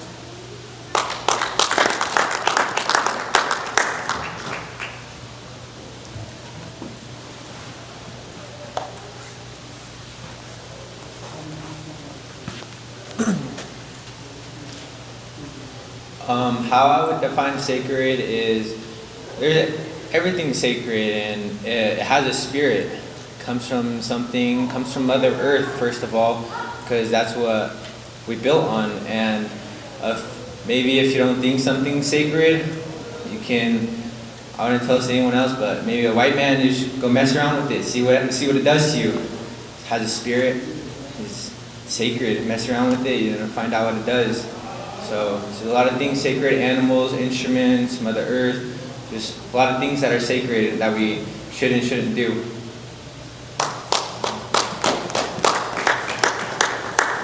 Question. You volunteer? Okay, let me ask another question.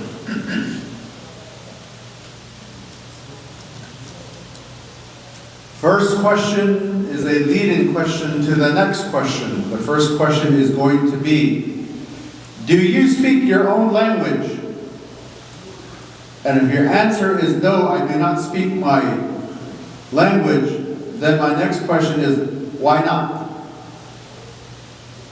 Real simple. Why not? And then the third question is going to be on top of that is, what are you doing to learn that language? What are you doing?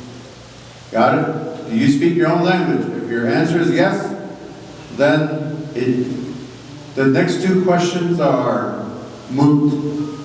But if your answer is no, I do not speak my language, then why not? Number 3 is, then what are you doing to learn your language? Okay, volunteers.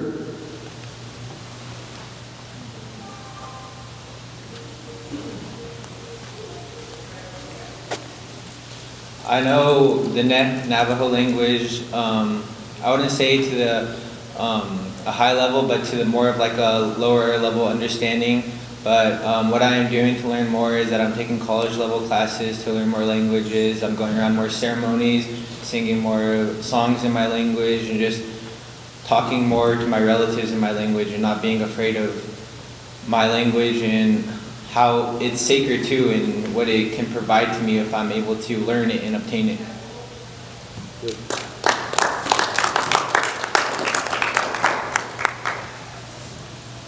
Volunteers. Okay, I'm going to call on you again.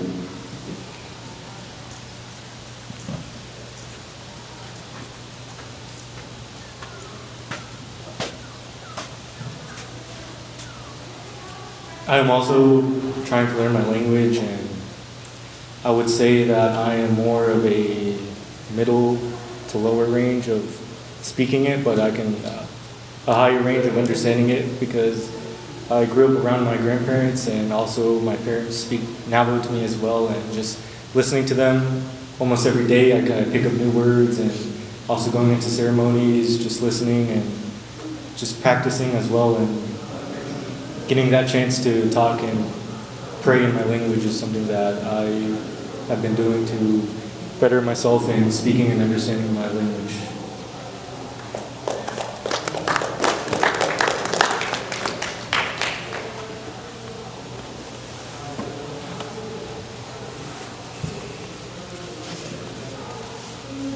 way that I'm choosing to learn and inherit my language is by listening to my grandparents, speaking at dinner, listening to phrases that they say, and I am taking, I grew up learning Navajo from hearing it from within the household.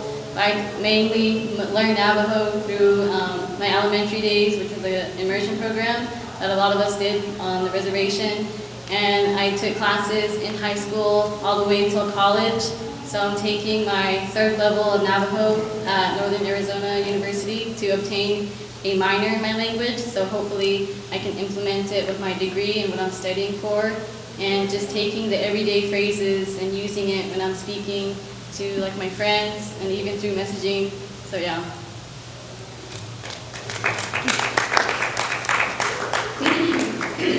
Yeah, volunteer.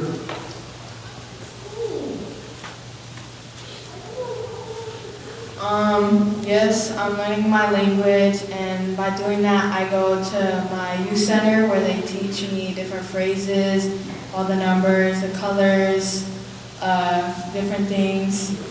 I go there like almost every day after school, and they teach me a lot.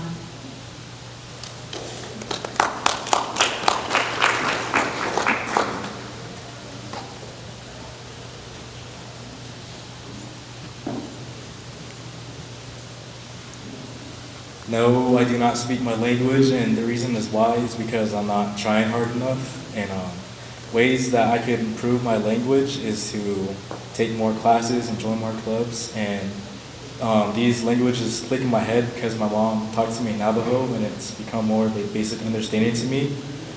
And I will try to learn my language by participating in these ceremonies, and hopefully by the end of my senior year, I will have earned my bilingual literacy. You know what it's called.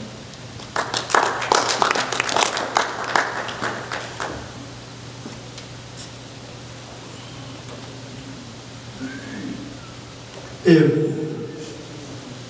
Native American Church of North America President John Poncho Brady, the Vice President Darrell Rethal, Secretary,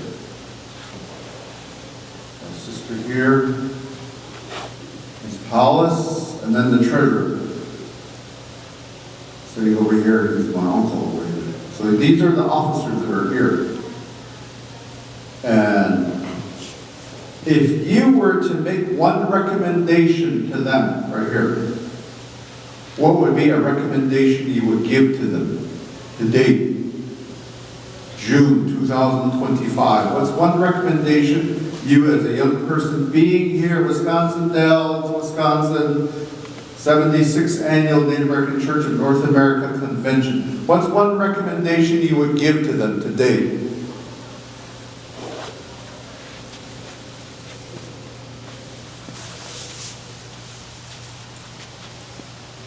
Have a youth representative for all youth, for Native American children. Okay, next recommendation.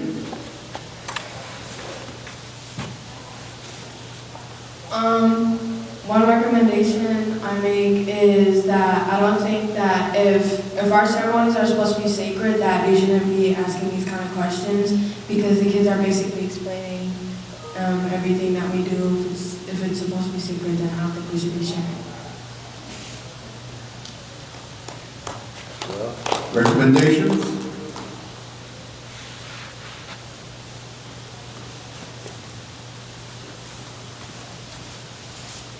I think one thing that we have to change with the elders, one thing is they're always telling us to be encouraged and to talk, but there's always, one elder that says, don't do it like this.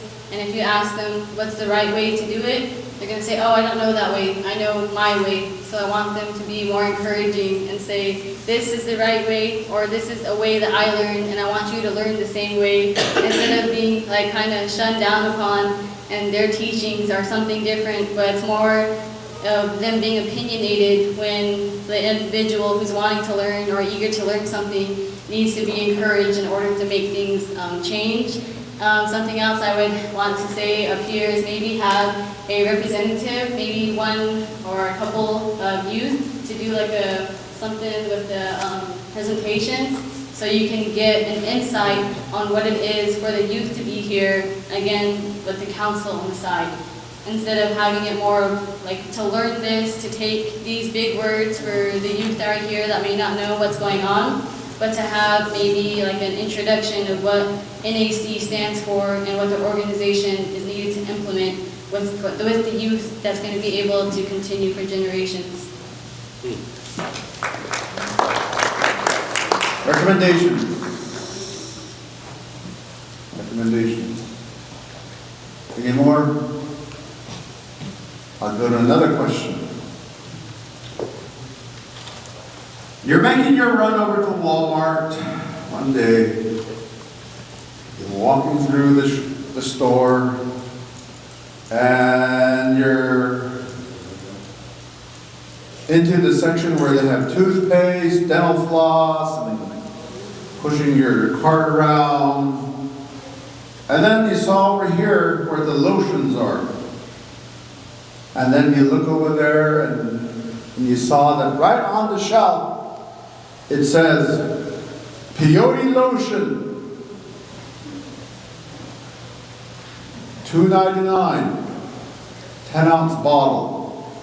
Has a picture of peyote on there. And then you pick it up and say, what the heck? You look at it and you read it. Will give you spiritual blessings. It will make your pain go away. $2.99. And then you flip it over and you look at the ingredients. It says 98% mescaline, peyote. How would that make you feel? How would that make you feel if you were to see that? How would that make you feel?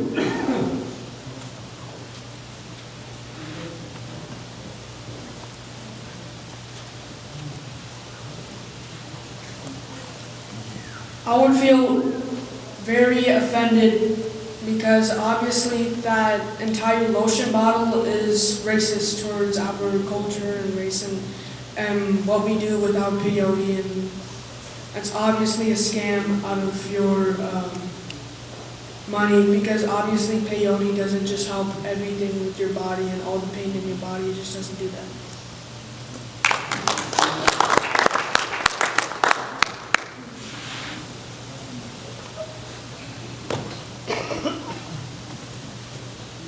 If I were to walk into a Walmart or somewhere in there towards a pharmacy, I would look confused and mad and why it would be there. And we mainly use peyote for ceremonies and culture traditions.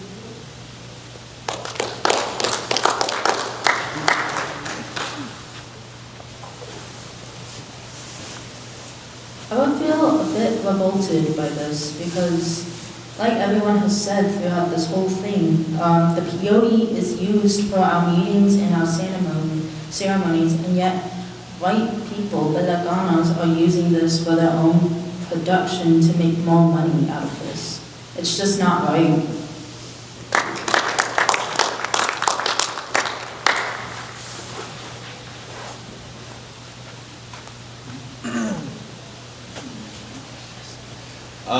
The first thing that I would do if I saw that, I'd probably buy off all the stock so that no one else could have it, and then I would find out how this happened. And I know there's a team behind trying to fight the government on the not legalizing it into pharmaceuticals, so I would try to, if their line of defense didn't help, then I would try to help them more and able to fight back against the government, as we've been able to stop it multiple times from getting to pharmaceuticals in California.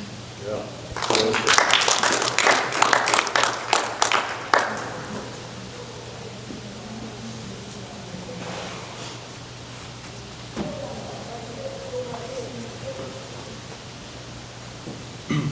I would feel disappointed knowing that one of our members went behind our back and sold this medicine off to that person that designed that bottle.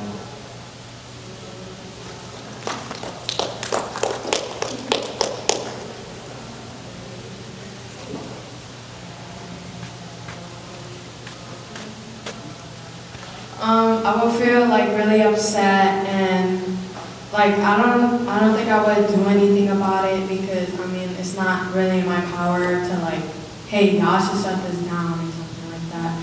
But yeah, no, I'd just be really upset because like everybody's saying that stuff is really sacred, and like that, just putting on lotion is like, it's just disrespectful.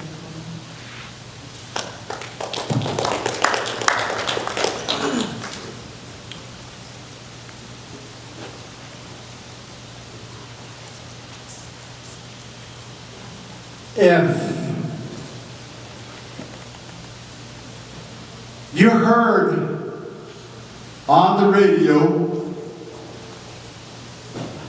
Kendrick Lamar or The Weeknd or Taylor Swift, if they were to make a song about peyote and peyote spirit, and they were singing about it, and it was a top 40 seller, and if you got a chance, let's say Kendrick Lamar, The Weeknd, or Taylor Swift, and they were singing about it, and they got really popular and they made a lot of money off of it, and if you were to run into them, what would you tell them? What would you tell them? You understand the question? What would you tell them?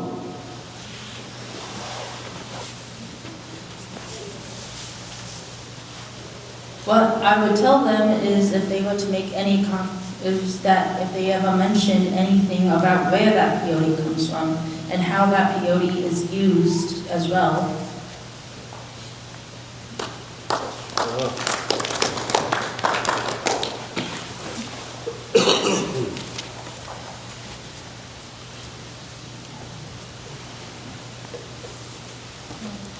If I were to run into them and they made that song, I would say that it's really disrespectful and it's mainly use of peyote for our culture.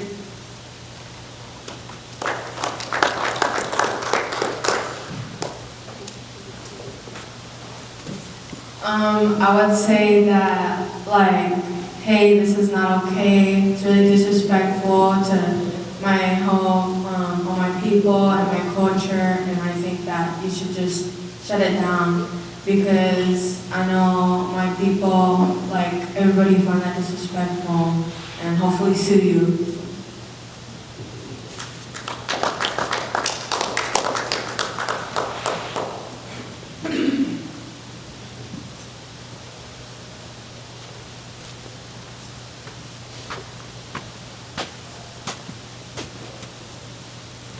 If that were to ever happen, then I would say for them to come into a ceremony and sing about it.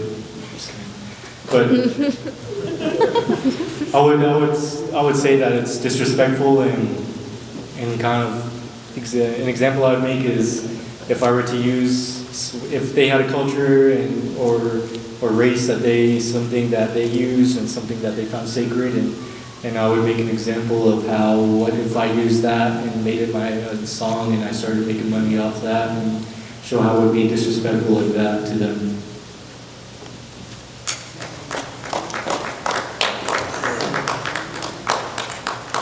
If you don't listen to any of these three, make up somebody that you listen to.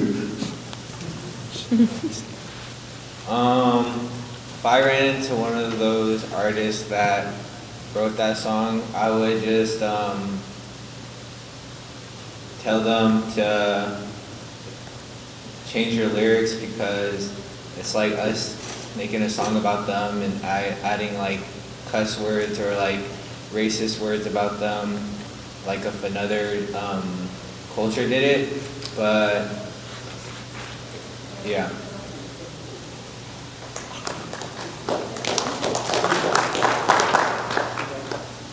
You're cruising through town, and then you're stopped at a stoplight, and you saw a Tesla right in front of you. You know what a Tesla is, right? Oh, yeah. And then you look kind of like, oh yeah, that's Elon Musk. And then Elon Musk steps out, and goes to your car door and goes like this, say, yo, I have a petition right here. I want you to sign your name on this petition. And it says, I give all rights to Elon Musk for peyote. I'll give you $25,000. Would you sign that petition? And why? NWA.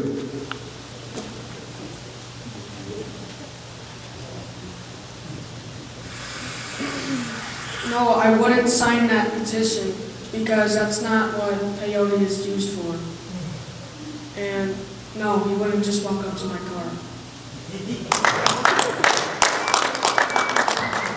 Next one. There you go. What would you tell him? That's the other person. I'm not gonna sign the petition because peyote means more than the money, I think, in my opinion. And what he said, he's not coming up to my car. I'm not gonna let him.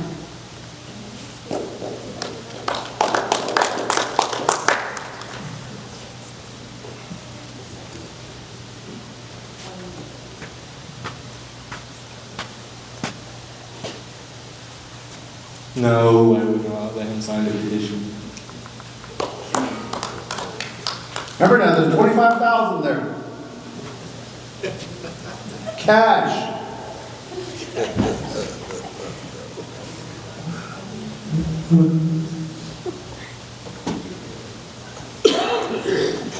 No, I will not sign the petition because my life revolves around it. I'm sure there's enough airspace I can I wouldn't sign that petition because, first of all, Elon Musk shouldn't be offering that little low of money. He's probably trying to take advantage of Native Americans and how they are in poverty and how maybe that small amount of money seems like a lot amount of money. But I wouldn't sign that petition. Yep. Good job.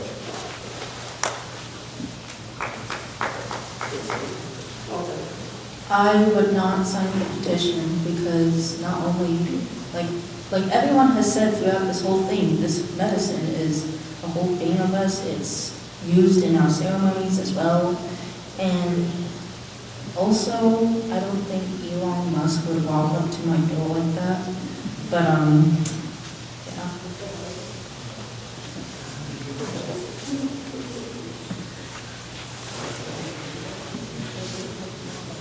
I would not sign the petition. Something I would say is my sacredness, my culture, and everything that I'm for is not for exploitation.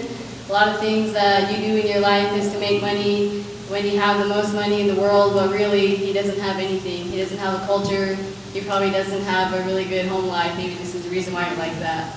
And to pay for knocking on my window.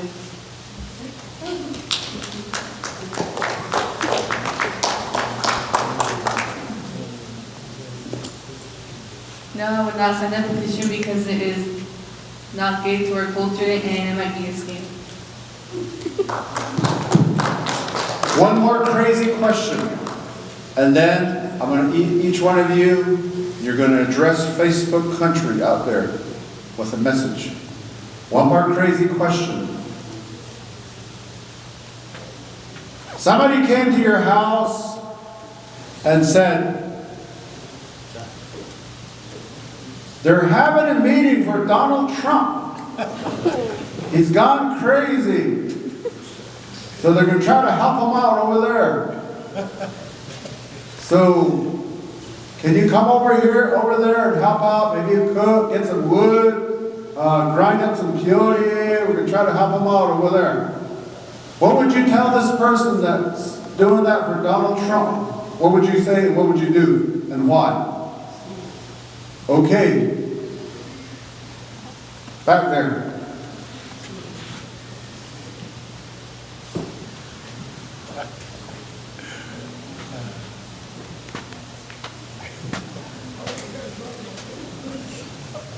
If someone were to come up to my house and say that Donald Trump needed some help, then I would help him.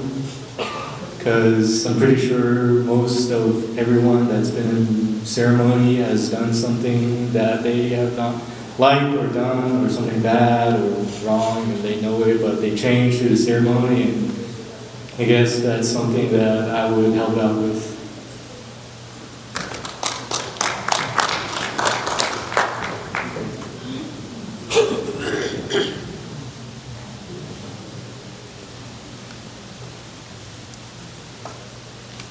Trump had a meeting, and I'll probably not go, but I'll drive over there in the morning and chew him out.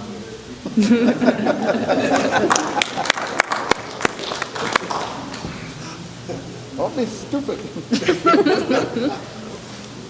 I think I'll probably go and post it, get it shut down. I'm not trying to get political, but I don't like Trump, so.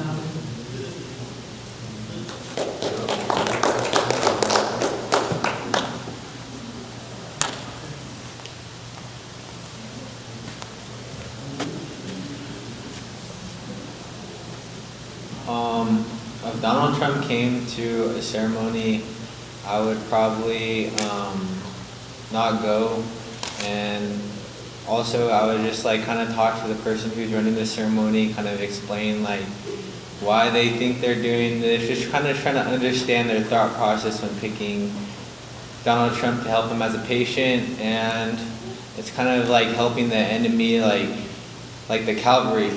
They came and took our land and everything, but it's not like we're gonna come invite him in a ceremony and help him and fix them all up. So yeah. Yeah.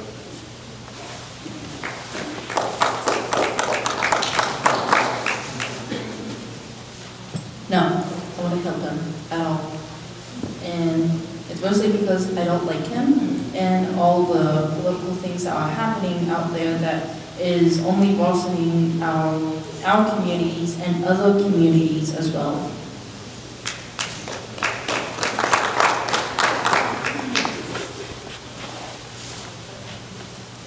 I would definitely not help him. I would tell him he can run over to IHS, wait their eternity, see what it's like. Then he can get some help for being insane. But on a serious note, I would not help him. And to think about it politically, I don't think he represents anything that's about our beliefs and our values. And he doesn't honor anything that's going on with DEI, so he really doesn't have, I guess, the opportunity to ask for help from Native Americans when he's really trying to exploit us and get rid of what we stand for.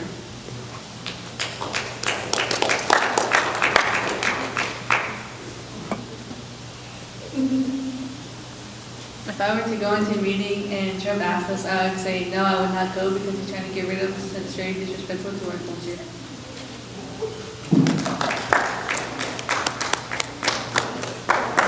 These questions are not meant to be funny or anything like that. I'm actually probing your thoughts and your feelings. What are you thinking about? I'm trying to probe and stimulate your thoughts and your feelings and how you look at things and try to get a good sense, a good grasp of how you're looking at the world and where you're at today at the age that you are at today. So I'm just like, wow.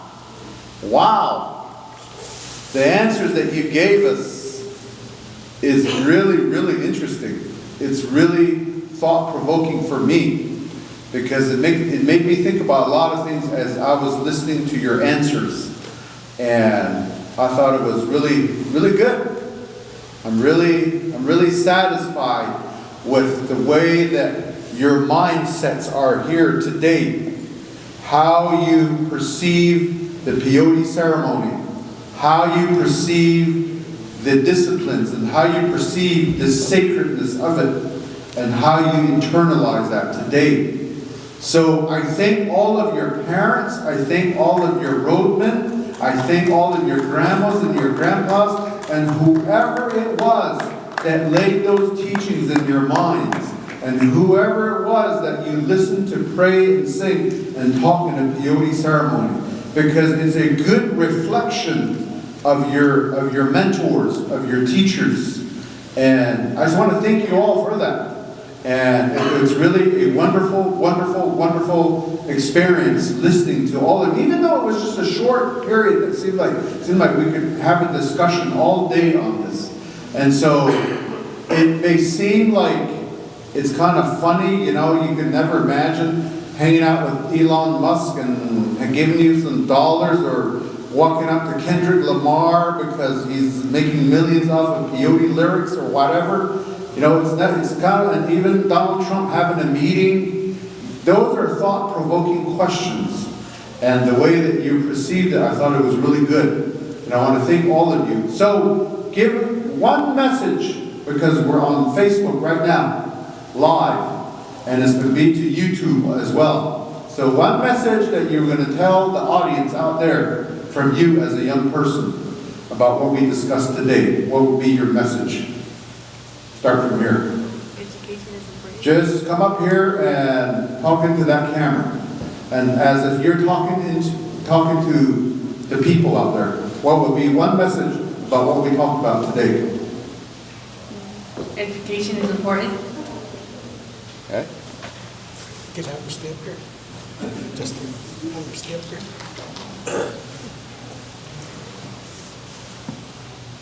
Okay. The teachings that you learn now is something that's going to be passed down for the generations to come. So value who's with you and what you have now, and take it into your accountability and be responsible for what you learn.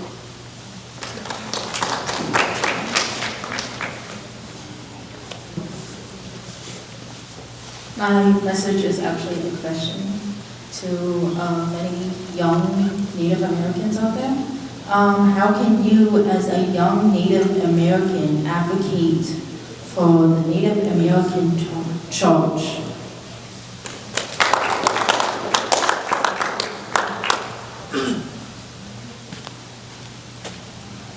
My message for Facebook is don't sell your soul, keep peyote sacred.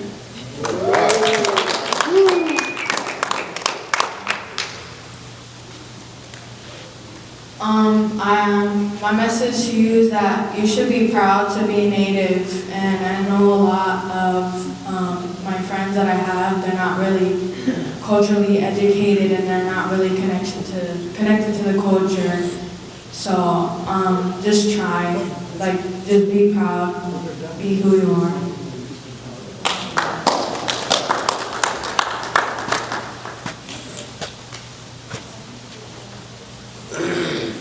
My message is to be respectful and stay disciplined.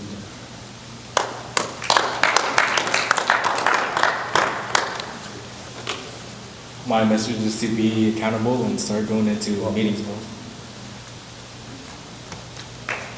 Message to Facebook world out there. My message to everyone out there is just be who you want to be, listen to who you want to listen to, play what you want to play. Just be yourself. All right, thank you. Again, in my language, I would say, Shashina, my children, my nephews, my nieces, Sitsoke, Shanadika, my grandchildren. I want to thank you for being courageous today and really sharing a piece of you with us and the audience out there. Some of your thoughts, some of your feelings, some of your viewpoints, all good answers. I really enjoyed listening to all of you. And again, this is the second year that we're doing this, and we're going to do some more to go along, and going to have a blessing here this week, after.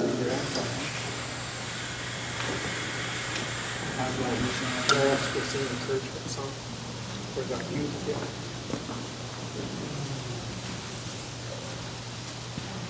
Then after you guys get blessed here, my brother here, Daryl Rentow, is going to sing a encouragement song for all of you for participating this afternoon.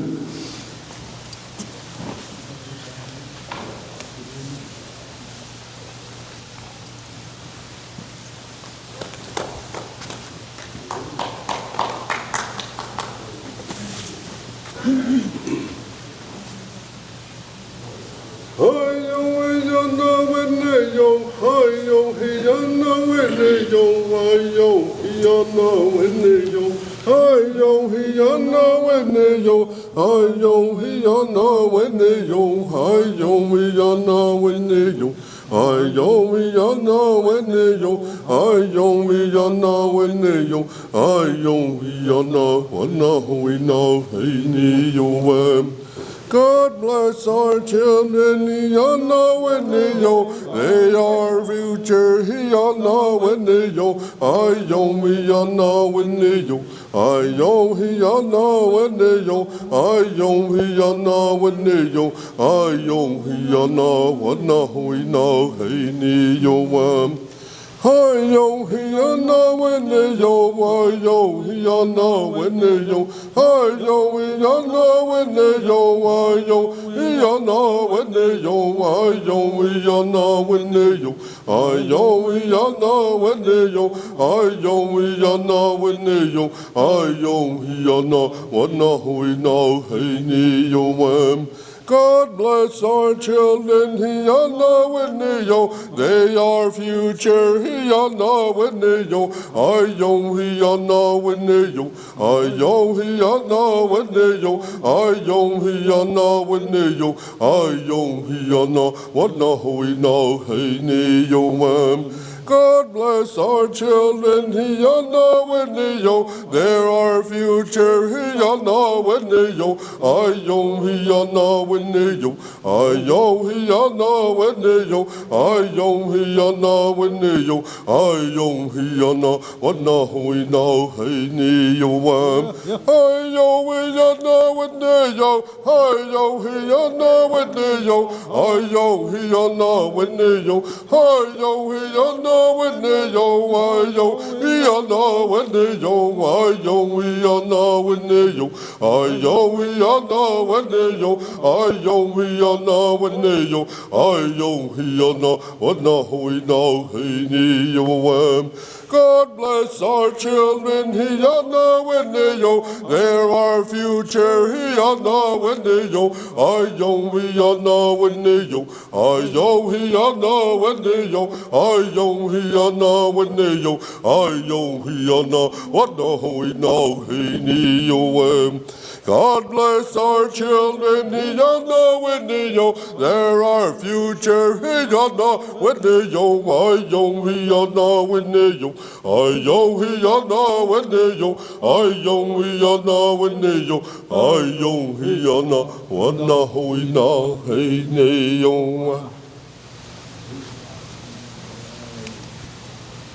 All right, bring it in, bring it in.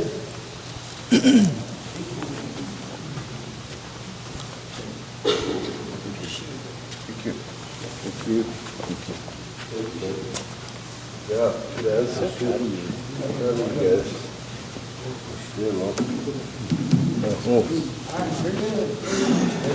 Thank you. You're welcome.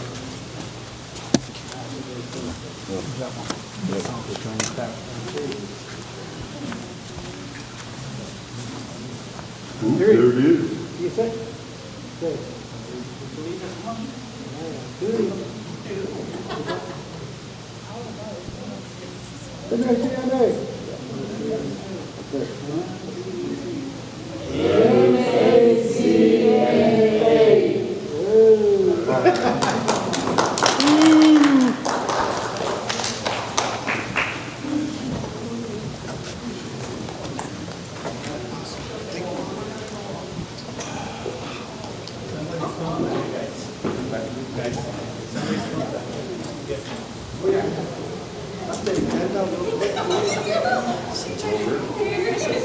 Okay, I know we have the agenda. I know we're almost done here. We just want to kind of shine light on that here.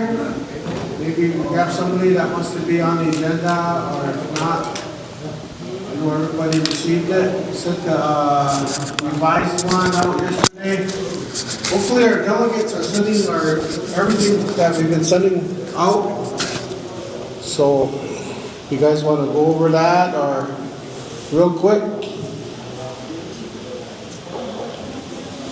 If you could pull up on the screen, Jesse.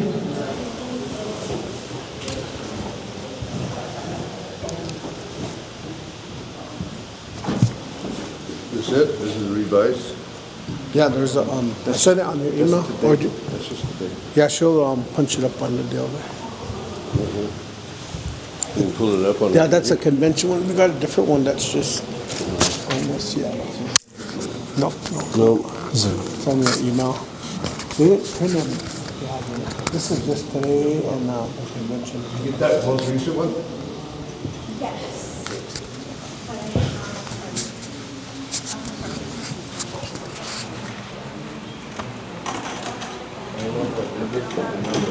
Then, Jesse is going to pull up the agenda. I know everybody's getting confused. We got a work session agenda, and then we got a convention agenda. It's kind of what's happening today all the way to Sunday. That's a convention agenda. But we have NACNA agenda that we sent out to everyone here. So I know maybe some will be on their phone, but we'll have Jesse pull it up here, and that's kind of what's going to take place tomorrow. So FYI, I know we don't have any pressing issues, so it should be really good, real smooth. You know, extender or extreme one.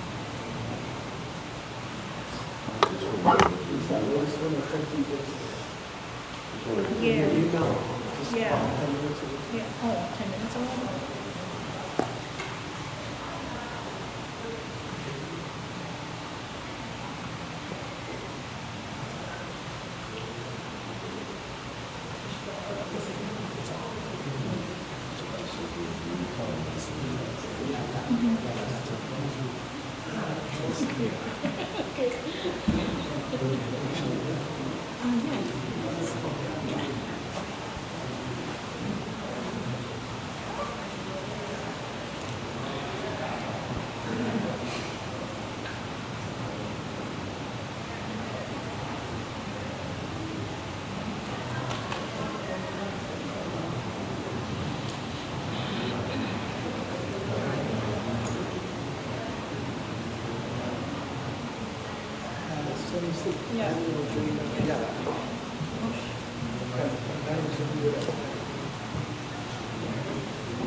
If you put it on here? Yeah, I bet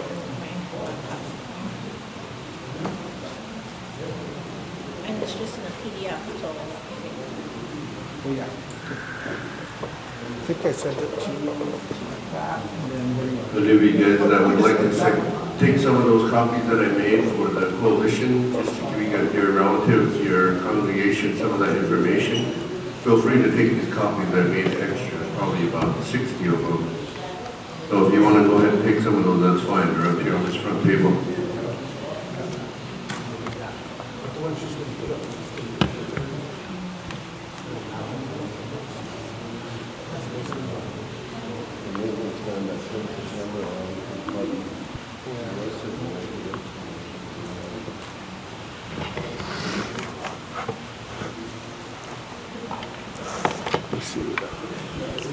Okay.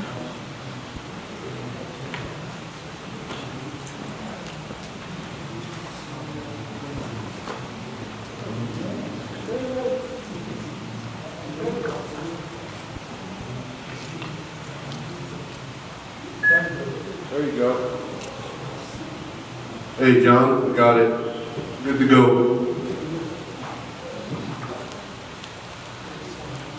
Stand right underneath it or something.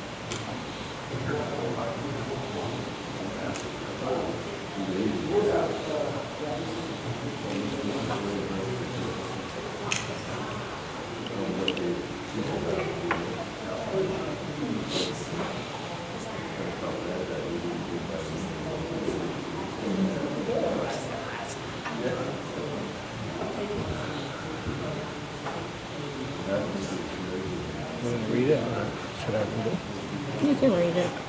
I think I might just take notes if they want to change something, and Okay. then I'll change it later. Okay. All right, I sent, we revised this one here. I sent it out to all the delegates, just about an hour ago. Maybe some of you didn't get a chance to see it. But this is, how it's gonna be, tomorrow. Maybe some of you didn't get it, but for the record, we'll have all this, printed out and revised tomorrow. So, has anybody seen this one? Okay, I'll have to send it. No, yay, no. Okay, check your emails. I sent it out about an hour ago to everyone. It's the general agenda now. What's that? It's the agenda for the day. Is it that one?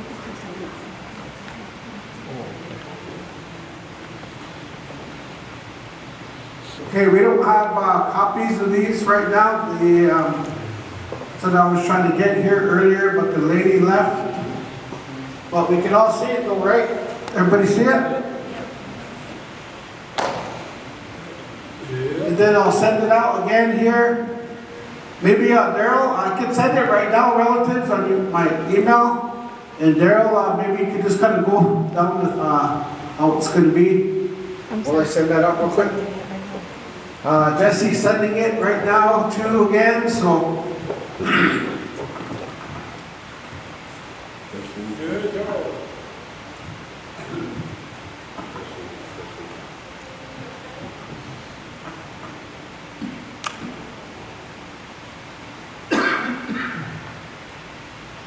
Good. Okay, this is the testing 1, 2.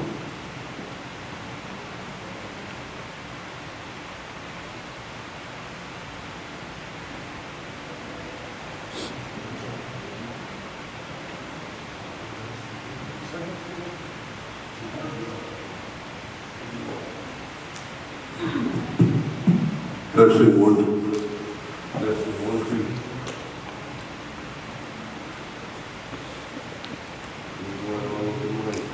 Testing 1, 2. Oh no. Testing, testing, testing, testing. Testing 1, 2. Testing 1, 2. 1, 2. Testing 1, 2. Testing 1. Testing 2. Hello. Hello. Hello. Back and forth.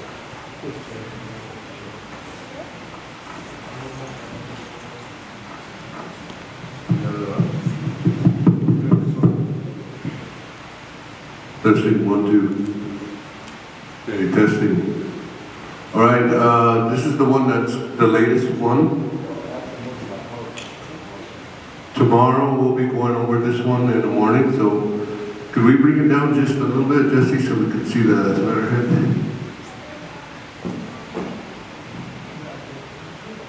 The other way.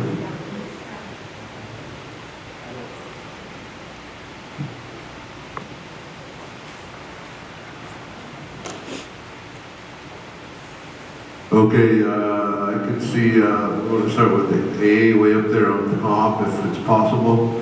Tomorrow we'll be getting started with the A, which is going to be call to order. Most likely that time is going to be right around 9 o'clock somewhere around 9 a.m. 9 a.m. we're going to get started here in this room here. So we're going to call to order at 9 a.m. Then from there on we're going to get started with the agenda that you see up here on the screen. B is going to be the invocation, and C is going to be posting of colors. D is going to be welcome address, tribal leaders and NAC host chapter leadership. E is going to be roll call. F is going to be approval of agenda. G is going to be approval of previous minutes, meeting minutes. H is going to be Friday morning Larry Wright, NCAI update on NACNA/relatives via Zoom. So most likely it's going to be a Zoom meeting. there's going to be any changes, we'll let you guys know as soon as possible.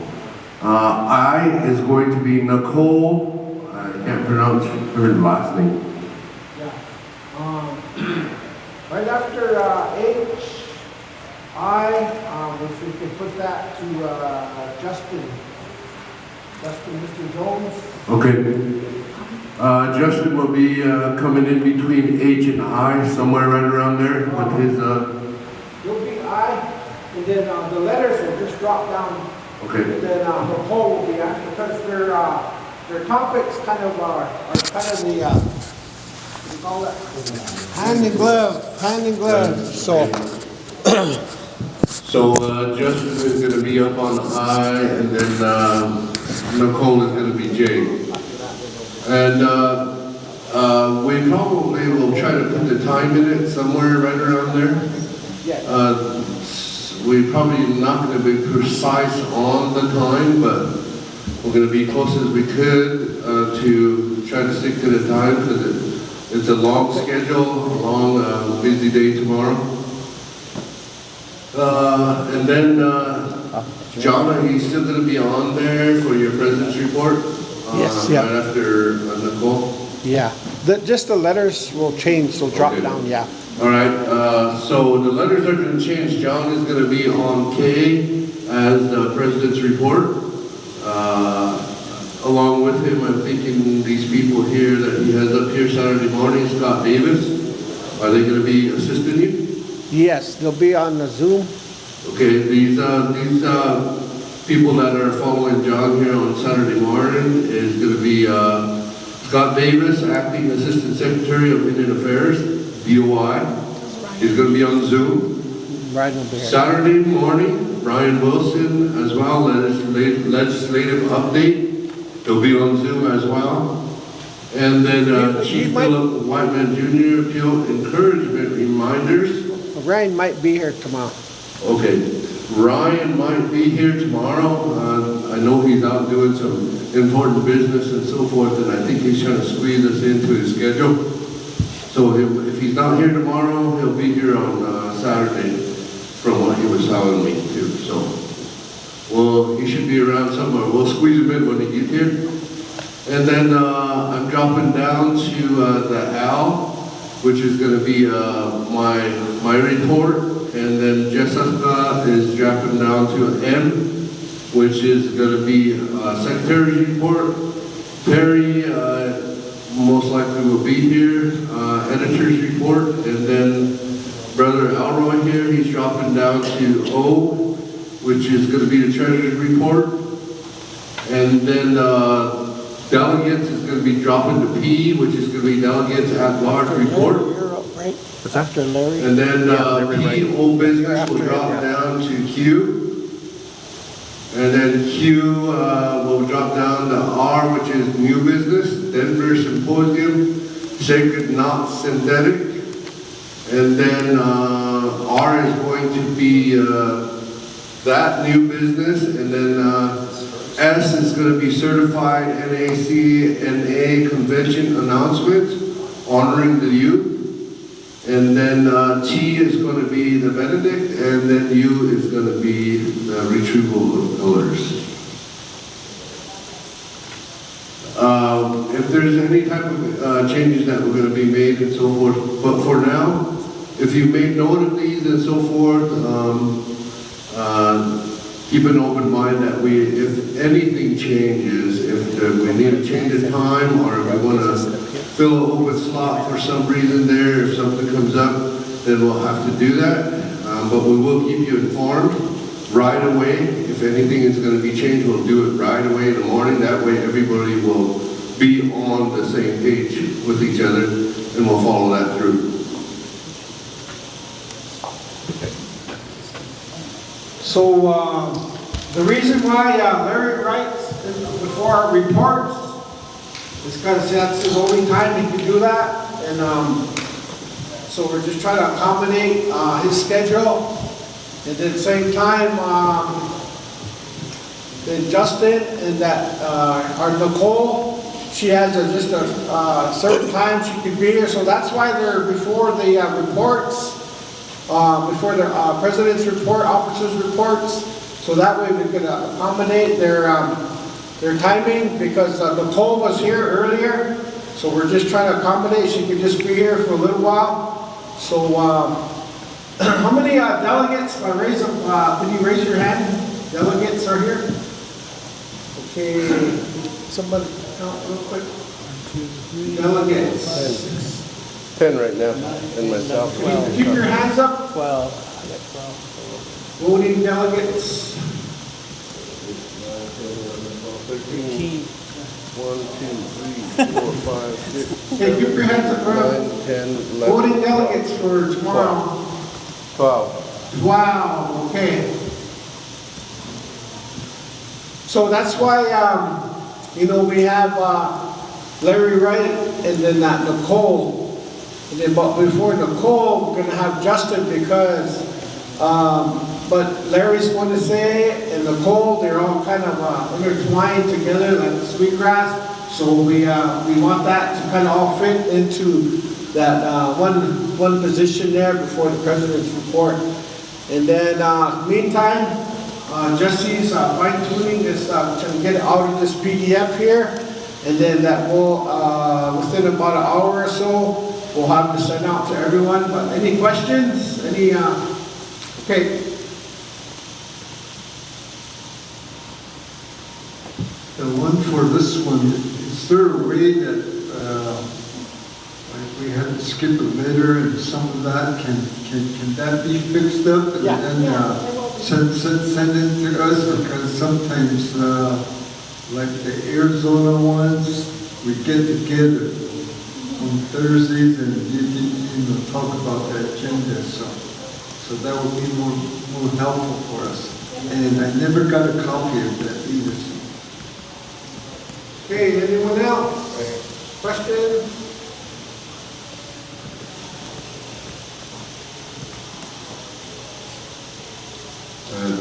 Thank you, Mr. President, officials, council, and also voting delegates and relatives that are in attendance. I was always of the opinion, with all due respect, that these agenda meetings should be formal, because it's a serious issue we're talking about. Number one, we need to go by some proceeding, but it's not listed in your bylaws, however, but there's been precedence. That's the other one. The other one is under Article, 7, Section 5 and 8 of your bylaws. You have a set agenda protocol there. It's in the bylaws. Other than not seeing what's in the new business or the old business. Do we need to adhere to that, or are we just going to be worried about outside people accommodating them? The voting members out there, they want to hear from their officials first. If they report on, that's one of the things that I kind of look at the bylaws. And also, in addition to that, are there any other ratification that needs to be done that officials might have taken during the year? There's also in there somewhere maybe it's in the new business, maybe this in the bylaws says a lot of these actions that officials do on behalf of the NACNA, there needs to be ratification in some of these areas, so that I just need to put up as reminders with all due respect. Thank you.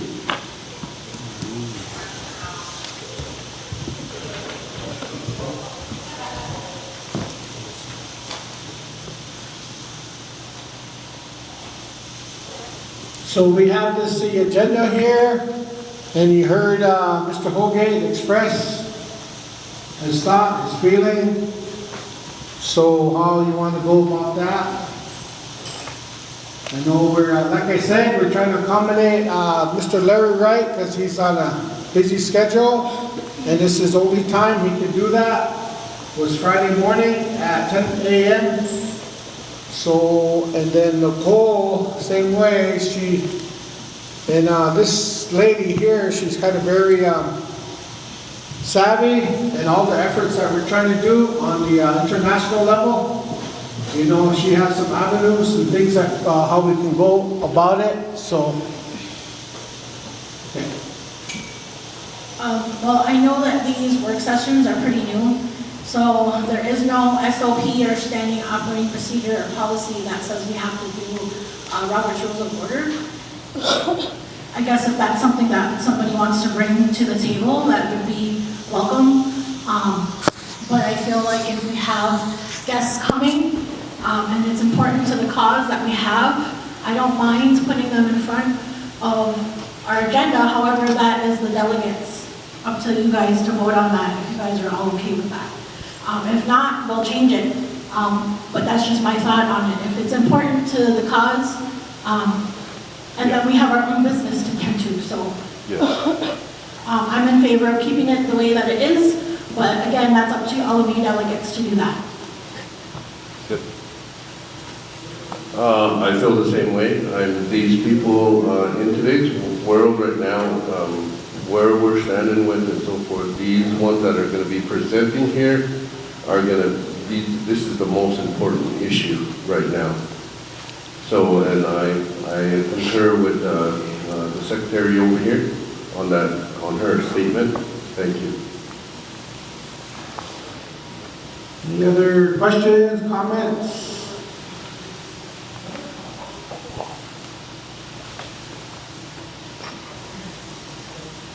Thanks to Sarah, she sent me a copy of that also.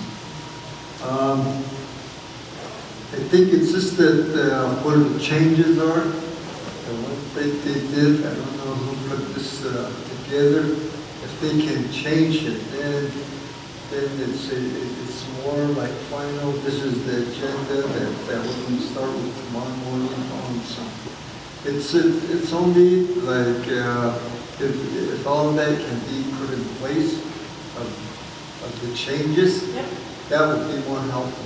That's all I'm saying.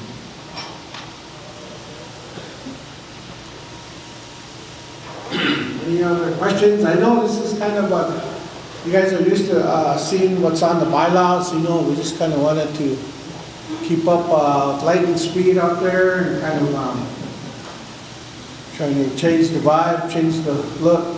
But yet, our heart and our minds, all with our whole mission. So I'll change the agenda, what we talked about moving moving them down. It's just that it's up here right now and, you know, doing all the formalities and fixing it. But I will send it to everybody that is listed as a delegate as soon as I do that. So just to let everybody know.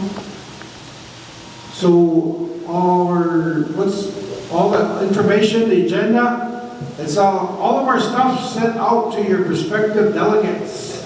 Arizona, New Mexico, Utah, however it may be. It is their job to send it out to you guys. Me, myself, I don't have the emails for the voting convention delegates. So that's why maybe you're not seeing it or you feel like you're not in the loop of things. All I have is the delegates. So I'm making them do their job and their homework, the duties and responsibilities to share all of that with all of your chapters that are affiliated. So, FYI.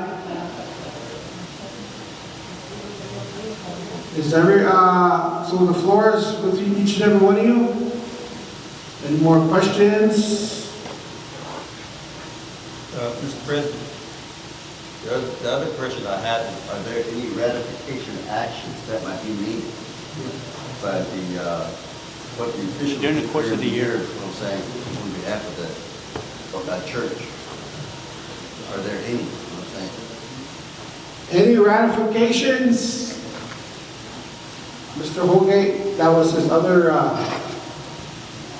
kind of basically ratifying from last year's convention? No, during the school year, during the year, this year. From this year. 25, he's asking for July 24 to January 25 to today. If there's any ratification, the executive board or the delegation have any amendments to NACNA. Did you guys hear that?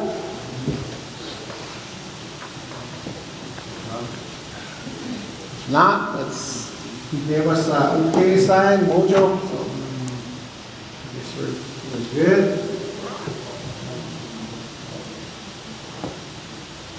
I think we're good from, okay. I think the one on the ratification, there were some forms that went out to some of the chapters, some of that, and that was the time to fill it out, so they had their chance to fill those out and turn them in.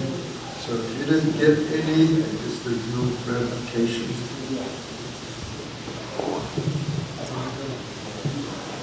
Yes, thank you, Mr. Kilwood. I know everybody knows the formality, knows all the procedures, so I know this ain't your first rodeo, so everyone, we're all learning, we're all making this journey together here. But all this will be fine-tuned to where we can all understand it here.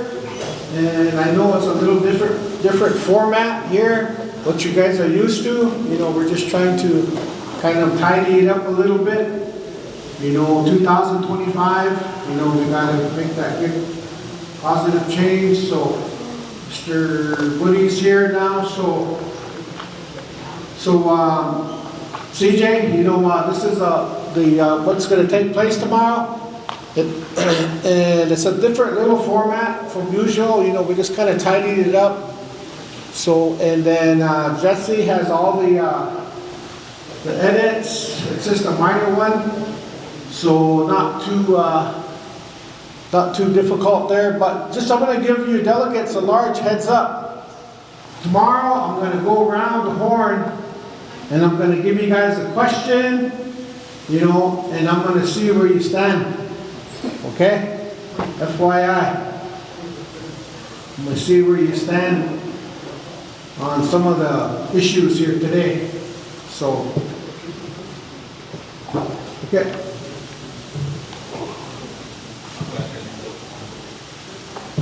Thank you, Mr. President, officials, response and what have you. First of all, again, relative to what we're doing this, to me, I take this very seriously. I adhere to our bylaws. You have to remember, the voting members out there, they're the ones that approve these, not the officials. They may have voted. So I appreciate your input on it, Madam Secretary, and also Mr. Vice President. It is not your call to say we'll leave it as is. It's the memberships. You have to remember that. I just want to put that forth out there as this organization. For too long, the reason I say it is North America is almost as viewed as we just being pushed around in these different avenues and different things that's taking place across the nation. And the ratification that I'm talking about is very serious. The previous administrations and beyond, they took actions on behalf of the Native American Church of North America, just as Treasurer Watson explained.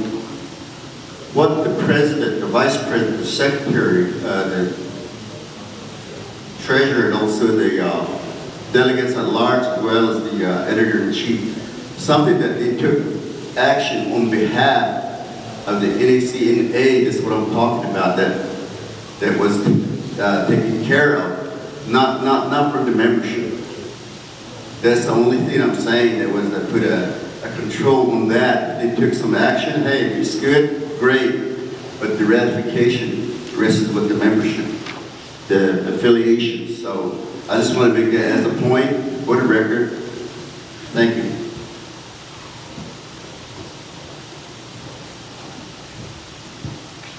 Good afternoon, President Brady, executive officers, all members, chapters. I'm Javier Cervantes with Yanawana Native American Church, Texas.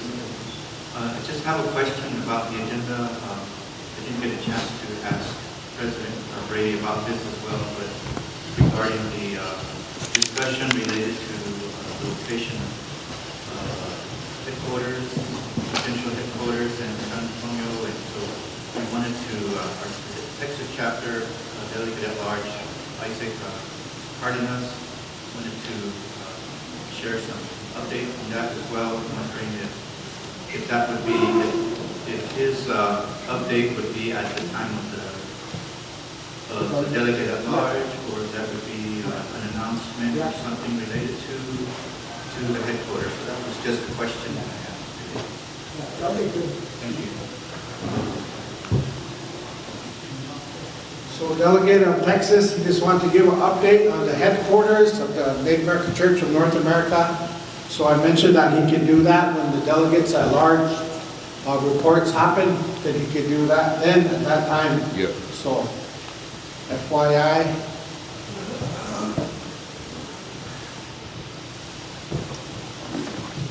Questions?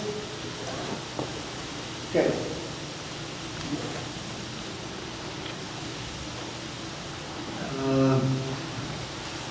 Today's presentations, I think for some of the voting delegates, like if they heard about it, it would be helpful, like what Wilson, Rhonda talked about, and then what Daryl talked about. It's kind of a thinking process, a way to go, and kind of the base, a foundation of something, how we can make it more meaningful. And a lot of it is by listening to those two. Is there a way that where we can give them a short span, since a lot of the voting delegates are here, will be here tomorrow, so they kind of get a mini presentation on it. And I thought those two presentations were very helpful. That's all I'm asking.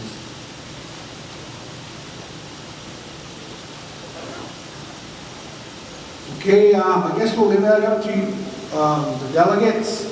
Mr. Kilwood said that he liked those two presentations. So maybe even when the delegates at large give their reports, then they can give that time to that individual from their prospective state. That'd be good?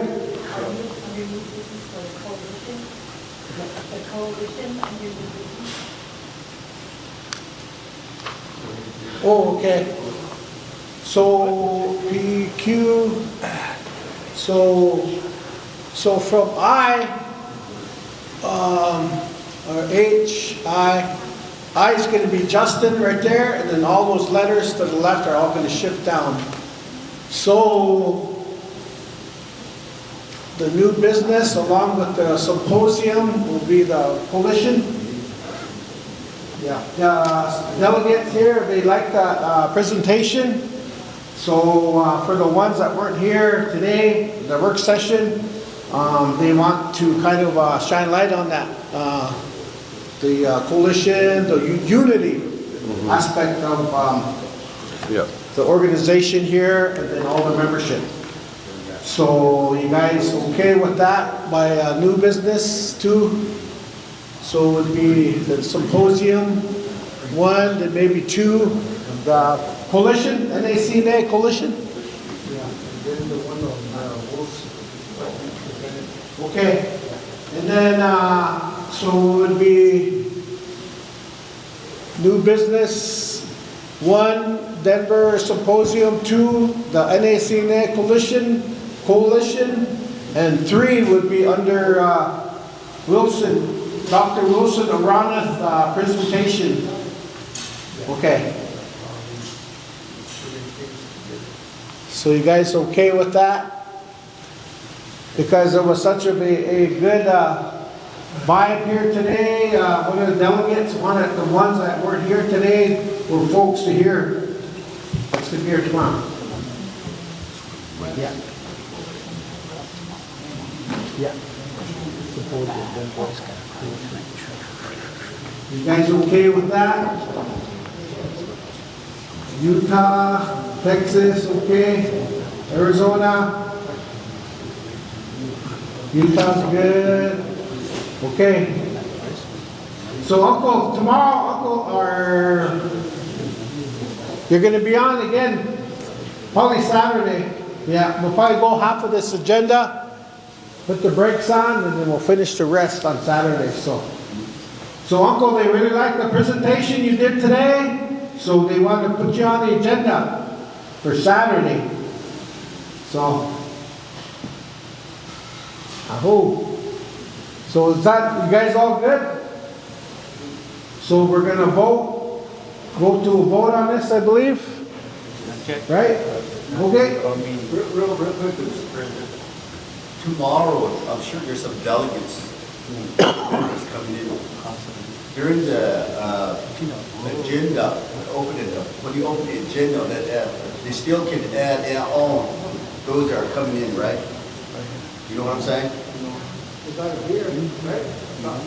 Well, there's nothing formal. This is what I mentioned earlier. If it's like that, right now it's just open. So that means somebody can walk in tomorrow, voting members, I want to be on the agenda, that's what I'm talking about.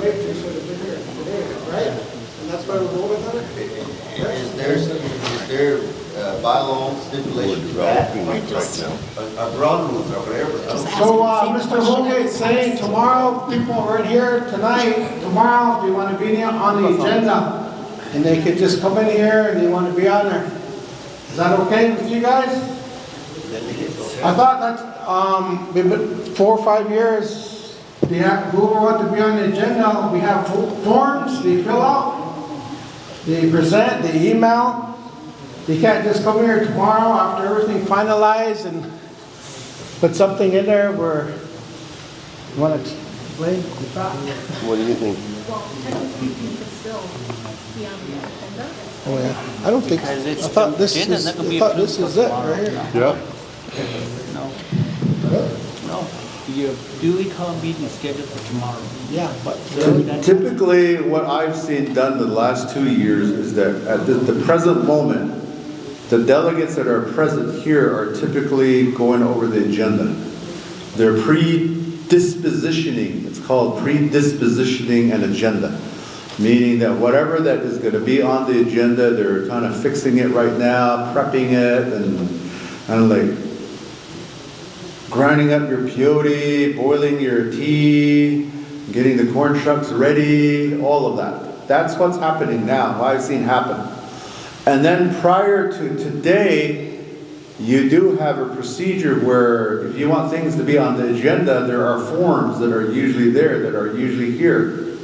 So the prep that this evening, it's set now. So tomorrow, when the session starts, then typically whatever is prepped today is usually what is usually acted upon tomorrow. So we're not haggling over additions or deletions or whatever.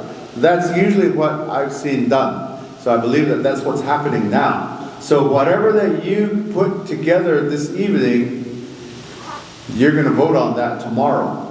Now, if you really want to use the Robert's Rules of Order, if you want to make it all this and that, then tomorrow is an official proceeding. When the legal business meeting begins, when there's an opening of the meeting, there's a call to order, then the agenda is going to be approved. But the reason why the meetings, this evening's meeting, is to alleviate going back and forth for 10 hours tomorrow. So that's the reason why that preparation is that you guys have been doing that this evening. So whatever that you set this evening, that's what's going to be brought before the delegation tomorrow for a motion and a second, and then you can get on with your business. So typically that's usually the way that I've seen it happen. But like I said, if you really want to apply the legal principles to it, then you guys are going to be going back and forth till about past noon tomorrow, just to approve an agenda. So to alleviate all of that, you're predispositioning the agenda this evening, and what you set in place, that's what's going to go tomorrow. So that's kind of how we've been going here past 3 or 4 years. I don't know. Maybe, I don't know, that's kind of how, that's why I thought, just like what he was saying, we don't want to be talking 10 hours tomorrow just because over agenda, who's going to be on, and so that's why we have forms. So, I don't know. So I'll bring it back to you guys, voting delegates. And I think that tomorrow, there's a reason why there's several issues that came about here. One of them being is the fact that we have, because Brother did a presentation today on coalition building. So coalition building, he talked about some ideas, and the ideas is not only internally with all the chapters, but from our organization to other organizations. One of those organizations that we need to build coalition with are tribal governments. That's one party we need to build that coalition with. So with that in mind, the presentations tomorrow with mine and then Nicole Shibis is the fact that we need to build that coalition with them, and how do we do it.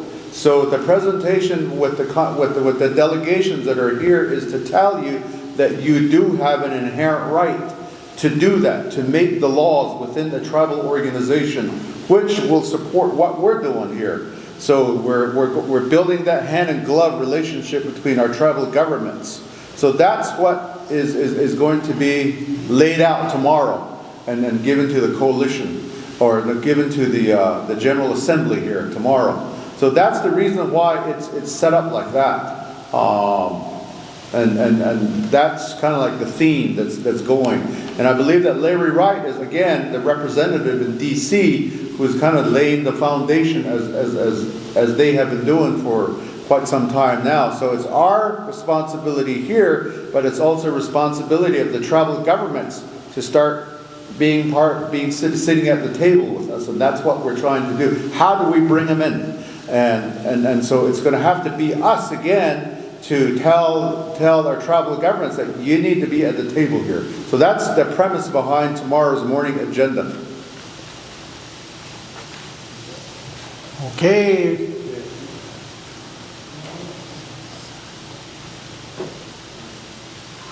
Thank you, Mr. President. Also, council, relatives were here, delegates and whatever.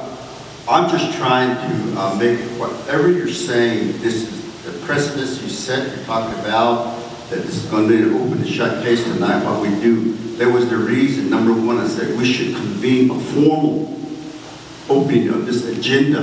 That way, somebody motions, somebody seconds, and they vote. That closes the door for somebody like me coming in tomorrow and say, I want to get on the agenda. That's the only reason I'm saying this. Right now, we just have an informal session here. I don't see minutes being taken about all this thing that you've talked about, that somebody's going to question you and say, well, I want to see the minutes. What's official about it? It seems like just had an informal discussion last evening. That's the only thing I'm just trying to bring up. I'm not saying do it, or that's from my observation, what I've seen. Because you're right. We need to set this agenda down and set it down, so we'll do it tomorrow. That's all I'm saying. I'm not trying to be open up another page and all this. And yeah, these other officials, the different entities that the council mentioned, oh yeah, they'll be coming in. I see that.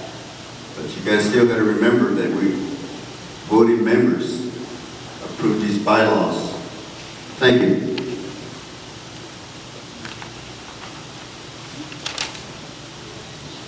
The reason why I brought up those presentations, like a lot of the voting delegates, they were here, and when Wilson Rumley talked about the circles, stage 1, 2, 3, 4, and he had those 4 circles on the outside, the inside, and after with his thoughts, because he's been part of this Native American church. I met him when he was a young drummer with his father, and some of that, and he was talking about that effectiveness.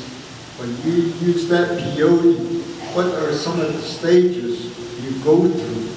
And that's the reason why I wanted, since there's going to be more voting delegates tomorrow, it's a process, kind of a step 1 And then Daryl talked about collaboration. Collaboration isn't just about the tribe. He mentioned that regional, north, west, south, some of these, and then there's going to be better communication, better connections, and how it's going to be more effective.